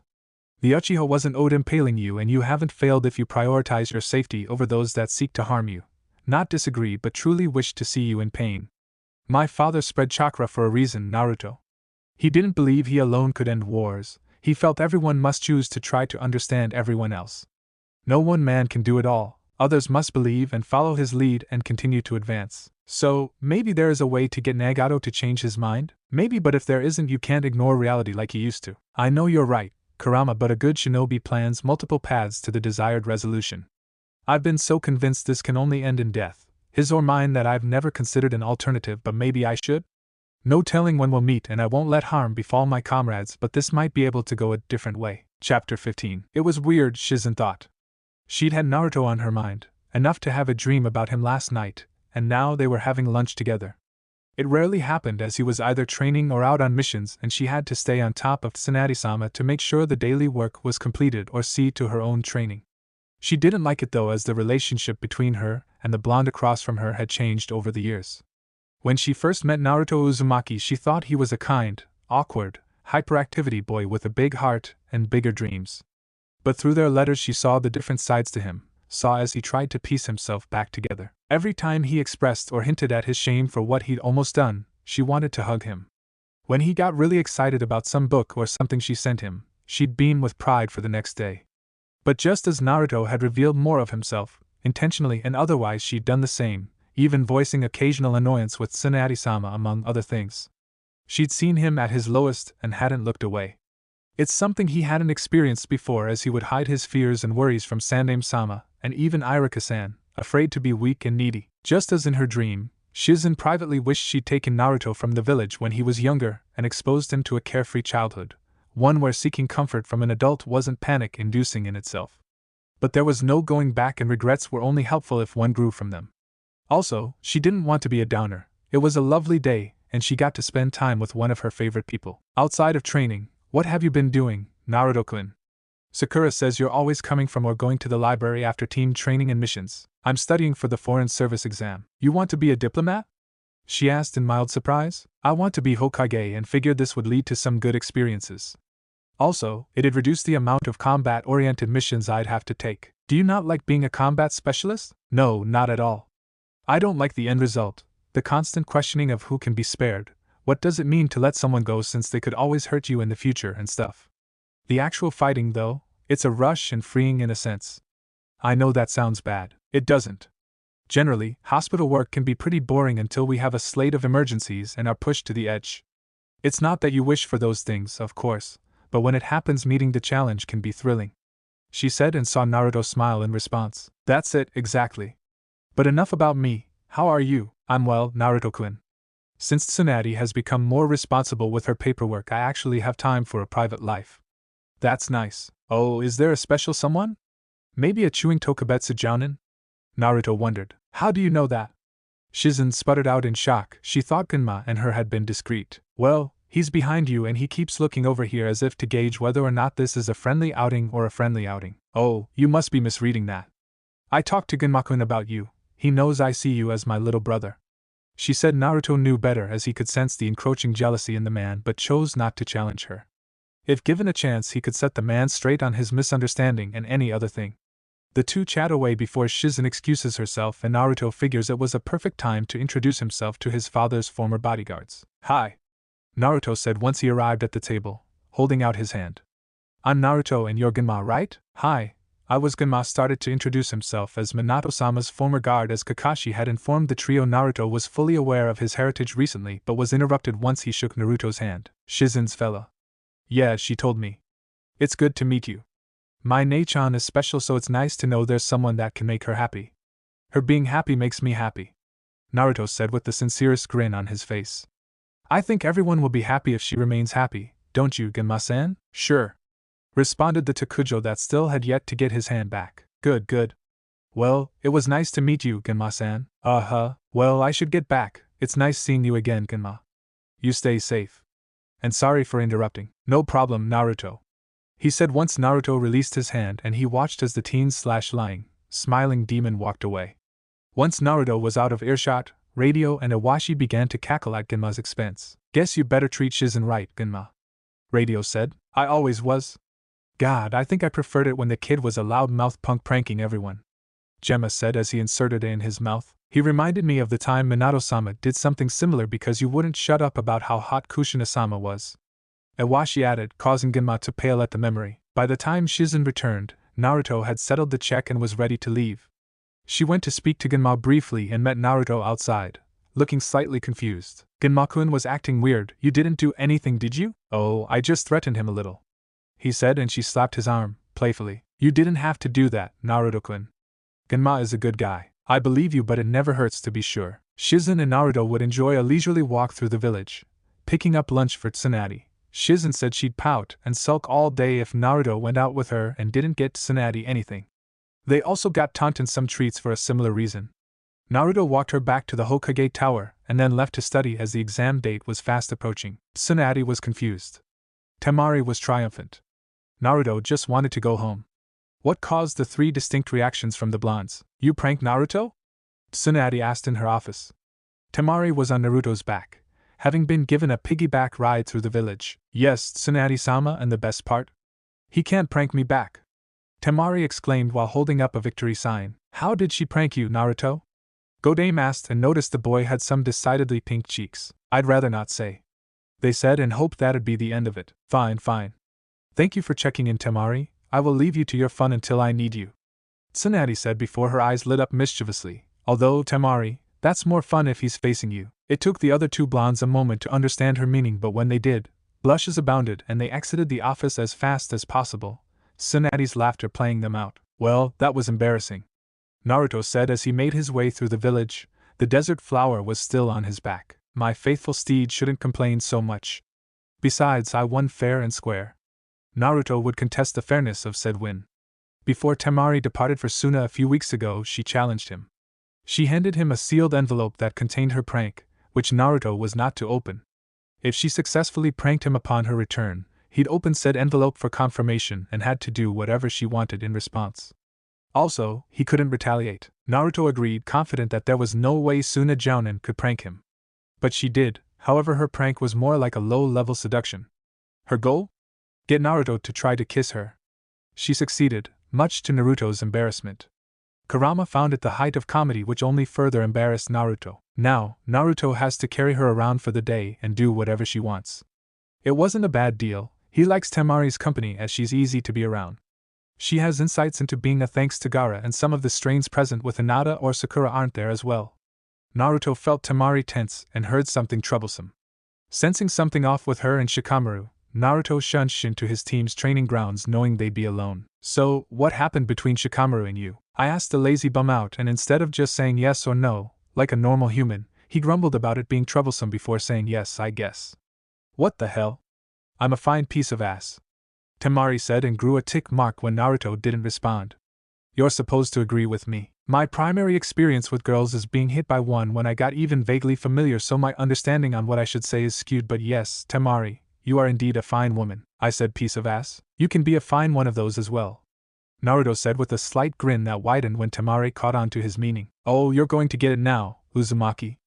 I'm going to beat you down, and then make you carry me to this new vegan stand, Tamari replied, unhooking her fan and swinging it with zero hesitation. Naruto shunned Shin away, but Tamari followed, chasing him across the training grounds until both collapsed in laughter. Was that prank in response to Shikamaru? Naruto asked and could see Tamari tense. Yeah. Sorry, it's fine. You gave me fair warning, so you weren't outright trying to use me. Thanks for understanding, Naruto. No problem. Besides, it's not like I actually kissed you, but you wanted to. Temporary insanity. I had an abusive childhood, you see. I seek comfort wherever I can. I'm just a poor, orphan boy looking for love, Naruto said dramatically, his face streaming with a river of fake tears. You're so full of crap. You'll never be a good diplomat if that's the case. How do you know I was preparing to be one? I saw the book on your desk, dummy. You were too busy perving on my supple flesh to notice much of anything. I really am quite enchanting, Tamari said, arching her back and placing the back of her hand on her forehead. Naruto scoffed at her pose, trying to ignore it was similar to that dream he had that one time. Then what are the magic words so I can send you away? Oh, you wound this fair maiden. Restitution must be paid. You're buying me dinner. Fine, let's go. Ah. You have to carry me, Seabiscuit. That's a terrible name for a horse, Naruto said before allowing the kunoichi to get on his back, swearing he'd get her back one day. Over the last several weeks, Hinata Hyuga has gotten closer to her longtime crush than she ever thought possible, and while it was not the relationship she'd hoped for, it was still amazing. They didn't do a lot together, sometimes walking around the village talking or training, as Naruto was a training fanatic. She'd been improving her katan and even finished her gentle step twin lion fist. She swore Naruto was more excited about her than she was as he praised her excessively for her cool. But with this newfound intimacy, something had been bothering her, the words he spoke when he acknowledged her feelings for him. That he didn't trust himself, that something had occurred between Jiraiya-sama and him. There was more there, of that she was sure, but she didn't know what and didn't know how to broach the subject. It seemed to weigh on him, though, whatever it was, and she knew how emotional baggage could limit a person. She also knows how freeing it can be to cast it off. That's why she invited Naruto to meet her here, on top of the Hokage monument. Naruto arrived to see Hinata sitting atop a pale lavender blanket staring at the sky. His approach was silent, but he could tell she knew he'd arrived. He took a place beside her, viewing the array of light that filled the onyx canvas. The two sat in companionable silence. For so long, Hinata started without a preamble, so I took the wrong path. I'd give up before giving it my all. But your example changed me, saved me, you know. Naruto looked startled at her words, knowing he'd been a screw-up as a child. You always got up, you never gave in. He looked down in shame, knowing there had been a time that wasn't remotely true. But something's changed. I won't ask what, but you're convinced you're not the same. I'm not, Naruto answered back softly. Hinata only looked at the blonde, eyes filled with determination, and then, without notice, she stood up, turned her back, turned toward the ledge and jumped. Naruto was shocked but didn't allow it to stall him as he placed a Hiraishin marker where he was sitting and then jumped down after the lunatic Hyuga. He knew he wasn't going to catch up to her by simply free-falling, but he needed eyes on her to accurately grab her via Shunshin. He performed the, adding to his pre-existing momentum, and caught Hinata in a bridal carry before teleporting back. Hinata looked at the Uzumaki, his eyes filled with competing emotions, concern, relief, confusion, and a little anger. Her response to this surprised Naruto as she cutely giggled, not bothering to remind him he hadn't let her go yet. Naruto-kun is Naruto-kun. You may have matured, but this, she pointed to his heart, hasn't changed, and you have people to ensure it never will. Naruto couldn't make sense of the perplexing Hyuga, why she jumped to prove a point, or how she could be so sure he was still the same. Seeing her words hadn't gotten through, Hinata softly slapped the blonde, shocking him. Naruto-kun is Naruto-kun, she said again, firmly. And then, because she had just jumped off a mountain ledge and was brimming with adrenaline, and because she was feeling brave and a little daring, she kissed Naruto on the cheek, before leaving his grasps and returning home. If she'd looked back, Hinata would have seen Naruto sporting a blush equal to her own. What she could not have known was the gentle ribbing a certain nine-tailed fox was giving his container, laughing at the once wallflower acting so boldly. What neither knew was how her words restored some of Naruto's resolve and helped him on the path of truly forgiving himself and accepting he wasn't different at his core. He'd sit atop his father's head for the rest of the night, floored by the words and actions of his friend. Naruto stood in the ruins of a training ground, in his Gamakata stance. He was eyeing the Hyuga prodigy warily and was receiving a similar look from his opponent. They'd finally managed to get that group spar out of him, though none of the girls were in attendance as they were busy with other matters. Shikamaru went down first. Naruto had no intention of dealing with his multilayered strategies. Next was Kiba, the Inuzuka, too headstrong to work as a team against the blonde Uzumaki. He ran headfirst into a great breakthrough jutsu and was knocked out instantly. Abandoned by his partner, Lee blitzed Shino and took the Abirame out. Naruto used his distracted state to slap several restriction seals on the Taijutsu ace. Choji was a surprising fight. The Akimichi heir fought with a tenacity Naruto never knew the boy to have. He was also very strong and highly durable. He seemed to shrug off Naruto's attacks, his special build giving him some added protection. However, he couldn't adjust to Naruto's speed, so while Naruto couldn't KO his fellow, Choji was getting potshot without much offense in return. It ended when Naruto managed to trap Choji in a water prison jutsu. The only person left was Niji. The two had been at it for about 5 minutes before this break, Naruto proving elusive, as he hadn't gotten any closer. But Neji showed he was deserving of his rank, avoiding all of Naruto's. But the evasive style and liberal use of the Kaiten was taxing and the Jounin was breathing heavily. More than once Neji wondered if this was the power of a well-trained or Naruto's own talent showing itself. The Hyuga watched as Naruto retrieved several kunai from his holster. That by itself wouldn't be concerning, except they were tri-pronged kunai. Naruto tossed the kunai toward and around Neji.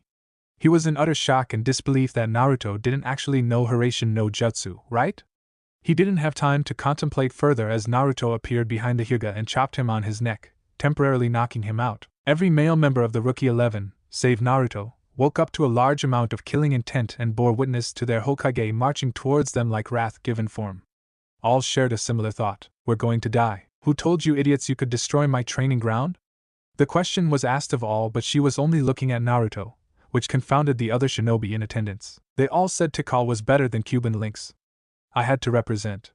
Now, Tsunade knew that was a complete and total lie, but a part of her wanted to believe it was true. If it were, then she'd educated her fellow blonde properly. She shook her head at the wayward thought. You better be glad I have funds set aside for nonsense such as this. Besides, that isn't why I came here anyway. Let the brat know he'll be my escort for the festival tonight. And he better look presentable or I punt him to Yuzushio, got it? The clone nodded and dispelled. The others just sweat dropped at Naruto abandoning them to an angry Tsunade and promised to pay him back in the future. Naruto received the message and promptly started getting ready, thankful Shimaba-sama had gifted him some formal wear. 2 hours later he arrived at the Senju compound, ready to escort the Godame for the evening. As Tsunade walked to the door, she was impressed that the brat cleaned up so well. Those notoriously uncontrolled spikes were actually combed and gelled back, leaving only one hang just above his left eye. He had on a royal blue yukata with a white obi and a pair of geta, which surprised her. Nice shoes, she said, and he scoffed. I, for some reason, walk better in these than I do normal sandals. You look lovely this evening, Hokage-sama. And she did. Tsunade had on a sky blue yukata with white floral print and a pink obi. Her hair was pulled back into an elaborate bun with 2 black sticks keeping it in place. She had the barest hint of makeup on and pale pink lipstick. Naruto offered his arm. Another thing Shimaba-sama drilled into him was etiquette. Why, thank you, Naruto, she said, taking his arm as the pair walked off at a leisurely pace. So, why did you choose me anyway? Naruto asked. Who else was I going to choose, brat? Tsunade asked with a smirk. Whoa, way to flatter a fella, they said with an eye roll. I'm not one of your harem members or your fangirls. I'm not going to squeal because we made the briefest amount of eye contact. I have fangirls? Do you not pay attention? He hadn't.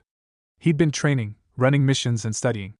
Outside of time spent with Tsunade, Shizune or the rookie/Konohamaru Corps, he didn't pay much mind about what was happening with the village's populace. They stopped being dicks, that was really enough. I've been preoccupied, Naruto started, fighting the urge to scratch the back of his head. Also, does that mean if I give you the appropriate length of eye contact you will squeal? Because I'm torn on whether I want to see it or not. Might be effective. The swoon no jutsu? Fangirl flip out no jutsu? Naruto said, tapping his chin. You're an idiot, and you're illicit. Talking about a harem because one girl likes me. One? The priestess and the Nadeshiko don't count? What about Tamari? That was just. We're just friends. You had my apprentice so turned around I thought she wanted to pound on you just to jump your bones. Why, even the ramen stand girl makes eyes at you. Now. Ayam-chan is like an older sister to me. Besides, how do you know all of this? I have a spy into your fan club. What? Tsunade had to laugh. The gaki was too easy. Because I have 2 eyes and years of experience, idiot. Or do you forget you drag me to that stand every chance you get? Better than that den of iniquity you take me to. Hey, they know how to pour a stiff drink and not ask too many questions. And every guy in there lies in wait hoping it'll be their lucky night. I'm starting to think I should beat their asses from the jump so I can have some peace. Does Naruto not like the mean men schiving on Tsunade-chan? I'm touched that you care so much about my virtue. You have so little left, and Shizune-chan can only do so much. This causes the Godame to gain a tick mark, resulting in Naruto laughing. Yeah.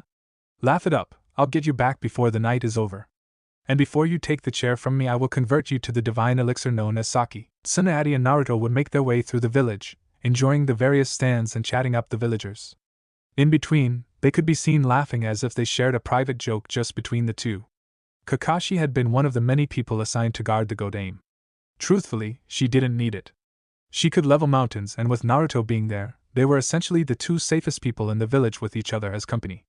But the precautions were taken and everyone felt better because of it. Kakashi felt the oncoming presence stop behind him. He didn't even have to turn to know it was Jiraiya. Truthfully, Kakashi was still a little sore about everything that had gone down between the Sannin, Naruto and him. He wouldn't fight the man again. Tsunade-sama made it clear what that would result in, but he couldn't pass up being a dick. They looked good together. Very natural, don't you think? As if they'd known each other for years. Yeah, a real mother and son pair. Kakashi snorted. Sure, mother and son. Let's go with that. What else would we go with, Kakashi? Mother and son, like you said. I couldn't have meant anything else. Two attractive adults with a unique intimacy. Clearly I meant maternal. You're talking out your ass. Jiraiya. No need to be upset, I am agreeing with you. The Sannin huffed, suppressing the urge to strike the dog summoner. I just came to inform you that your team, guys, and I will be heading out for a mission to Kiri tomorrow. You'll get details in the morning. I look forward to it. How early do we need to report in case Naruto needs time to rest? Fuck you, Kakashi. The two blondes walked back to the Senju compound, both having enjoyed the presence of the other. Even as extroverted as Naruto was, he was tired of all the people that wanted to speak to him, and it was only a mere fraction of the demands for Tsunade's attention. They'd been traveling in silence since they left the center core of the village, but Naruto got the sense Tsunade wanted to tell him something. She seemed apprehensive. I've got some good news and bad news, Naruto, she said as they turned down the final path. Oh, okay. Well, the good news is you passed your exam and are now qualified to engage in diplomatic missions. Congratulations, he beamed. He'd started studying on the mountain but ramped up once he returned, so for it to have worked, for him to have proven he wasn't hopeless at intellectual work was nice. Thanks, Tsunade-chan. What's the bad news? The three tails are set to reappear in Kiri soon. They've asked us to help reseal it as the grounds of a new alliance. I'm sending Team Kakashi to help. She saw the look in his eyes, near pleading not to do this. In his letters he'd been pretty explicit about how he felt concerning the creation of, and she knows he'd never want to take part in it. Please, I can't do this to someone else. You won't have to. Jiraiya is responsible for the sealing. At most you'd provide the barriers to protect people, but you won't have to directly seal them. Tsunade saw he was unconvinced but not voicing it. I wish I didn't have to do this, but sealing a hostel is inherently risky and Jiraiya might die without your support. Not to mention, Nagato might show up and Jiraiya can't take him alone. I don't want to do this, Naruto, but no matter how mad and disappointed I am, I couldn't just send him to die. I understand, he said as they approached her door. I'm sorry I had to end the night like this, but I didn't want you to be blindsided tomorrow. Thank you for giving me advance notice. I appreciate it, he said. The two bid each other goodnight, but Naruto was too lost in thought. He didn't know what to do, his personal ethics and desire to do right by his partner at war with his loyalty to his village. Kurama had remained silent. He knew what the boy desired but also knew he was in an unenviable position. Naruto would think about it for the rest of the night, even as he prepared for bed. It was only the banging at his door that stopped his thoughts and alerted him to how out of it he was. When he opened the door he saw Jiraiya there, barely supporting himself. The Gamma Sannin said something incoherently and then fell into the door, being caught by Naruto. The blonde just huffed and put him on the couch, allowing his godfather to sleep it off. He then settled in and got some rest as well. Tomorrow was going to suck. Chapter 16. I'm trying to be a gentleman about this. He'd hoped the ocean air would have some calming effects, but it didn't appear to be working. Not even the sway of the ship offered any hint of relaxation. He needed to sleep. Their destination was too important for him to be off due to lack of sleep. But he couldn't. Every time he tried he got overwhelmed by his friends and their emotions. Fear, doubt, excitement and more, and all in a cycle. The worst, though, had been Jiraiya. So much guilt and denial. Naruto could feel the depths of his regret, his concern he'd permanently burned the bridge between them. It was hard to not be empathetic when you're a literal empath, but some part of him rejected his natural inclination. He didn't doubt Jiraiya regretted his actions, it just never seems to stop him from repeating them, and he couldn't afford to be close to someone that was so cavalier with his life. Still, there was that inkling telling him to give the pervert another chance, to not shun every connection to his parents, as it may end up hurting him more than anyone else. He really needed some sleep. He really wanted some sleep. He didn't have this problem while awake, he hadn't even learned how to use it consciously. It was too much, and a part of him felt guilty that he was intruding on their private thoughts and concerns. It was a violation, and he wouldn't wish that on anyone. There's a lot happening he wouldn't wish on people. Nagato took Killer Bee, Tsunade informed him during the mission briefing. He left Yujutoni, the son of Nibi. No one could make sense of it. Then reports came that the of the Nanabai, Fu, appeared to have joined Nagato as no outward signs of resistance could be seen. It was confusing. Tsunade said, from what she was told, Fu wasn't well treated nor cared for in Taki and started to hate and mistrust humans because of it. Maybe Nagato lured her in with acknowledgement. Naruto knew the powerful allure of acceptance. It still didn't make sense from Nagato's former goals. Some wondered if he was just adding powerful shinobi. Makes sense for Fu but not Killer Bee. And Killer Bee made sense as a hostage but not so much Fu, as Taki could hardly offer much for her return and wasn't a significant power in the shinobi world. Nagato would have almost no use for hero water. What was he doing? What did he want? In truth, no one knew, but the entire shinobi world was waiting to see what he would do next. Well, not the Godame Mizu and Hokage. The Mizukage was sure the Sanbai was set to re-emerge and would be a prime target for Nagato and the rest of the Akatsuki. Kiri has some adept seal users but no true masters, and certainly not those good enough to create in the middle of a war zone. The Mizukage wasted no time contacting Tsunade and requesting aid, and the blonde Hokage agreed. Jiraiya along with Team Kakashi, Guy, and Asuma were assembled to lend aid to Kiri in hopes of not only stopping Nagato but creating a new alliance with Kiri. Tsunade stipulated that the teams were going there to lend muscle should the need arise. Jiraiya was tasked with offering help via his expertise. He was tasked with keeping Jiraiya alive, erecting the barrier during the sealing and providing an army of clones if fighting should happen. He desperately wanted to be anywhere else. He hadn't spoken to Kurama since Tsunade told him about the mission. How could he? How could he ever justify doing this to Kurama's family? Politics? Balance of power? Creating Jinchuriki was fucking evil. The human and the both suffered, and even if they could find common ground, that only made them more effective weapons. And he was going to take part in this for reasons. There was almost always a reason to do the wrong thing. Justifications abound. Naruto was going to help ruin some poor child's life and imprison his friend's brother. He had to act directly contrary to his principles.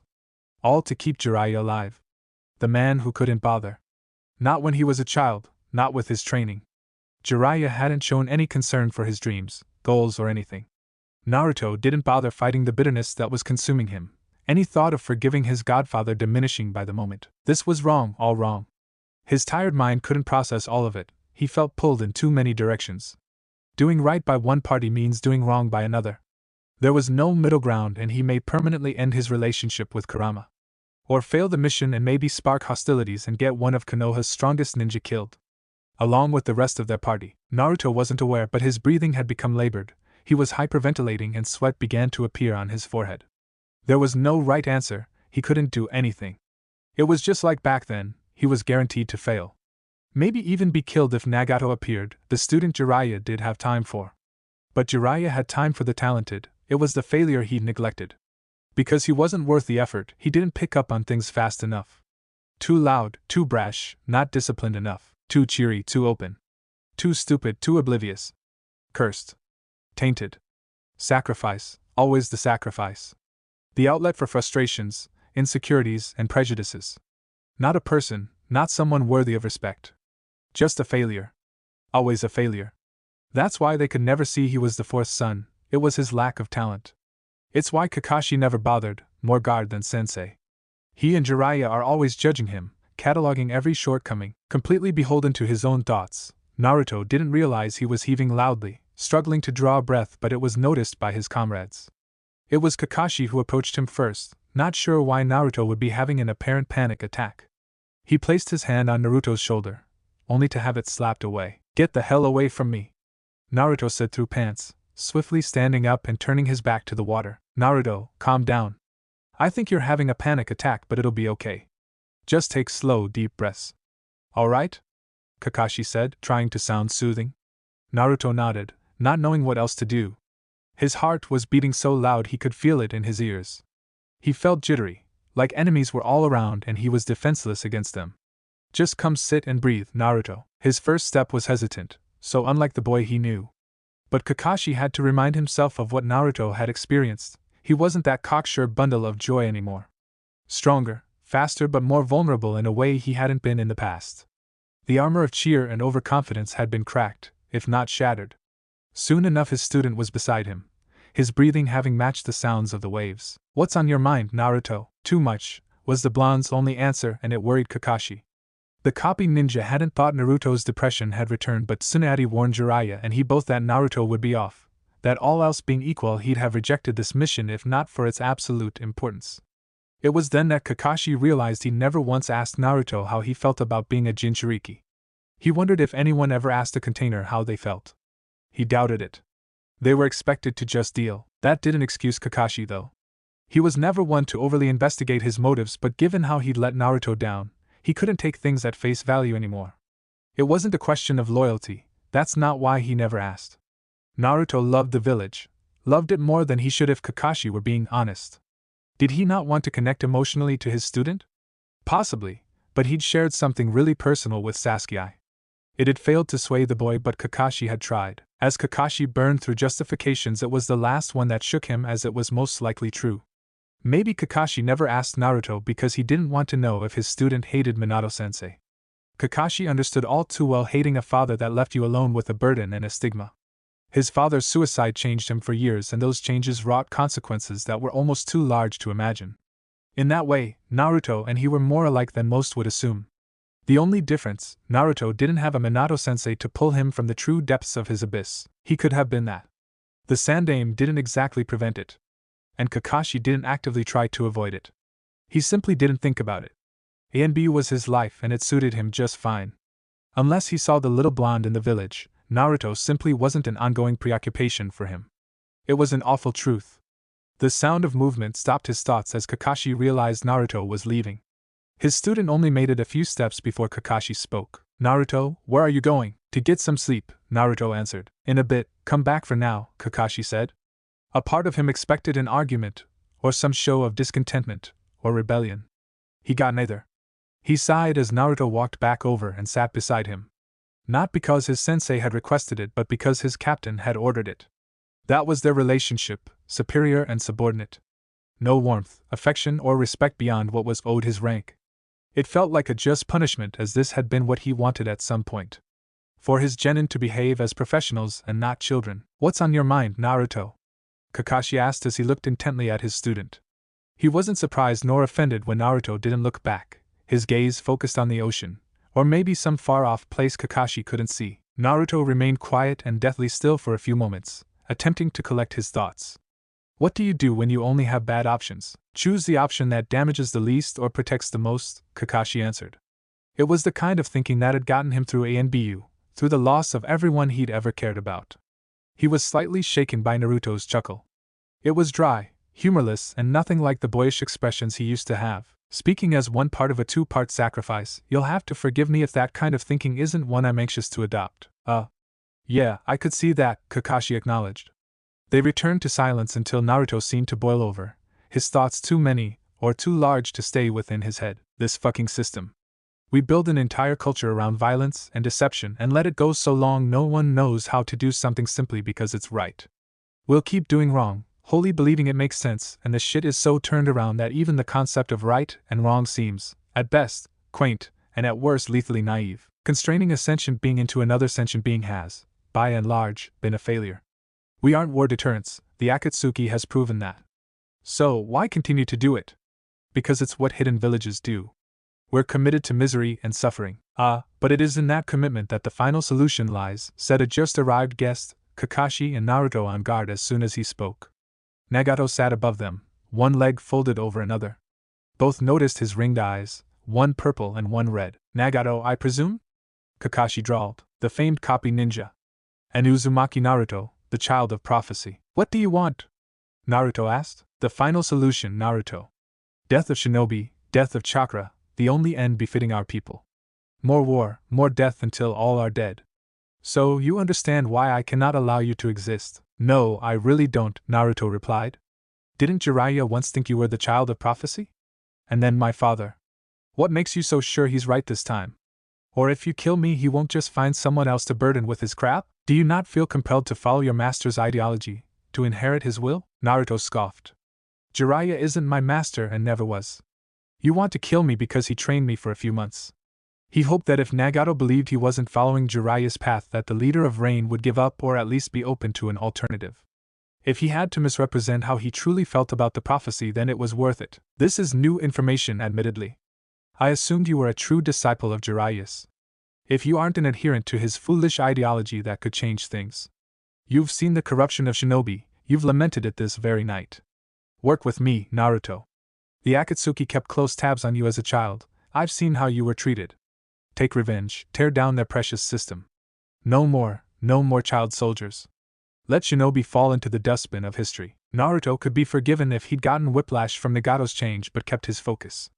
There was likely violence before chakra, there would be afterward. If you don't address the root causes, then what's the point? I don't seek to fix humanity. I no longer yearn for peace.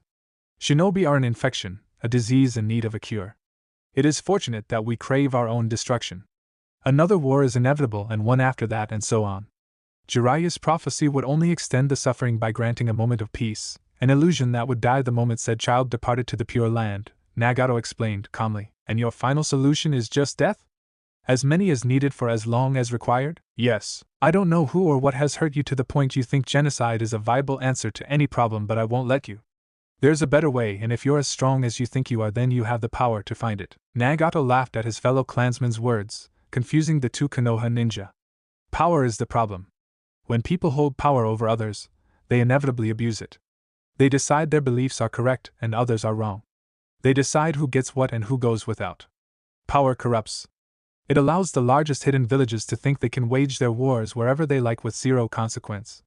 Destroy farmlands, kill bystanders. Chakra isn't the only kind of power. You aren't talking about killing the daimyo or the wealthy, too, Naruto argued. Nagato simply shook his head. Any inconsistencies you find in my argument are immaterial. I'm not trying to fix the world. I don't care what people do once shinobi are gone. I only seek to remove them. And it seems you are going to stand in my way. I'm only your enemy if you make me one, Naruto said. You targeted me, remember? Twice. This is true. So I'll give you a choice. Retire. Have no further dealings with anything related to ninja, and I will no longer seek to kill you. What? I go work a plot of land while you ensure everyone I care about dies in pointless wars? Naruto asked.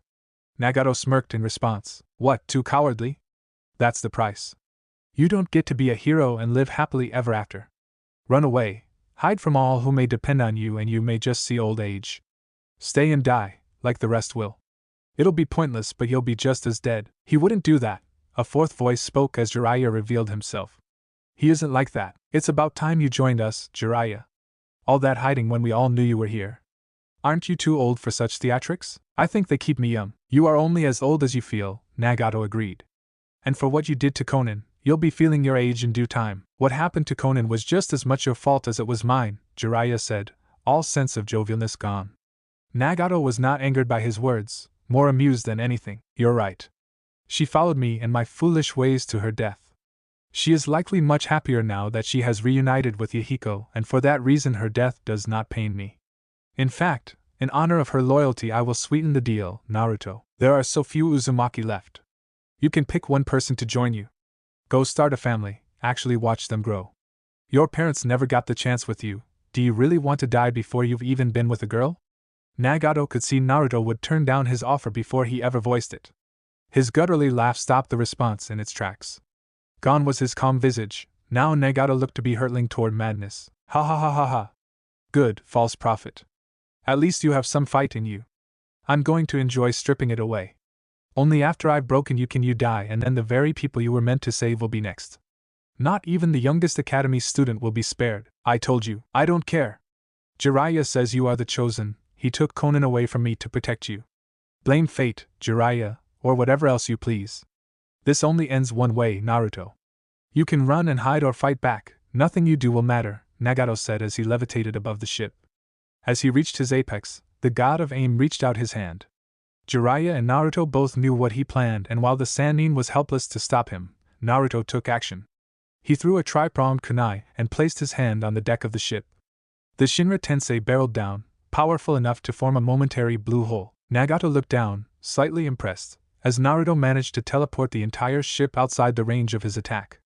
He smiled. It felt good that the savior of the shinobi way had some fight in him. It would increase his satisfaction if he had to work for it. Ultimately, it wouldn't matter. His clansman, likely a cousin, would die. Life was cruel, fate crueler still, but this was how it would be. Not because it had to be, but because Nagato deemed it so. Those with power got to decide, and he was unmatched. Naruto, Kurama warned, but Naruto was already aware. Someone had been lurking below the ocean's surface and was preparing to attack. Chaining hand seals, he created the water formation barrier to intercept the shark-like water. "It's Kisame," Kakashi said, recognizing the technique. The other teams had finally joined. Jiraiya explained what happened, his eyes only leaving Nagato for an instant, but long enough for the Uzumaki to vanish. "We have the number advantage, but something is allowing him to move at incredible speeds underwater. If we get pulled in, the disadvantage may be too much to overcome," Neji explained. Naruto could feel another build-up of chakra, signaling an oncoming, from their submerged enemy. Not willing to take a chance, Naruto performed a counter. As the others debated about a plan of attack, Naruto created a whirlpool around the ship, the well-timed technique diverting Kisame's multiple shark bullets. Naruto heard a clang and felt the deck depress due to extra weight. Guy and Lee had both dropped their leg weights and had jumped onto the ocean's surface. He saw Sakura about to join and handed her a Hiraishin kunai, trusting his teammate to handle the Akatsuki member. She slipped the weapon in her pouch and joined the green beasts of Konoha for an aquatic showdown. Thanks for listening. I do hope you enjoy it. Turn on that bell notification. Like, subscribe, and comment down below. And also check out the other videos I have created and enjoyed it. See you guys next video.